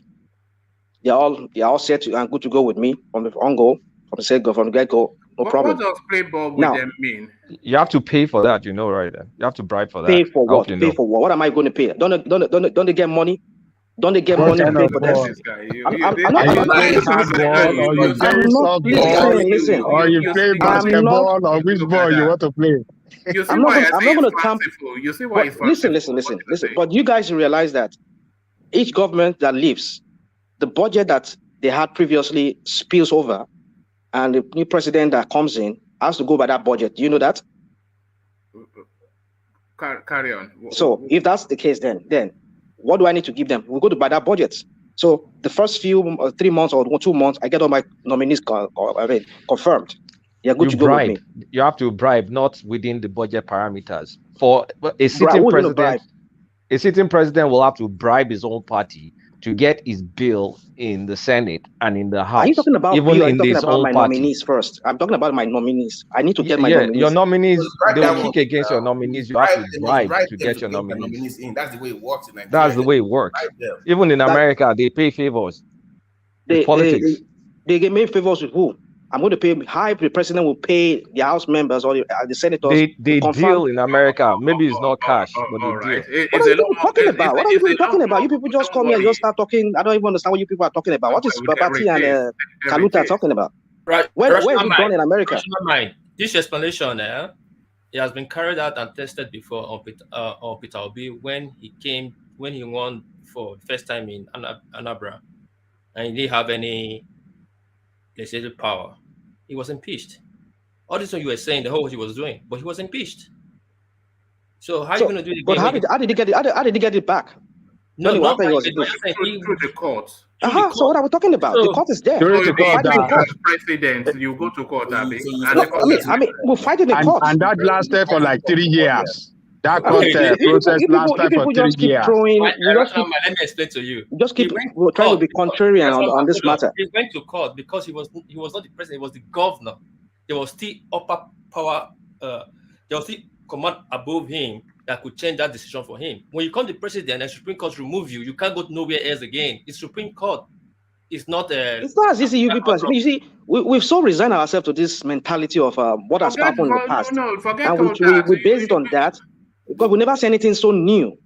But when somebody tries to do something new or somebody's trying to bring something new, Rational mind, you already said it all. You already said it all. Rational mind. I'm so surprised that. Go on. Rational mind, you already said it all. You don't need to say. You say you are going to play ball, and we know what that means. That means that what I mean, play ball. Hold on. That defeats everything. Hold on now. That is it. So forget about any other thing. Listen. It's stick and carrots, right? Stick and carrots. Now, what I'm saying is this: their money. Hold on. Now eating carrot, are you? Okay. Hold on now. Their money will be released to them. Whatever allowance they get, they will get it. Get my nominees confirmed. Get my bills through. But then after 1 or 2 years, I'm going to set the target. 1 or 2 years. After 1 year, I'm going to set the target. Now, it doesn't work. Sorry, we must move on. It's just you give and take, right? It is give and take. You give to them, and they give to you. It's give and take. Rational mind. That's what I'm saying to you. I won't play ball throughout. I won't play ball throughout. Let me help you out a bit. That will work only if you have some of your members in the house to help you out. But this one man mopo system of government will not work. Is my point. I agree with you that it's not a one man. It's not a one man mopo. I'm not going to play one man. No. But I agree with you. I'm saying that will only work if you have your own members in there to help you. Mobilize the masses. It's going to my point. Listen. That will be the last thing I said I'm going to do. Don't get it wrong. I'm not saying like from the get-go I'm going to start. No, that's not it. It's if they do not want my bills and whatever that I want to do for my people who voted me in, the Nigerian people, then I have to put it there. That's what I would do. That would be my last resort. All right. But definitely. Thank you, Babati. Okay. Just round it off in a couple more sentences, and then we get back to Babati. Well, woman, for me, I know it sounds too good to be true, or something from some part of our simple minds. It's too radical for our simple minds. I tell you, if somebody could, play politics the way I just said it, I tell you, things can be changed in that country. That's what I'm trying to say. I believe you. I believe you, only if you have your own people in the house to help you out. You can't have Obi fighting them for 4 years. That's ridiculous. You can't have them. No, the whole thing is ridiculous, isn't it, Babati? So hold on, everybody. Let's just bring it back into the space of reality. The parliament in every country, they frustrate the executive, and then you have to know how to rub against them in order not to rub them up the wrong way. They say what's this called? They say the balancing of powers. So that still exists. When Saraki was there as the Senate president, even he being a northerner, he been APC having the majority in the party, he frustrated the Buhari regime so much that they moved hell to, and then you some random person that you say you have popular will, and then you come and you dictate terms to the parliament, and then if they don't jump through hoops, you would yam. Oh, you forget all that now. Come on now. Let's keep it within the realms of reality. But back to you, Baba Akure. Well, I have made my final contribution on that, but it is good the way we just talk about it. But that is not real. That is not real. There is no way you can work alone without having a parliament member that belongs to your own party. So that is just it. All right. Thank you, Baba Akure. So, Baba Akure, for reasons of time, because I think Joel of Nashville, he has to go to dinner with his family, and he has been waiting for so long. So he just wanted to have a say or two before he. Are you still with us, Joel? By the way. Yeah, I'm here. Yes. So we come to you, Joel, and then we'll take you. In fact, let's hold you in that space because you seem to be of that thought that if Peter Obi lands in the Aso Rock seat, he will just start flogging everybody into shape, and everybody will toe the line, and he will use executive order to rule the country, and everything is hunky dory. So, what is this narrative you are painting?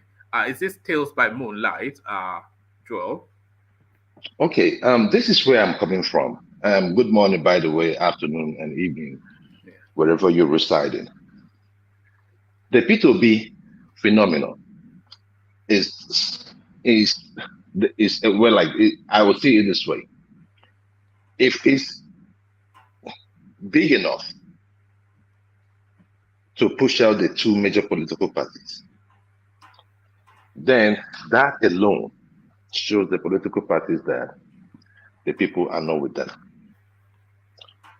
Whatever P2B says at that time remains a gospel to the people. At that same time, the people in the National Assembly would not want to hurt the president, which is the people's president, because they will be thinking about their constituency. Now, this is the thing.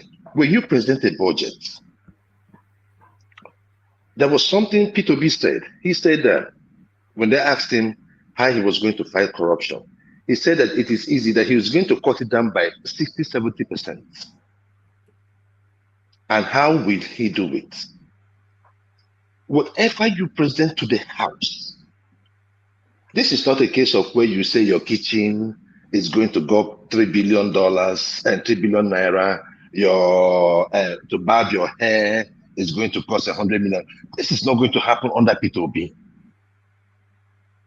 So when he sends a budget, it is going to be a populist budget. It is going to be a budget geared towards solving critical areas of the economy. So by doing so, by being sincere in the first place, you have cut down a lot of problems you have with the National Assembly. The issue about having problems with the National Assembly always comes up with interests, of which sometimes the president is culpable. If you go and bring in the Tanko Mohammed, for instance, you are bound to have problem with with the National Assembly. If you bring in a Falana, they might listen to you. It might be, oh, okay, well, but it won't be a fight. Why? Because at the back of the mind, you know that the person being presented is what the salt. When you bring in fairness in government, the rancor reduces. You reduce the rancor in government when you cut down the corruption. If you are not stealing, there is no reason anyone under you. Because it is when you put your own, they will not look at it and say, oh, president put like this. Okay, let me go and put my own. But if they know that the president is not stealing, those under him will already know that, dude, this man is not putting anything. I do not want to put in anything. I do not want to put in anything. I'll be compelled not to. And if I still go ahead and do it, the law will come for me, and he is not going to protect me. So I do not see much. If he's going to work with them, he has done it before. The last time he was impeached, what was the reason? Because sometimes people will say, why was he impeached? Is that not what we are fighting for in Nigeria? We want a Nigeria where we can come back to, at least you talk to your governor and tell governor, look, this thing is bad. And the governor will listen.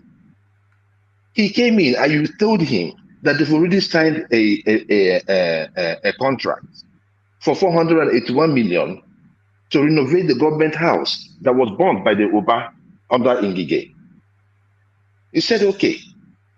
He went, the other one, they say it was 281 million. He said, okay. He went back and looked at it and said, they called some contractors, they looked at it and told him, okay, this thing you say is 481 million, we can actually do it for about 200 million. This one, you say it's 281 million, they can actually do it for 80 million. And that was the problem. They said that he did not pass due process. He did not pass due process in cutting money for the state, in being frugal with funds. So we need to understand. You know that's a narrative. Joel. I've been doing one or two little videos. I have about 5 that I've not yet released. I've been doing 1 or 2 videos on the Peter Obi space, but it is that sort of a narrative that somewhat it rubs me in a certain type of way that makes me want to go digging into it. So that's Peter Obi's narrative now. And we know it's not Peter Obi's narrative. No, I've heard him say exactly what you're saying severally. But carry on. But is this storytelling? If you are from the southeast and you stay in Anambra within his time, you will see what we're talking about. Oh, all right. He had to step on toes in order to correct things, like what he did with insecurity at the head bridge.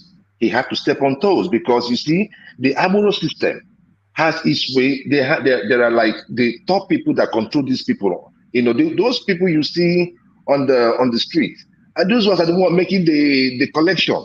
The main people that make the sharing at the top, there are big boys too.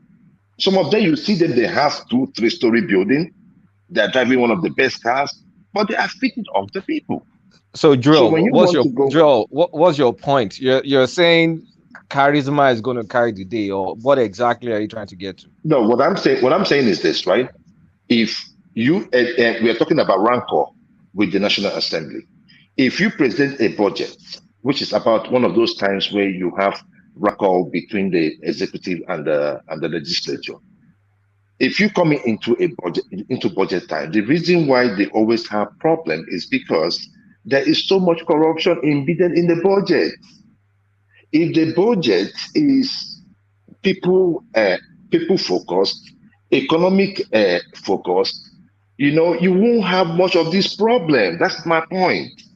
If You're you not are making any maybe point though. I mean, if it's people focus, if it's that focus, if it's that, what are the mechanics to push it through the House and the Senate? no, you Whether it's present people it, you focused present it. No. or not Hold people on. focused. You present Tell your us. budget. You have just seen the budget, so we are just like preambling, right? But I am telling you what he did in Anambra. You go in there, you present your budget. You tell them this is what you want to do. These are critical areas where I want to invest. That is Okay. it. So as long as what I'm saying now is like, as long as the Senate look at the paper now and there is no corruption attached to it, it will be hard for them to say we do not want this. For instance, if we present something like, okay, let's do a borrowing to go to stop to work on the power sector, Joel, and they brought in the people. You live in the US. You know that is Yes, not I even do. possible in the US. You know what they call How? POC projects and all those things. You know, to pass a budget, they pad it with all sorts of corruption, Yes, thank even you. in the United That's what States I'm of saying. America. I That was going padding, there. the And you padding are you're talking telling me about, that Obi the will take a padding you're talking budget and about. everybody will start singing Kumbaya, oh Lord, Kumbaya, oh No, Lord. It's coming to the save padding us. you're talking about, remember, the padding you're talking about, that's from the executive. That is my point. So that's No, that's forget that's that's forget not the that's not executive. That is my point. Hold on. It's just from the executive. Please hold on. Let me tell you how the budget works. So the national budget is not a document coming from the executive. You know that. So the national It budget, is. well, no, it is not. The No, national it budget. is. No, can you hold? Let me paint the picture. Then you disagree. The national budget has the executive having their budget, all of the satellite parastatals that host the function of government, they have their budget. The Senate has its own budget. The Assembly has its own budget. Then all of these things are then condensed into one national budget. So I'm not sure how you are going to have oversight of all of that to avoid the padding. And when that whole document is put together, it is then presented to the parliament to sign it off. So if the parliament presents their budget to add on to that space and they pad it with all manners of things, and you say that you are this hero coming to fight corruption and you are going to delete their dues, they just refuse to pass it. I mean, and padding in America comes from lobbyists. They're the ones that through the legislature they pad it with what they want, not the executive. Okay, you just want me that correction. Yes, and the thing there is this, right? When you bring in a budget to someone like Peter Obi, you are not bringing it to someone like Buhari. You see, the personality matters. If you don't know who Peter Obi is, he's not that person that you just bring any document and you present it to him. You just say, okay, let's go. Many things is going to change. When he is talking about reducing the cost of governance, he is going to reduce the cost of governance, especially with the way, especially like some policies. We're talking about policies like, where do we buy our cars from? The little things that we think that it does not matter. What about buying Nigerian products? These are policies. Those are just pedestrian. You understand what I'm saying? These are policies that those are not the things that move come. the economy. Those are not the things. Oh. That's not the money space. Buying. What moves the economy? One man. What is one man talking about? I don't know. One man. See. We tend to look. This is the problem. I am one of those that think that we should go back to regional system of government. Do you know the reason why? Because at the end of the day, we spent at least 2 to 3 billion to 37 heads. You see, 37 people. It took about many things to get 37 people elected to be as governors of the state. We have seen the way they are frittering these funds. Look at Wike. We are talking about Wike earlier on. I was listening to you people. We are talking about Wike. The money Wike knows that the reason what Wike is trying to do is for a politician. He likes that when he's finishing office, he gets to the next office. That is how you remain relevant. But he knows that immediately he gets out of this power, this money, reverse money, will not be coming that way. He's no more the CEO. It will be hard for him to put the resources the way he is pulling. So his influence, immediately he leaves as governor, will go down to at least 40 to 30%. That is why he is doing what he is doing. This is the thing. So I would wish we go back to regional system of government. The reason why the owls had money to do, just check it out. How much goes to, say, Southwest? If you calculate the whole money that goes to Southwest from the Federation account, we might say maybe around 25 billion. If you give one person 25 billion, he will be able to allocate their area. That was where they were able to build the first television, all those things. I will have this free education because it was one man. The government was smaller. Here we have 37, and we don't only have 37. We also have 37 state assemblies. It is hard. It is hard. So that is the thing. So we need a change. That is my point. We need a change. And when we get there, as long as P2B, as long as P2B present, as long as P2B present budgets that are people oriented, that are people focused, and allow the people to drive it, as long as he does not have any skirmishes around the budget, I believe the people will give him the support, and he will not have problem with the National Assembly as we anticipated. You know one thing I will concede, Joel. If Peter Obi ever becomes the president in 2023, he will have a honeymoon period of about a year or two, which he will get that window because they want to see what is going on. Because that will so shock the system that the parliament will have to yield to the will of the people and allow him just a window of opportunity to manifest himself. But there's nothing in Peter Obi to suggest that he will be able to cope with that space, but maybe he may be able to. But if that happens, then yes, I think the parliament will just to acknowledge the will of the people, because there will be a people's president. And I don't think even the Nigerian parliament will want to go against the people. So they'll probably give him a year and a half just to see the cut of his jib. But that's in the land of the fanciful, though. But in that realm, in that case, right? If he goes into government, the people, it is a people-oriented government. The House, like you said, would not want to tamper with him. Now, this is the thing. All my prayers, my prayer is just this.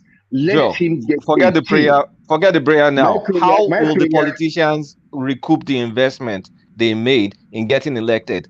They're going to be. You're trying to tell me they're going to be high and dry for 2 years, and they will let you just ride. They invested money to get elected. Remember.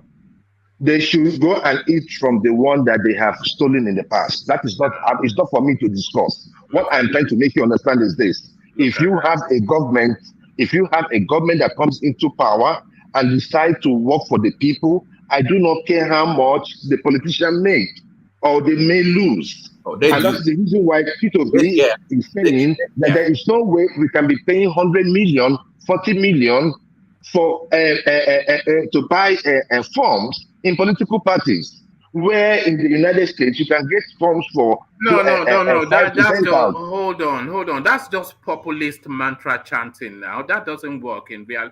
We cannot do populist mantra chanting. That's one of the that's one of the things that irritate. In fact, that's singularly. Hold on. That's the singular thing that irritates me about Peter Obi the most. Populist mantra chanting. Populism, chanting to populism. It's just cheap stuff. But one man, what is populism? Whenever we say we want to do something, it's kumbayaism now. Politics is not kumbayaism. Hold on. Why is it that whenever we want to do something different, you always come up with this narrative that we are going to? It is too pedestrian. That is one man for you. I mean, you cannot be oversimplifying people's emotions. You cannot oversimplify what we are going through now as a nation. All right, that is my point. I'll take that back. But for me personally, that's how I see it. But of course, you are entitled to your views. Yes, of course, yeah. But I do find this somewhat simplistic that it alarms to popular hit songs, and then the audience echoes. So it's like Davido going to a concert and singing. What is popular? What is popular? Doing the right thing? Yes. Doing the right thing is popular? No, it's populist. I mean, No, it's populist talking points. Now but that is the right thing that we are. Oh my God! So that I will make my cronies rich, like Atiku said. No, forget Atiku. It's not populist, right? Look, Joe, you guys know say all this na Cinderella story. I mean, you know the nature of Nigeria. You know the nature of our politics. You have to resign ourselves to this life, right? What is the nature? What is the nature of Nigerian politics? The nature of our politics is very corrupt across the board. Very corrupt. So look at even our chief. No, look at our Chief Justice. Start with that. Chief Justice of Law, the number one. Look at how corrupt he is. Then you're now talking about willing and dealing House of Rep. You know why? Come on now, let's get away from this high horse. And hold on, Kulata, do you know why the CGN was corrupt? It is corrupt. Look, let me tell you something. You see, Nigerians. I was telling someone, we love trends, we love actions, we hardly pay attention to process.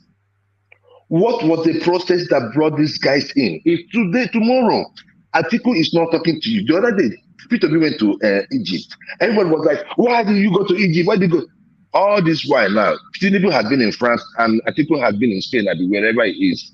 Nobody is talking. And is this a double standard? Look, let me tell you. What we are saying is that whatever thing we have been going through in the past. No, there is no double standard. Tinubu jetted out. He didn't tell us what he's going to do. That is what I'm telling you. That of Obi said is going to solve our electricity problem. You want to go and acquire knowledge on how to solve our electricity power. Yes. So there are two different. There are two different yes, things. And when he went there, you saw the reason why. You see, it's something he said. The reason why he did that was that Egypt, India, and one other country, they are the three countries that has built, one of the fastest that have built a power company in record time, and they have added more in the past 5 years. That was why he said, let him go to Egypt. And when he went to Egypt, he had the assurances. You can imagine. Look at what he said. He says, Siemens, the same Siemens that we have been contracting here, we've been telling to come and build our power station in Nigeria. He said, how were you able to build for these people in 5 years? 15,000 megawatts. But you've not been able to do it for Nigeria. You know what he said? He said that in Nigeria, they've been going for meetings. It has been meetings for the past 3 years. Siemens is delivering transformers next month. Calm down. They're already working with Siemens. That was a redundant trick. No. There are other aspects of our power. Transformers to do what? What is our generation capacity? What is our transmission capacity? That is what we are talking about. All these things ought to have been addressed with the deal that was going to be signed by Siemens, because Siemens was going to build a fresh power station, a transmission line, and feed it to the grid. They've been talking for 3 years. And you know what? He asked the Egyptians, how long did it take you to discuss this thing? He said 1 month. It tells a lot about the people we have in government. You can get that from Google. Look, let me tell you. Whenever they tell you, the difference between us? Do you know the difference between Nigeria and Egypt? Egypt is run by dictator. Hold on. Yeah, Egypt is run by dictator, no democracy. Nigeria is run by democracy. Too many bureaucracy. Too many bottlenecks. Hold on, people. Too many bottlenecks. Too many bureaucracy. And that are the challenges that Obi has to solve. Solving the electricity problem is not a problem. We know the problem. All the problems are created by Nigerians. Our own peculiarities, we know we can solve it by ourselves. It is not when you travel to Egypt that we know how to solve the problem, electricity problem. We know all the problems that compounds our electricity problem. Number one, the constitutional problem and other problems. We can do it. You don't need to travel to anywhere to get the idea on how to solve the problem. What constitutional problem? Huh? Sorry, Joel. What Ajale Koko is explaining to you, and Ajale Koko, correct me if I'm wrong, is that the Nigerian electricity problem is not a problem of generation and distribution. It's a problem of bureaucracy and constitution. So because it's very even a Nigerian engineer can write a roadmap for the electricity, so they don't even need cement for that. But the problem is in the constitution and the bureaucracy, which Ajan Lekoko, is saying that by virtue that the Egyptians, they have like a dictatorship there, they cut through all of that just by because you know what they told the Peter Obi when he went there. They said, he said, how did you get it? He said the president gave Siemens a sovereign guarantee because he was in a position to do that, and that was what facilitated the fast tracking of that, a sovereign guarantee. The Nigerian president cannot give a sovereign guarantee without passing it through parliament, and then the bureaucracy comes in, and then everything starts to, it's the constitution and the bureaucracy, not the generation and distribution. But Buhari could borrow over $3 billion to build a railway from Niger Republic into Nigeria. Look, let me tell you. See, it is about the mindset of the person at the driver's seat. All right. It is about the mindset of whoever that becomes the president. Whatever so you agree with us. So Jewel, you agree with us that it doesn't necessarily have to travel to Egypt to know the solution to the problem. No, the problem is inward, and you can solve it. You can solve it inward. The problem is inward. It can solve once he's able to break that constitutional problem and that bureaucracy. The problem is solved. I don't know where you work at. I don't know where you work, right? I don't know where you work, right? Do you have to do training? What do you mean? What does that got to do with this discussion? No, I asked you a question. What the training got to do with it? I'm asking you a question. I'm begging at somewhere. Go to where you want to be, Joel. Okay. The reason why I thought about training is this, right? If you have a job, you finish from school, and you go into a job, and they ask you to do some training. There's a reason why they ask you to do that training. It's a whole lot of departments in probably where you're working at, the system you're going to use, how things are being done there. That's the reason why. So they specify you. They build you to their own specification. So what's your point? What's your point? Go straight to your point. Yes, say you cannot rush me, okay? I allowed you to finish. No, tell us, be specific. Allow me to finish. Go straight to point. Allow me to just flow. Okay. All right. Go. Yeah. So the thing there is that with Peter Obi, when you go out and learn, there is something about it. When you go out and you see someone that has done it, there's a reason why even a business that asks you for mentorship, if you might even solve your problem, but it might take you a whole lot of time to do it. If you go to someone that has the same, like a contemporary, and you go in there and you look at them and see, okay, how did you do this? It is easier for you to say, okay, this is the way these people did it. If they could do it, then we can. It gives that kind of assurance at the back of your hand that, look, I have seen it where it is done. So even when I come back here, and because he's been talking to people in the Nepal and all those places, they tell him things. And when he compares what he is saying, he sees that especially there is issue about manpower training. There is issue, there's different issues that are going on. So there is no problem with him going there to say, okay, Egypt, you're doing this. Let me look at how you're doing it. And I have that belief that it is happening. That is my point.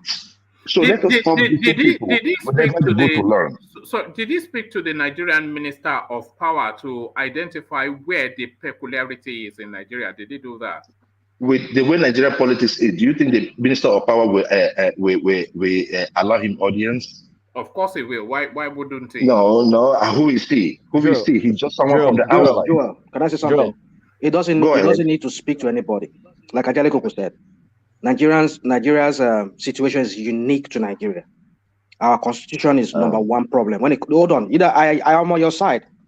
I agree that Obi going to Egypt to learn about how they did it itself is not a crime. It's not a crime. Whatever education he got from there, that could also be used if he becomes president, probably to bring a change in that power sector. But the Nigerian situation is unique in the sense that the constitution vested is part of the exclusive list, power supply. They have one national grid. If you want to see growth in that, in the Nigerian context, make it liberal. Let states be able to give license to private companies to generate power for states. However, each state wants to do it. It's up to each state to do it. If they want to give it to some licensed individuals, let them have the power to do that. I tell you, that sector will open. People will be able to generate power in that country. But when you invest it on the federal government, yeah, but that's a policy matter now. That's not in Egypt. That's a policy matter. That is Atiku's plan, by the way. What you're describing. Well, come on, man! Don't sell me Atiku here. I don't want to hear that Atiku. No, but you are the one selling him. You are talking about. What did I sell him for? No, it's something I know. But he was there. The Atiku you're talking about was there. What did he do? He collected money from Siemens. So what are we talking about? Are you talking about the same guy who was part of the problem? Come and solve the problem for us again. And to help you, right? You see, one of the problems when they looked at the issue going on in the power sector, they found out that most of those people that picked up those licenses had no capacity. So that's why I said the process really matters. Joel, quick run through. We can easily boil down Nigerian power problem less than 30 seconds.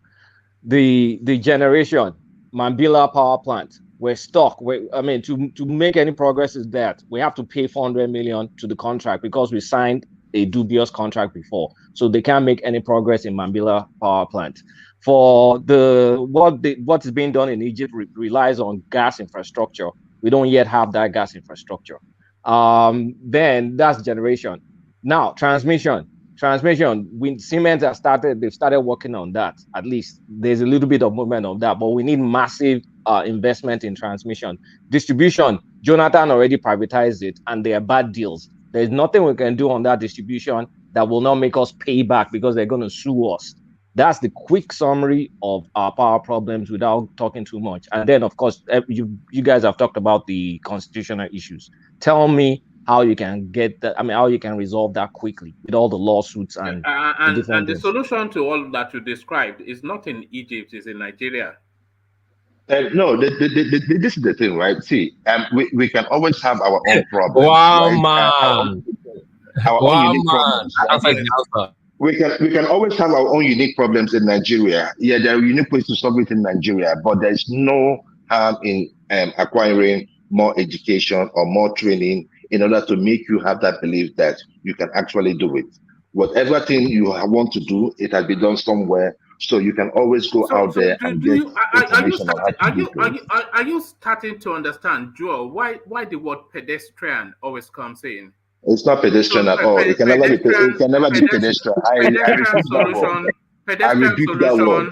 I rebuke that word. To complex problems. No, because when it's I so say it simple. speaks to populism, when he goes to Egypt under this blaze of publicity and he does all this hoo-ha, he says he's going to do a comparative study. This is just cheap stuff. It's just no. He said that he's going to that this is what he said.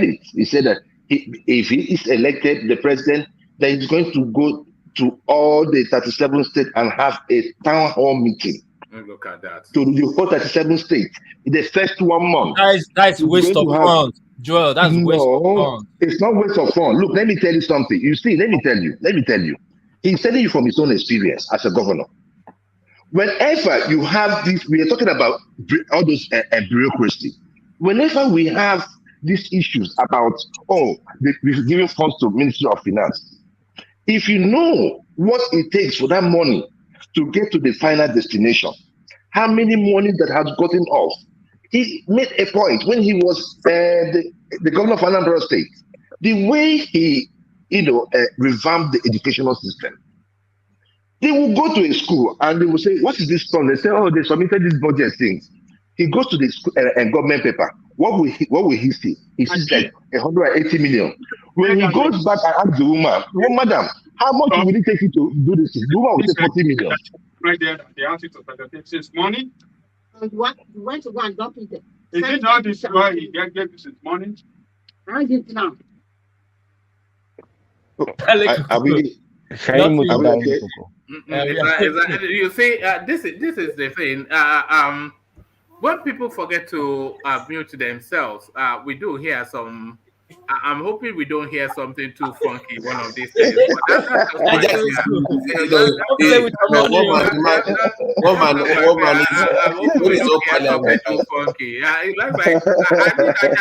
In his private life is just like we have him on the screen. What do you mean? Am I not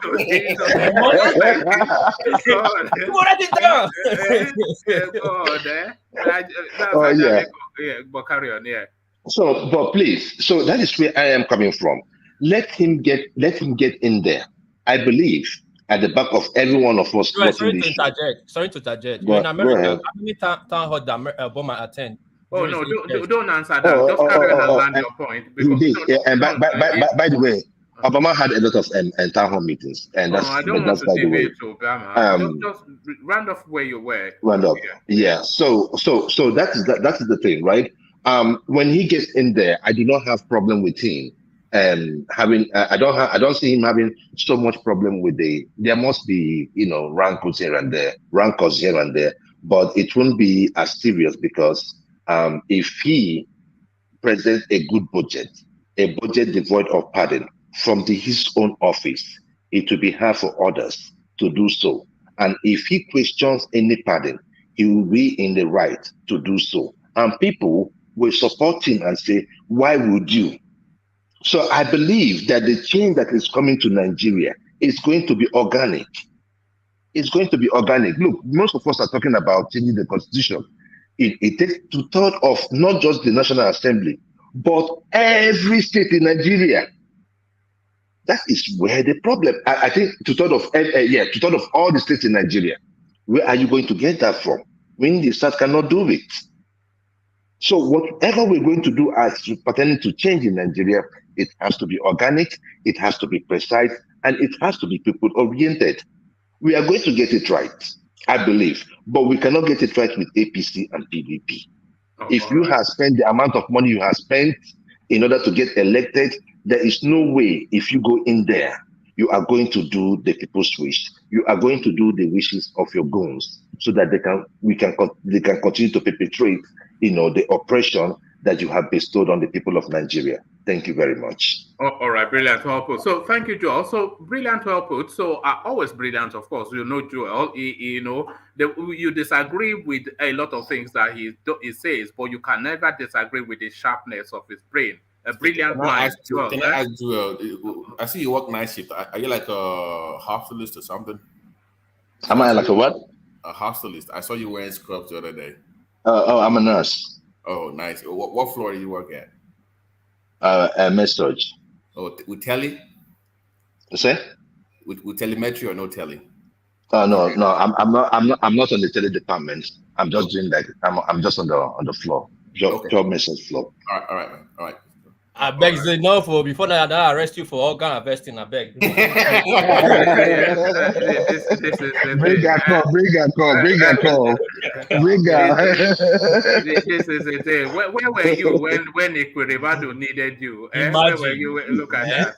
So thank you, Joel. So let's go from you. Let's go from you, Joel, to Baba T.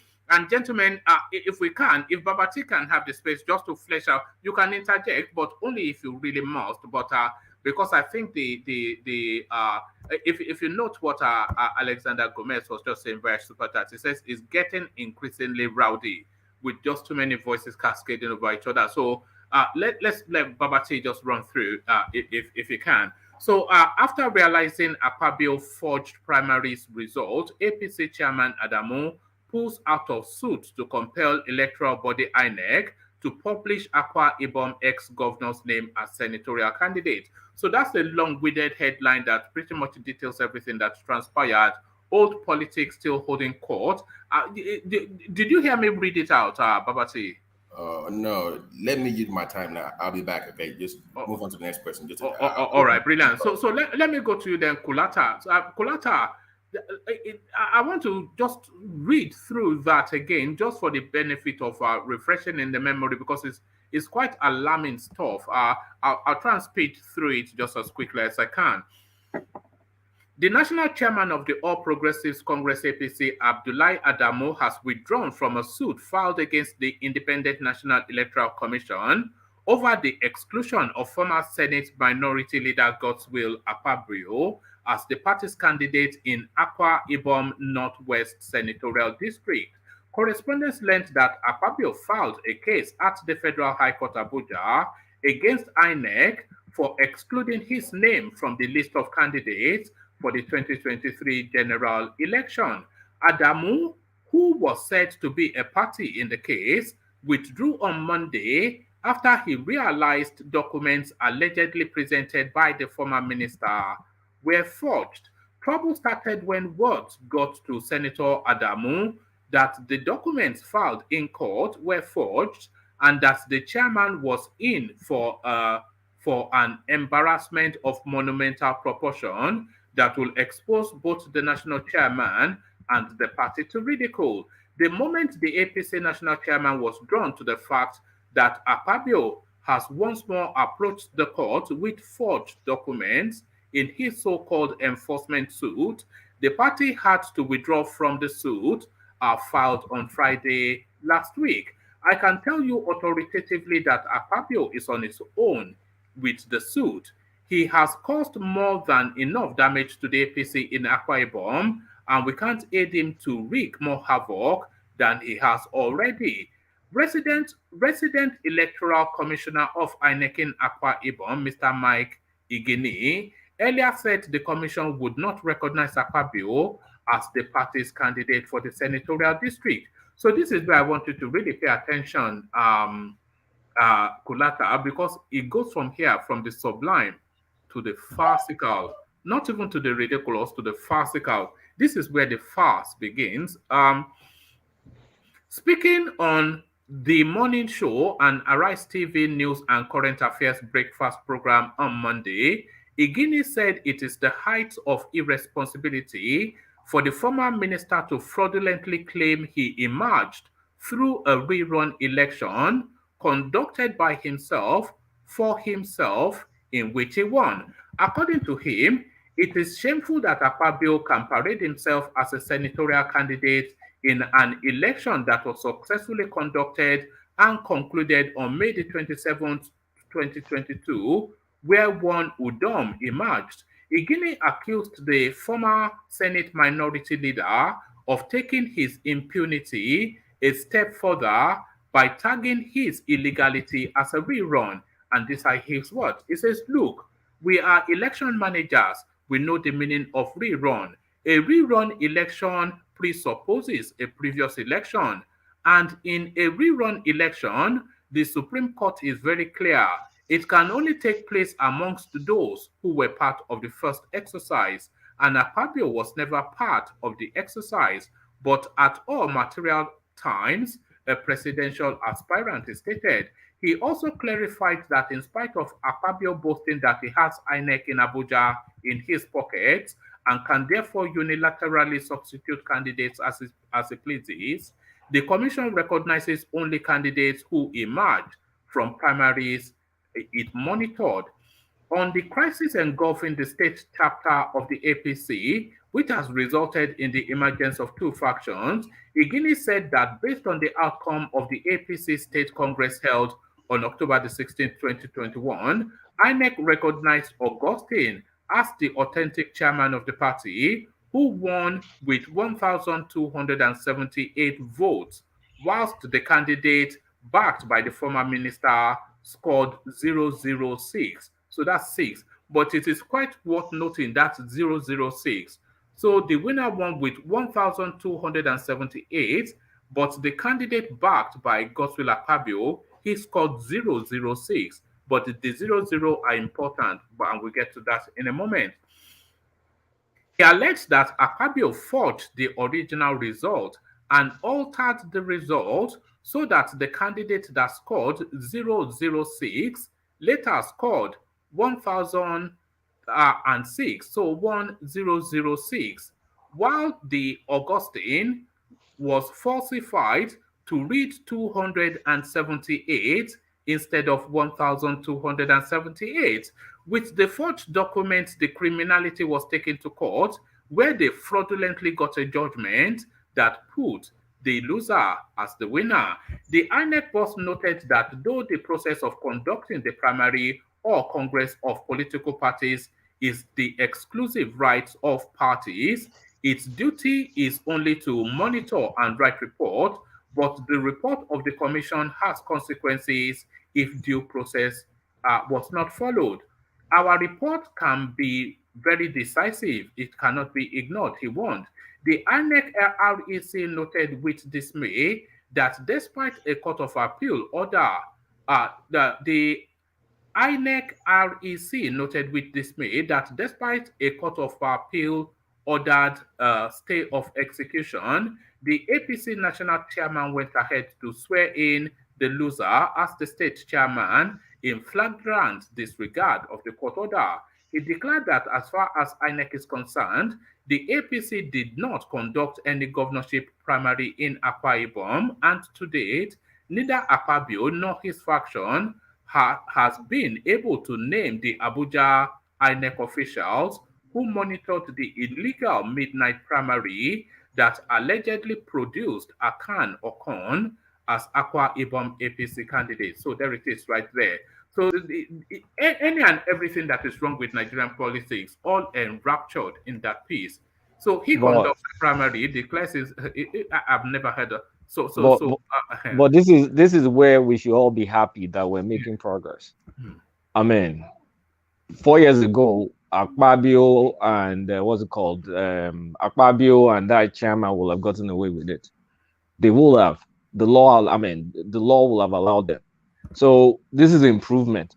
Democracy is slow, it's deliberate, but we're moving in the right direction, because isn't it the same Akpabio that ran from PDP to APC because of to avoid corruption cases? And if memory even serves me right, I think he pulled this kind of stunt before, because it was, when he got into Senate or something, it wasn't originally supposed to be the one there, and he kind of bullied his way into it. So he's trying to repeat the same thing, but this time around, the law has caught up to him because they've upgraded the law.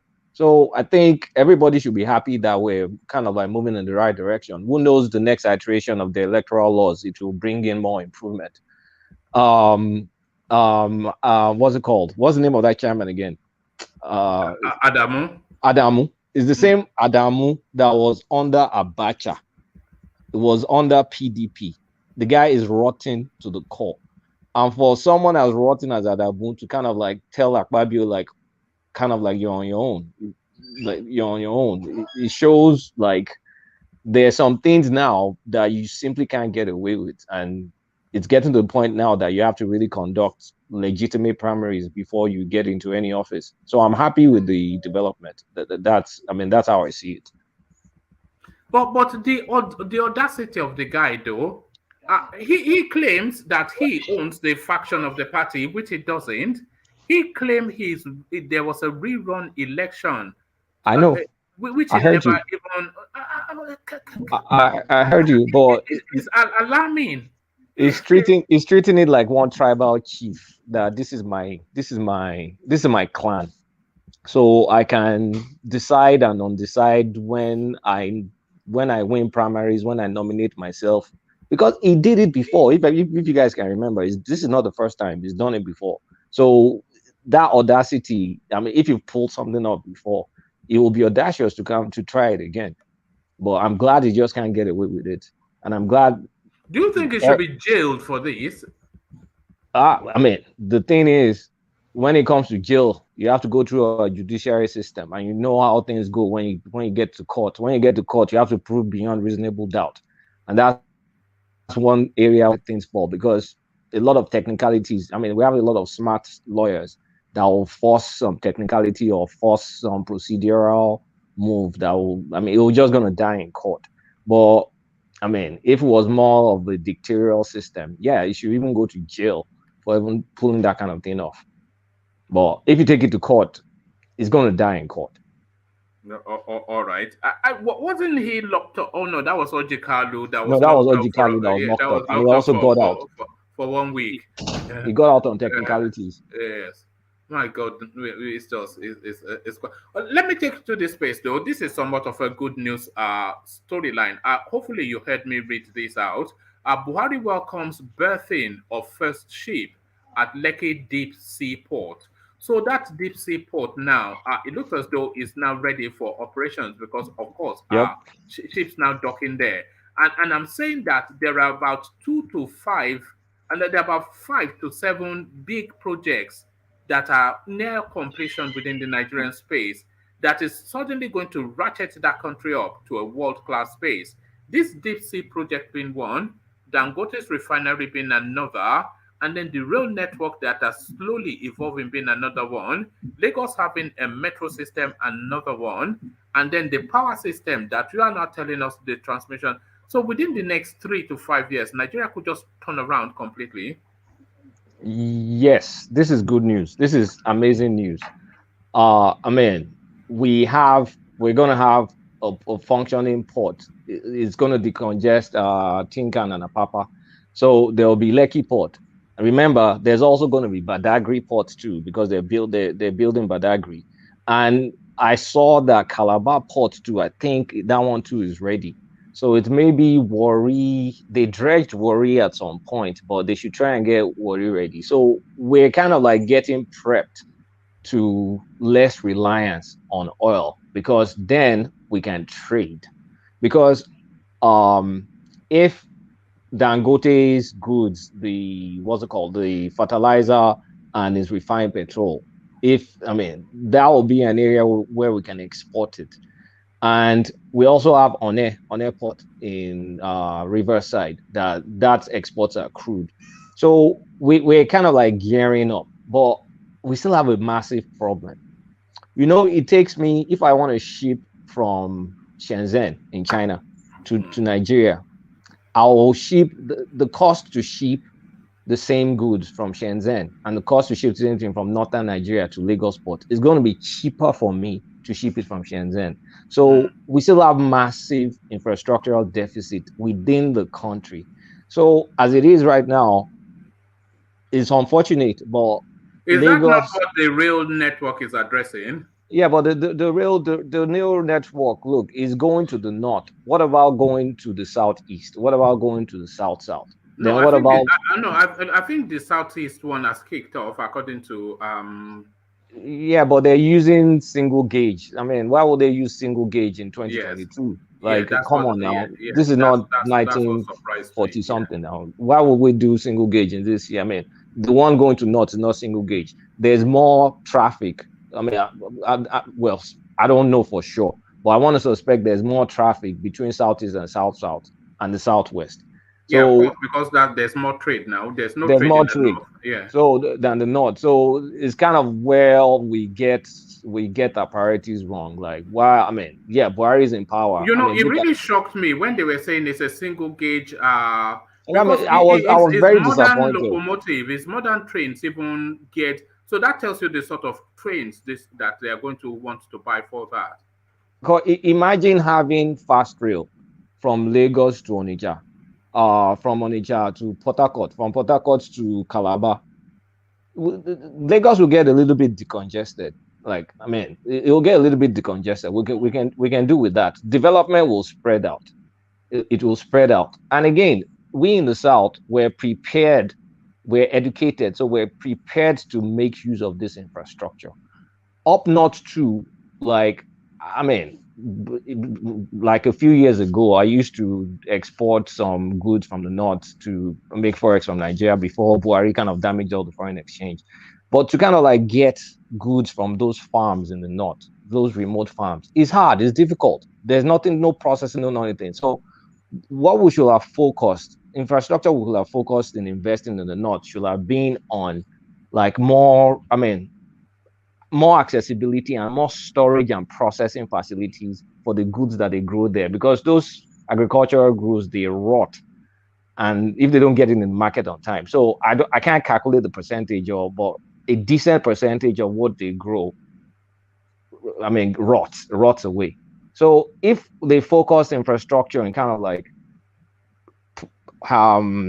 processing those goods up north, and we can have a single rail to the north. The traffic doesn't, I mean, if it's good, we're shipping, single rail is okay, but you need something fast rail within the south. But that would be difficult to pull off because, of course, it's a northern president that's there. So why would you tell him that we should prioritize the southern rail more than the north to southwest? But I mean, we need to take whatever we can get. It's development in the right direction. The economy you see that single gate only hints to the and I think it may well be the Chinese that have fooled some idiot into some double your money deal, because very quickly it will not serve purpose, and then they will have to turn it into some they will have to upgrade it or something, and then that's another round of spend, you know. But Amechi was well, I don't know if Amechi had the power to, or maybe they had already made the deal before he got there, but he was overseeing it. I would have expected him to have pushed for something more decent, because if you can open up that like transportation, if we build upon our transportation infrastructure, open up that gateway, you can stop in Benin, you can stop in Warri, you can stop all the way. I mean, you can stop all those things. You know how development will just flood. Okay, just check out Lekki. When the Lekki Road was built, imagine how many billions of dollars that Lekki axis has generated in real estate and business income. So that kind of shows, I mean, the amount of wealth we can still build by building decent infrastructure. Like, if we can have that rail and it has multiple stops, there'll be a lot of cities that'll bubble up. And then we don't need to be exporting oil. We can generate internal service that we can sell amongst ourselves. And I mean, start maybe exporting a few things. But the best thing that will happen now is get Warri Port running. So we have something going on in the south. Get the Calabar one working, and get the pirates off the waterways, because nobody wants to ship where there's security issues. That's why Lagos is kind of like enjoying. You know that piracy. I think is largely tied to unemployment or lack of opportunities, and as you said, if they opened up, because it only takes about 4 big spends to open up the southeast. So just and one of the big spends, by the way, is already that second Niger bridge. And then if you opened up the port areas and just 1 or 2 more big projects, and just infrastructurally and especially power generation, we all know the capacity of the southeast, especially. Oh, yes. You know, so it's not really anything big that needs to be done. There's some strategic investments we can do. See, we have gas in the southeast, we have gas in the south, we have gas in Ondo. Where are the power plants that they're building? What the gas infrastructure we have right now is more geared towards liquefied petroleum gas, shipping it to UK through Shell. The ones they are building to power to kind of like supply the power plants, they're chaotic. They barely supply whatever needs to be supplied. So you can bring some private sector, but the problem is we've signed useless deals. We've signed all this power distribution deal. If I was going to construct the deal, I should be able to incentivize private sector to come and spend money, lay out this gas infrastructure, lay out some of this transmission, charge whatever you need to charge. I'm fine with it. Like, maybe for national security, I can oversee. That is Atiku's plan. I know. That's why I like Atiku's plan. I just don't like Atiku. Atiku has the best plan, in my opinion. I'm with you on that. I like Atiku's plan, but I don't like Atiku. I just don't like Atiku. Atiku has a brilliant plan. It's just the guy is not trustworthy. That's the problem. So it's things will get better. I mean, if this security issue is contained, things will get better. It's just slow. How much do you think that the insecurity is costing the Nigerian space? And I'm not talking about the ransom money. I think you know the question. Yeah. A lot. people can't go into farms. Like my northern friend that we used to do business to, I mean, we used to do business together. It's difficult going to the farm. So there's a lot of wasted seasons. And for people that go, if you're allowed to go, you have to pay ransom to actually farm. So there's some areas up north where they will pay those kidnappers, and I mean they will allow them to farm. But it's not everywhere. But it's in enough places where it's bad enough. So you can get a truck up north to go bring goods. Let's say you go get hibiscus flower or something. You don't even know when the thing is going to get to Lagos port. And by the time it gets to Lagos port, it may take too long and you may have all sorts of like pest infestations in it. So that internal infrastructure, we need to focus on it. But nowadays, what happened in Niger State, Shiroro, the people, some people were working in mines, Chinese people and some soldiers. Four of them kidnapped. Yeah, they got them kidnapped. So this insecurity thing, like, maybe if we remove a Fulani from power, I think the insecurity is costing Nigeria power. It's costing us too much. It's costing us too much. Close to $30 billion. Because we have Fulanis, they chased away Fulanis from Central African Republic. Yeah, that's why they are all in Nigeria now. They massacred them. So they are the ones that kind of like relocated through Cameroon, disturbing Benue people. Then you have those ones coming from Mali because of global warming, deforestation. Those ones are coming down south. And then they feel the patriarch, Buhari, I mean, is giving them a home. So, of course, we know Nigeria's history. If everybody pays attention to history, the Fulani took over from Sokoto all the way to Ilorin. And they kind of like have they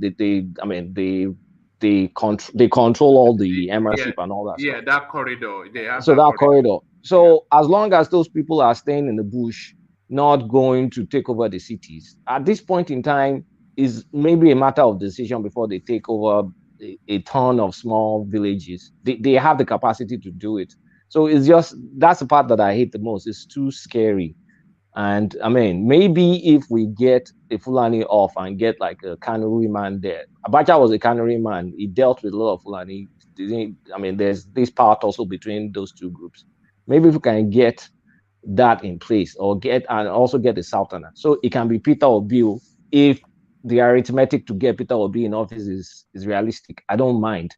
And it can be Tinubu if the suspected Parkinson's doesn't take him down. I just want the Southerner. That's all I care for right now. Yeah, there's this chap. There's this chap from the north that I follow on YouTube. Very, very nice guy. I'm going to post a link to his latest video in the comment section. If you really want to understand what Kulata is talking about, don't wait for us to finish the session. Also, don't just run off and go and watch it. Maybe I shouldn't even post it in the comment section and lose the little audience that I have. But go and watch this guy's video. It's quite illuminating.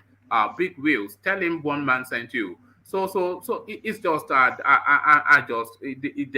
the missed opportunity is really the biggest crime that is going on in Nigeria. The missed opportunity, all of those fertile land in the north, the opportunities that it presents, and all of these people, just some rascally pests. When they did the kidnapping Kaduna to Abuja, do you know that the survivors, they reported that the average age of the kidnappers was about 18, 19. Wow. So these are just little boys, with guns. Yeah, you see, all these out of school kids, like, where do we think they're going to end up being? This is a 22nd, I mean, this is we're in the 21st century now. Like, you don't go to school. What can you possibly do in life nowadays without going to school? You're useless. So it doesn't take them much to kind of like give them incentives to carry a gun. I mean, it's a sweet deal now. You just like waylay people on the roads, take them into the bush, and I mean, smoke weed, shoot a few of them, and get money. That's all they have to do. So they say they spike. You said smoke weed. They say they spike them up hard with drugs, yes, or something like that. Yeah. Yeah, I mean, a normal person can't be doing that. So they are on something. So when you do that, but I mean, look at that north. I was looking at some pictures of, is it Kebbi? I thought I was looking at the desert in Dubai. And if you go to Bauchi, have you seen the landscape in the northeast? It's It's amazing. Mambila Plains, all those beautiful. things. Beautiful. Like from Cross River all the way up. Like the amount of tourism money we could be making. Assuming you do like African Americans to come back to come and look at Oshun Grove, come and look at Ile-Ife. Yoruba culture is still strong across the world. Or they can come and look at some areas in Igbo land, all these ancient shrines and all that stuff. We could be making a lot of money that Ghana is making now. We're just useless. As in, I just don't know that country. All of that you just said, it boils down to one word, and that word is Fulani, and that's it. We have a Fulani problem in Nigeria, whether we We have a like to Fulani admit it. problem, whether we like it or not. We have a Yes. Fulani problem. We have a Fulani, but in West Africa, how many Fulanis rule majority of the? Let me not say majority, a lot. I think a friend and I were analyzing it. Is either they're president or they're vice president. How the hell they're doing that thing, I do not know. But they're kind of like wired. They've taken over a lot of like pole positions to be able to take advantage. But I don't want to start saying, oh, they're pulling that off. What about in Central African Republic that they massacred them? They killed them out of Central African Republic because they were causing trouble. In the native Mali that they live in, they're the majority, but it's the minority tribe that is ruling over them. So how come they're not glorious in their home? You say they don't have a productive mindset because they are still a people of the sword, in the 21st century. So, and you know what people of the sword is, just take it, isn't it? So they don't have, maybe even the cattle that they are known for, they don't make the best of it. It's No. just, look, cattle built Argentina, even the Netherlands, a lot of their economy is predicated on animal, especially cattle, cows. They don't make the best of it. It's just I don't know. It's just an excuse because you have the Bororos. Those are the ones in the bush. Then you have the city ones, the city Fulanis. City Fulanis are peaceful. They will blend with whatever. Are the Bororos the ones that look a bit Arabic? Yes, the Bororos are the bush ones. I don't know if they have a particular phenotype, but they are the ones in the bush. Those are the ones that do all the killings. Those are the ones that do all the roaming around. But the city ones are aware of them and they fund them. The Bororos don't even own the cattle that they herd. Is owned by people. Even Atiku is one of the biggest owners of cattle in Nigeria, from what I understand. So they use them, and they now have militaries that protects their turf. So they're very organized and very ruthless. So what do you do in that situation? As in, it's assuming there are no security issues, we can prioritize development and start like looking inwards, building stuff. Okay, people that don't go to school up north, send them to farms. Like try and mechanize the farms, teach them skills. Not everybody will go to school. Us in the south, we like school. We'll go to school. Can I ask you a question? Yes. You said Atiku has, if not the largest cattle. I heard. I'm not sure. I heard. You're not sure. Okay. But then, if you look at the whole agenda thing that he has, I mean, I've not seen anything said about how he's going to address this issue of these clans, people coming from different parts of Africa into Nigeria. We know he talks about privatization and all of that, but how is he going to address it? I mean, the security issue that we are faced with, because we're talking about economic growth. There's no way we can have you just talk about yourself, how you went out of business because some of your business partners could not go to farm. And so you know what that means. We must see progress economically in that country. People should be free to move around and do their business. But when we have this savage from nowhere barbarians who are bent in just killing people, how do you expect that to? I mean, so one of my questions is, do you know if he has said anything about how he's going to address this issue of his clans people?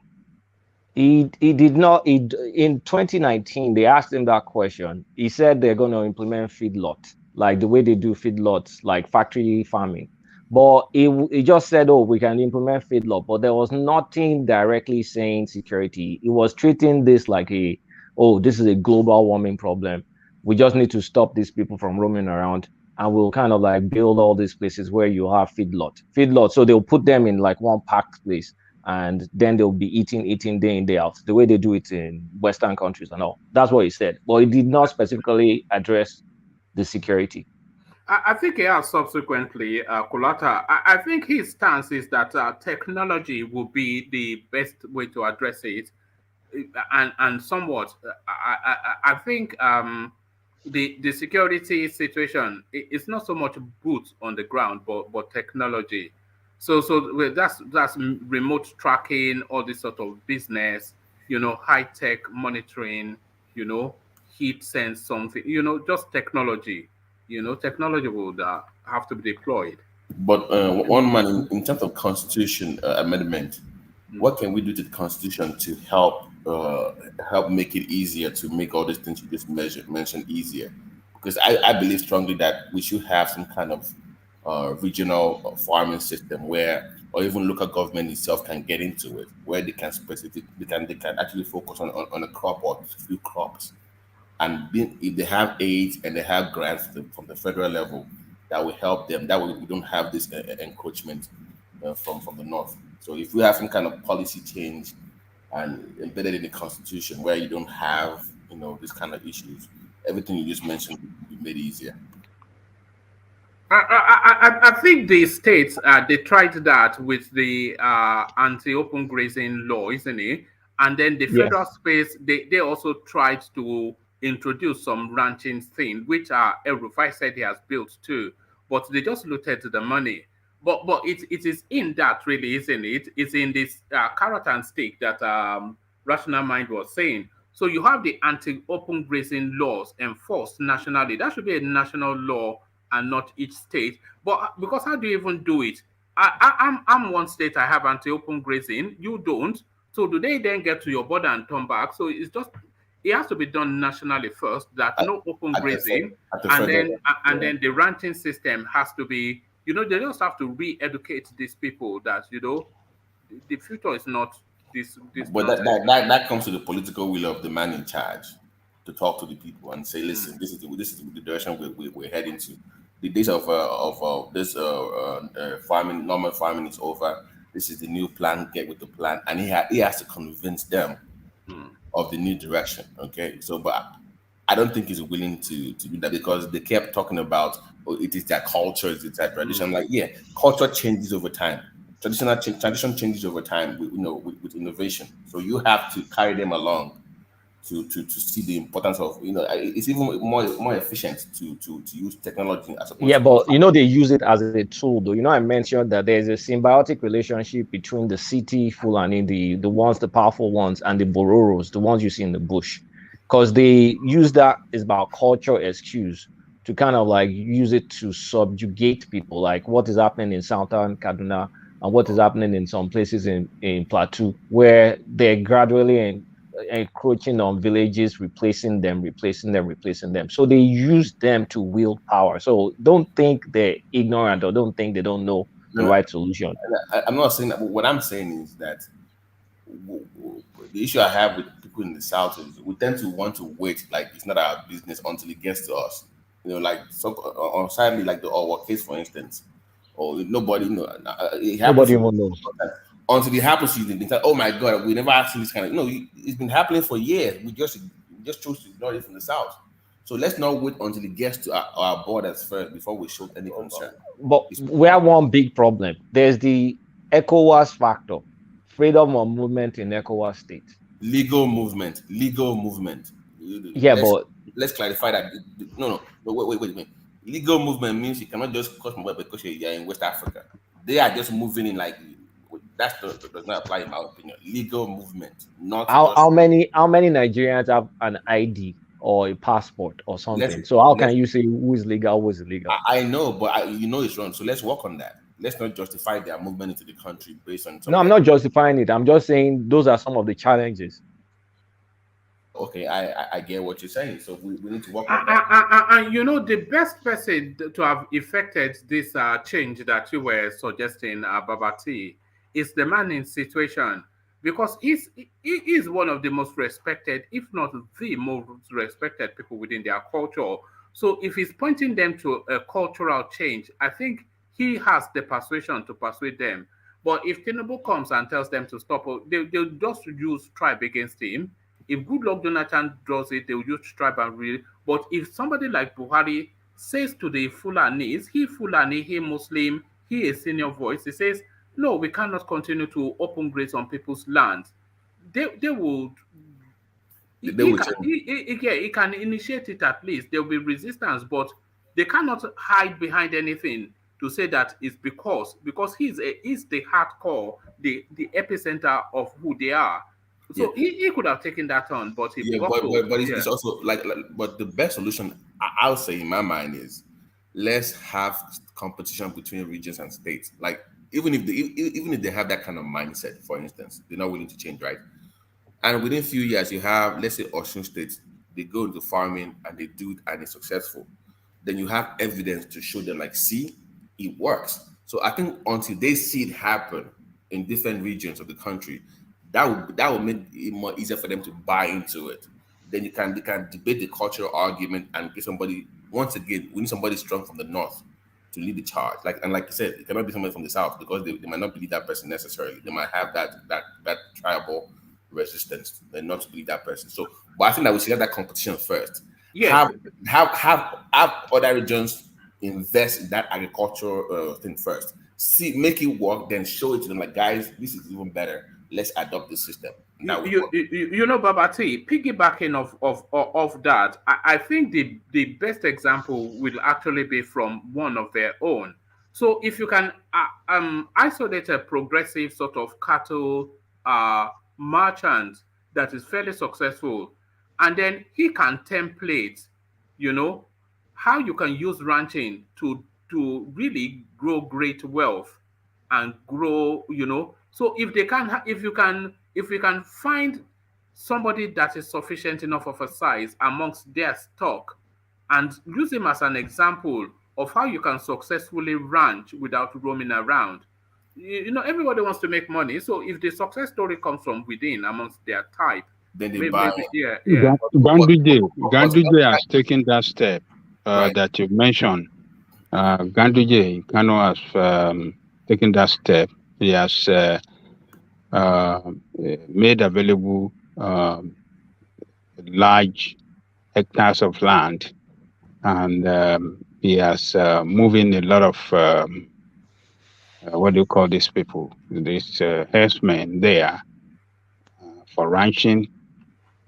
They made available all necessary facility to sustain their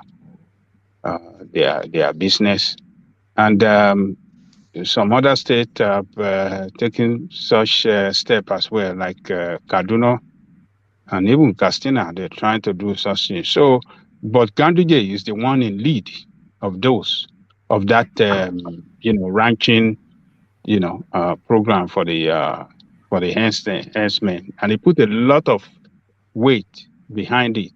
He has committed a lot of resources into that, and he has invited a lot of herdsmen across the country that they have available land for them, that Kano is ready to accommodate them. They have the land, they have all the resources, and they should come instead of moving around the country and causing trouble.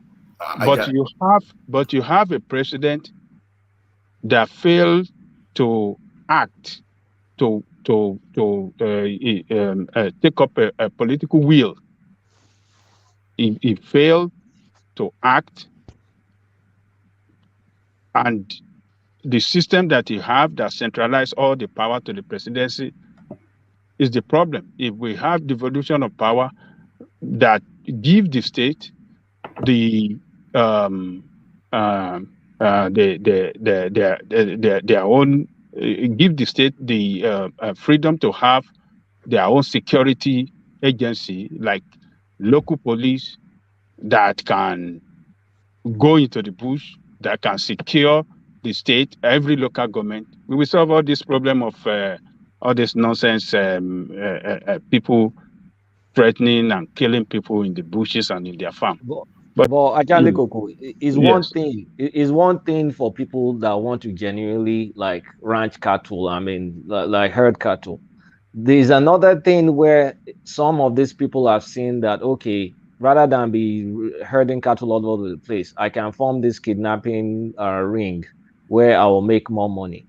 Invest $1,000 in AK-47 and then start demanding ransom because some of them have abandoned cattle herding. They're doing cattle rustling and they're state police kidnapping. will solve those ones. You State can fix police that will one. solve this That problem. one is more of collusion Because, with the security system. You can fix that one easily. You can fix yes, if we have state police that are well armed, well trained across the country, they will stop that problem you are talking about. People kidnapping and using one form kind of means to kidnap and extort money from people. That will be solved by the state. The federal government will not even have anything to do with that because every state will want to secure their state and allow, the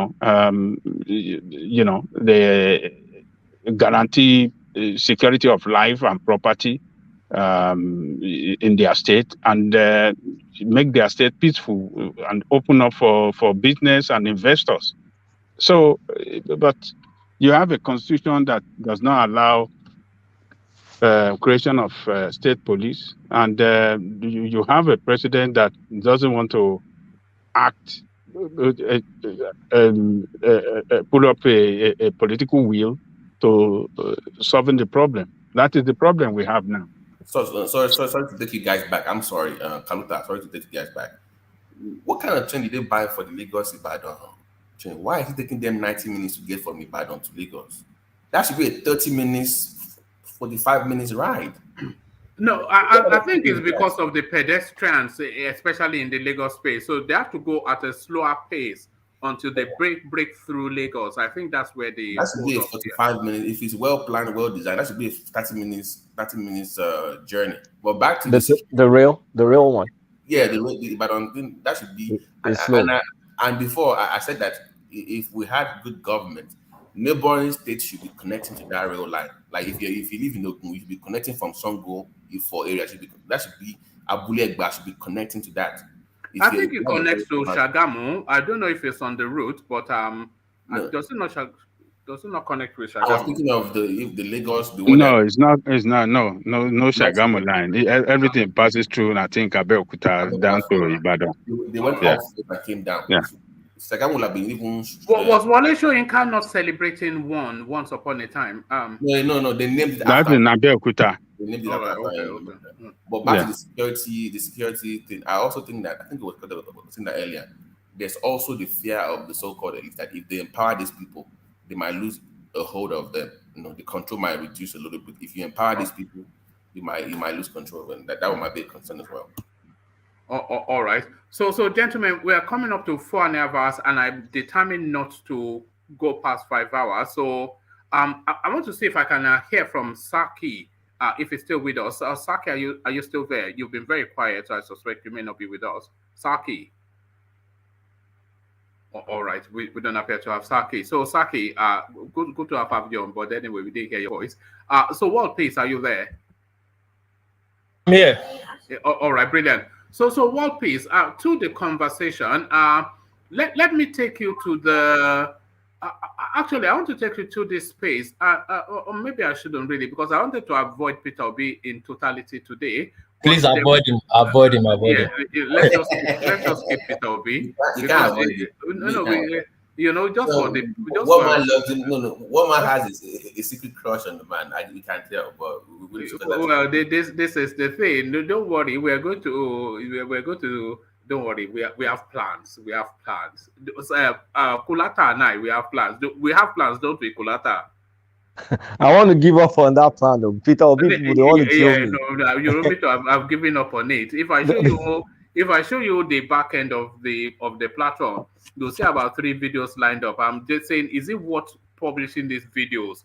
Because it will only just list. So I just want to abandon that space. So long as it doesn't get too round. If they don't get too annoying, we just leave them in peace. But if they get too annoying, then we have to get the Koboko out again. Let me take you to this space. 6 PDP governors move against presidential candidate Atiku may sabotage party's chances in 2023.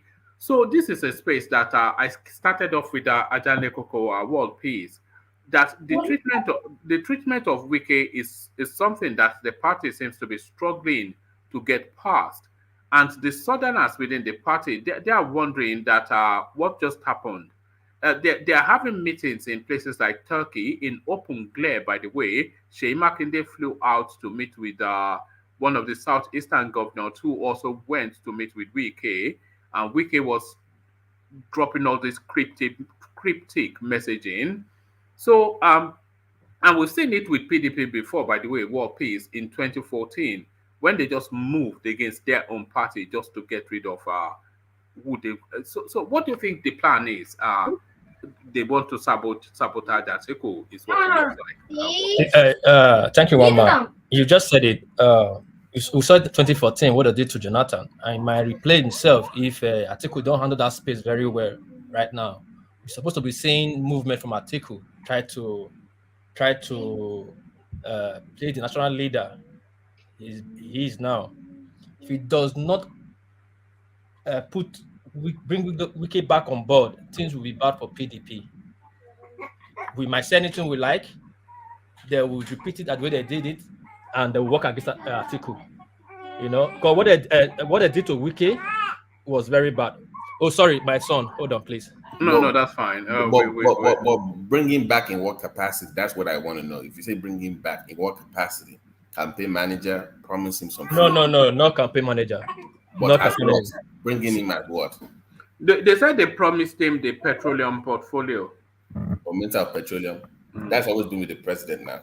No president has ever given that up in the history of the country. It's always been. No. This was designing, not the. I think it's only Buhari that's ever held on to it. Who else has held on to? OBJ did also. I think OBJ did for a while. Really? Yeah, he did. I think he did the first time.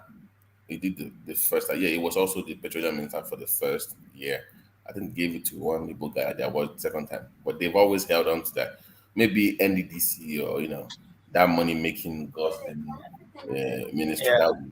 That would be the best thing for him to. Yeah, sorry guys, I just circumcised my son, so. That sounds painful. Yeah. Did you get a Jewish person to do it? It's usually a Jewish person.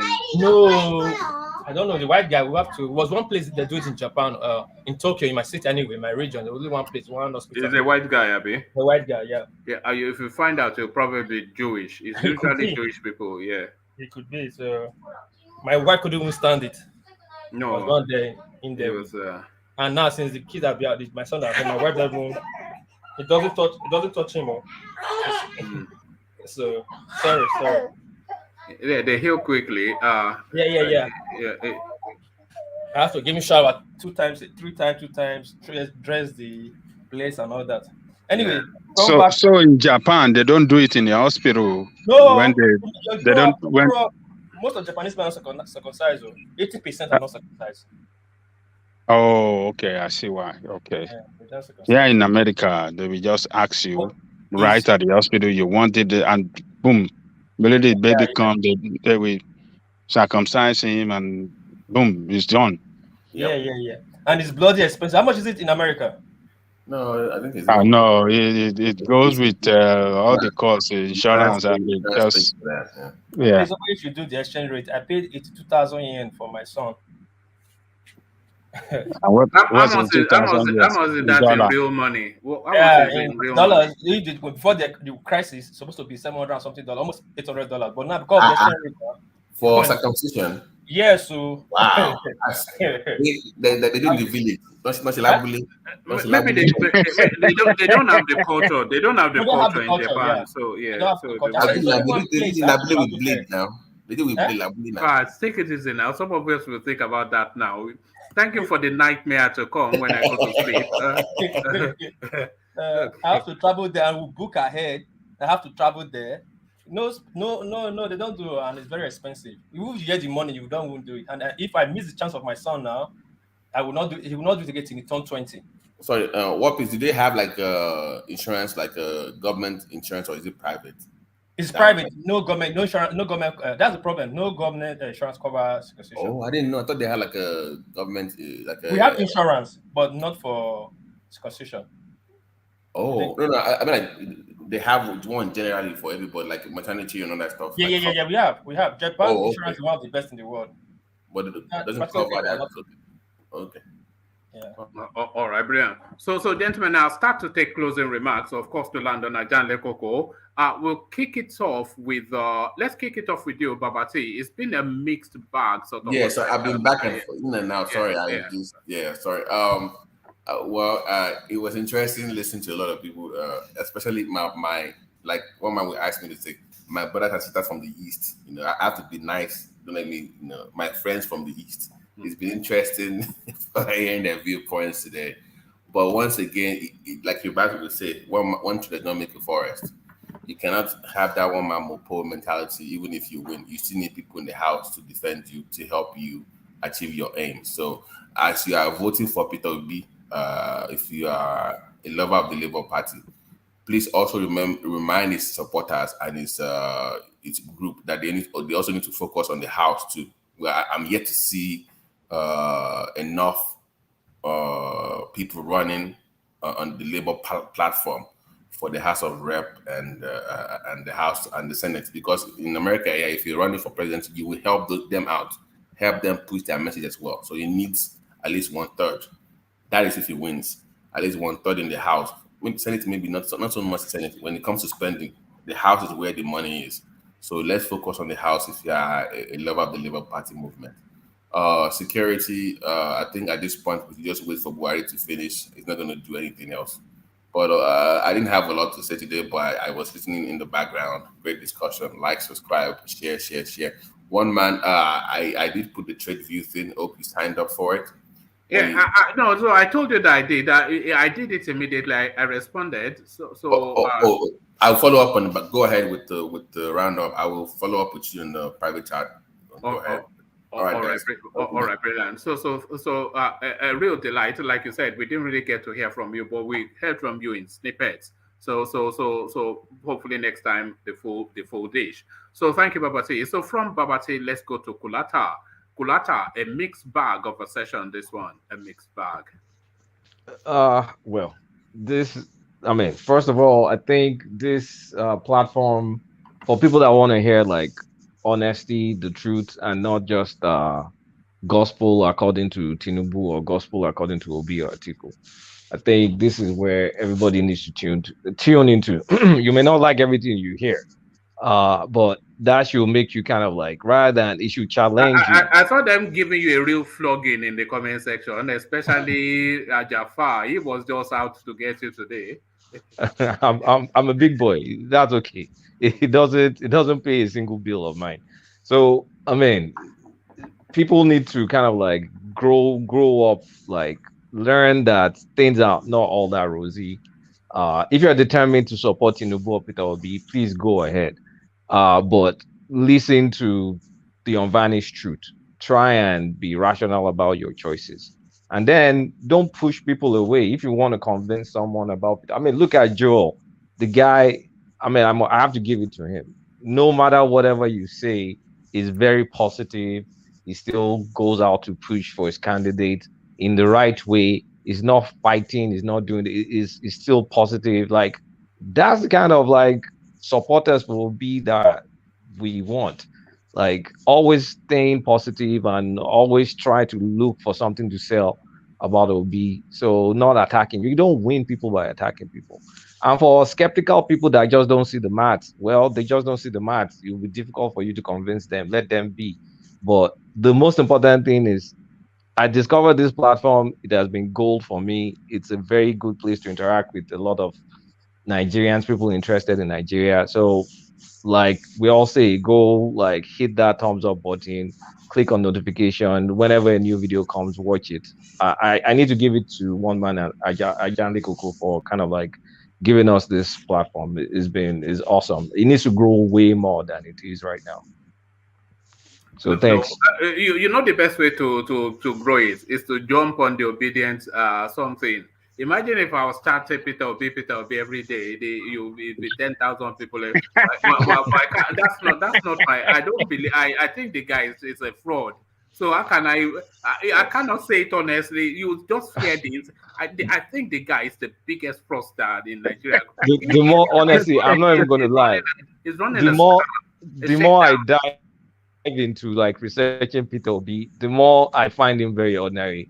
And at this point in time, like you just can't post in any place. Everybody's calling you a Peter Obi hater. So I'm like, I'm not sure this thing is what what is the meaning of it? Kulata, production, consumption, and that is it. That will get you the presidency. Just go around saying production, consumption. And that is it. The biggest shocker for me today. Fraud.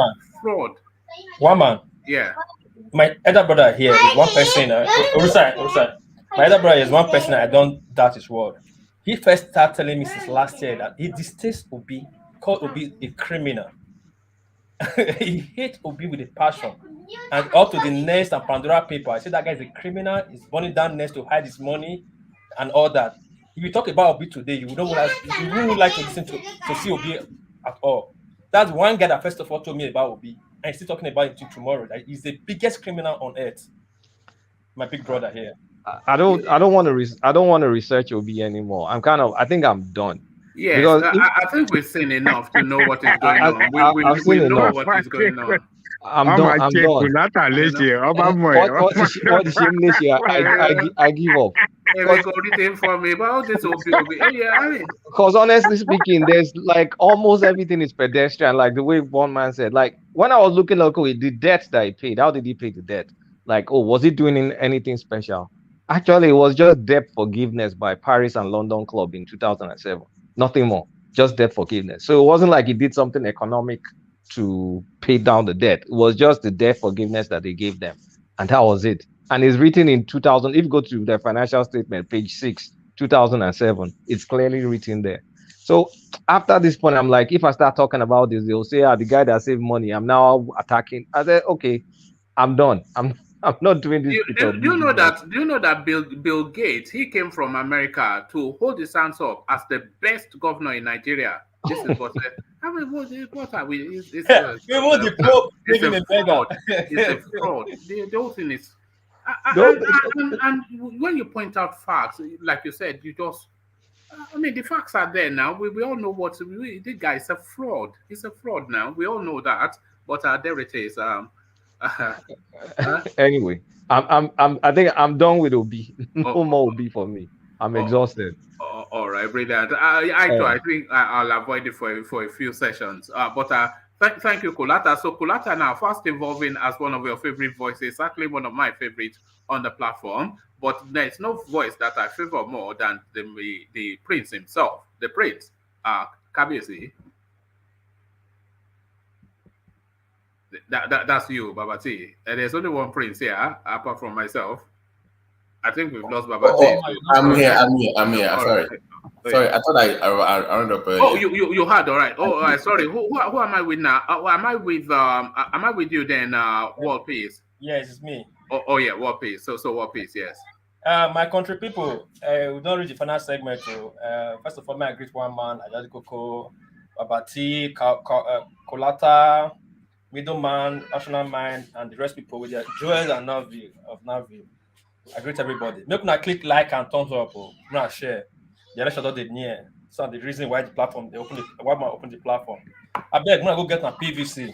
Now PVC na matter pass. Not vote all these people come out. Vote who dey your mind, your choice. So that's why I say I reach. It don't reach time to vote our South people or South person. Then I Akpabio, and then I Tinubu. But for me, I stand who vote for South. I not dey for Atiku. Other people dey, but me not dey. That's why I say I reach. Thank you. I'm out. All right, brilliant. Thank you, World Peace. So Jafar corrects me somewhat. I was saying he was lashing Babati, no, Kulata, but he's correcting me that his Koboko was actually pointed at the bottom of enigmatic. So it was enigmatic and joined the Koboko instead. So thank you for the correction, Ajafa. So Ajale Koko, the final word. So is Koboko Yes. is Koboko send the enigmatic away? Yes, you see how quickly enigmatic ran after the bulala, So yeah. Original Koboko. Yes, this is it. So yeah, Ajale Koko, we managed to bag it under 5 hours this time around. The final word. Okay, that's good. That's good. All right, thank you, one man, and I thank every contributors today for your meaningful contribution. You did good. I hope you will all come back tomorrow to do another session, another meaningful and quality session. And thank every listeners around the world as well for listening from the beginning to this time. If you really enjoyed this session, click on the like button, share, and subscribe if you haven't done so. People at the commentary section, you've done it again today. You are the strength of the platform.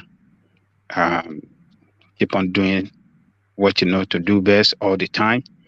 I would like to thank our brother Alessandra Gomez, Chairman, Board of Trustee. One man went to more. Alessandra Akache, the Secretary, Board of Trustee. One man went to more. Thank Oga. One man call him Ogana Master. I thank Ortiz. I have my regard for you all the time, Ortiz, for your service to our great country, United States of America.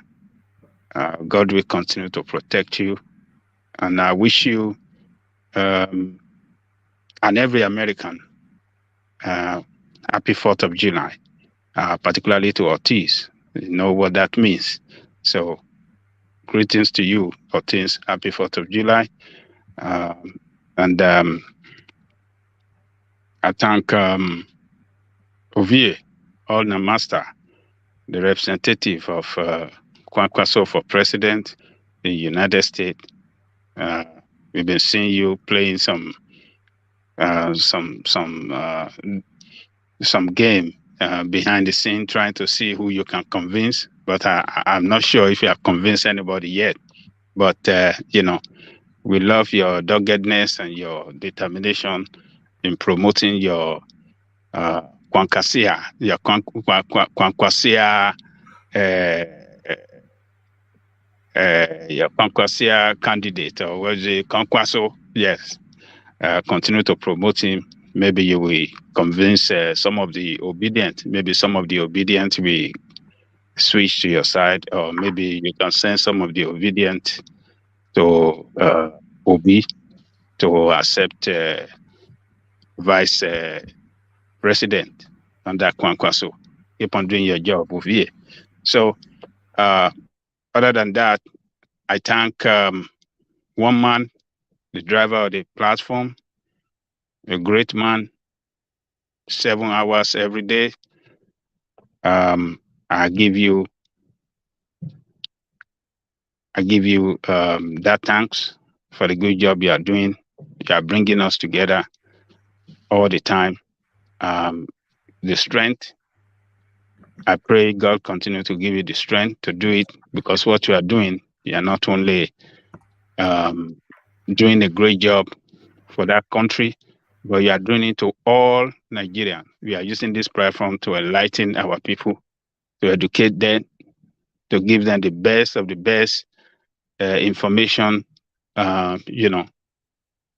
enlightenment. I thank you for the good job. So tomorrow, one man, by the grace of God, will be here again, and we will do it again. And when the eagle land tomorrow, we shall join the eagle and do it again. Thank you, one man, the eagle. See you tomorrow. All right, brilliant. Well put. So thank you, John Lekoko. I just managed to kick myself off the screen for a moment, and there I am again. So I'm not quite sure if you guys would have preferred the avatar instead of. So that's been the session. That's been how it has gone, and it has gone that way. It's a funny sort of a session we've had today. It got a little bit rowdy at some point that even the chairman himself had to caution that keep the noise down in the keep the noise down in the cheap seats. So yeah, but we eventually we pulled it together. But yes, hopefully there was some coherence to it for you to be able to take one or two things from it. The usual protocol as directed by Jan Lekoko. Click on the like button, click on the subscribe button, share it if you found any value to it. Yes, that is the one thing that we don't mention often enough. If you want to be sharing the links to the platform, you can. If you find any value to it, and you feel that it is something that might interest your where you mooch around on social media, where where you ferret around and funnel around. What where you snout? Is that what pigs do? Not to call you pigs, so but just to, it's a metaphor. It's a metaphor. So wherever you mooch around on social media, your WhatsApp, whatever's and ding dongs that you spend time in. So if you want to pop the links in there, especially before the sessions go live, because I feel it is more of a more pleasurable encounter when you are viewing it live as it's happening rather than on a watch back. But feel free to watch it back as well. So like, share, and subscribe is the summary of that rather long-winded thing that I just said. Like, share, and subscribe. Leave it there, and peace.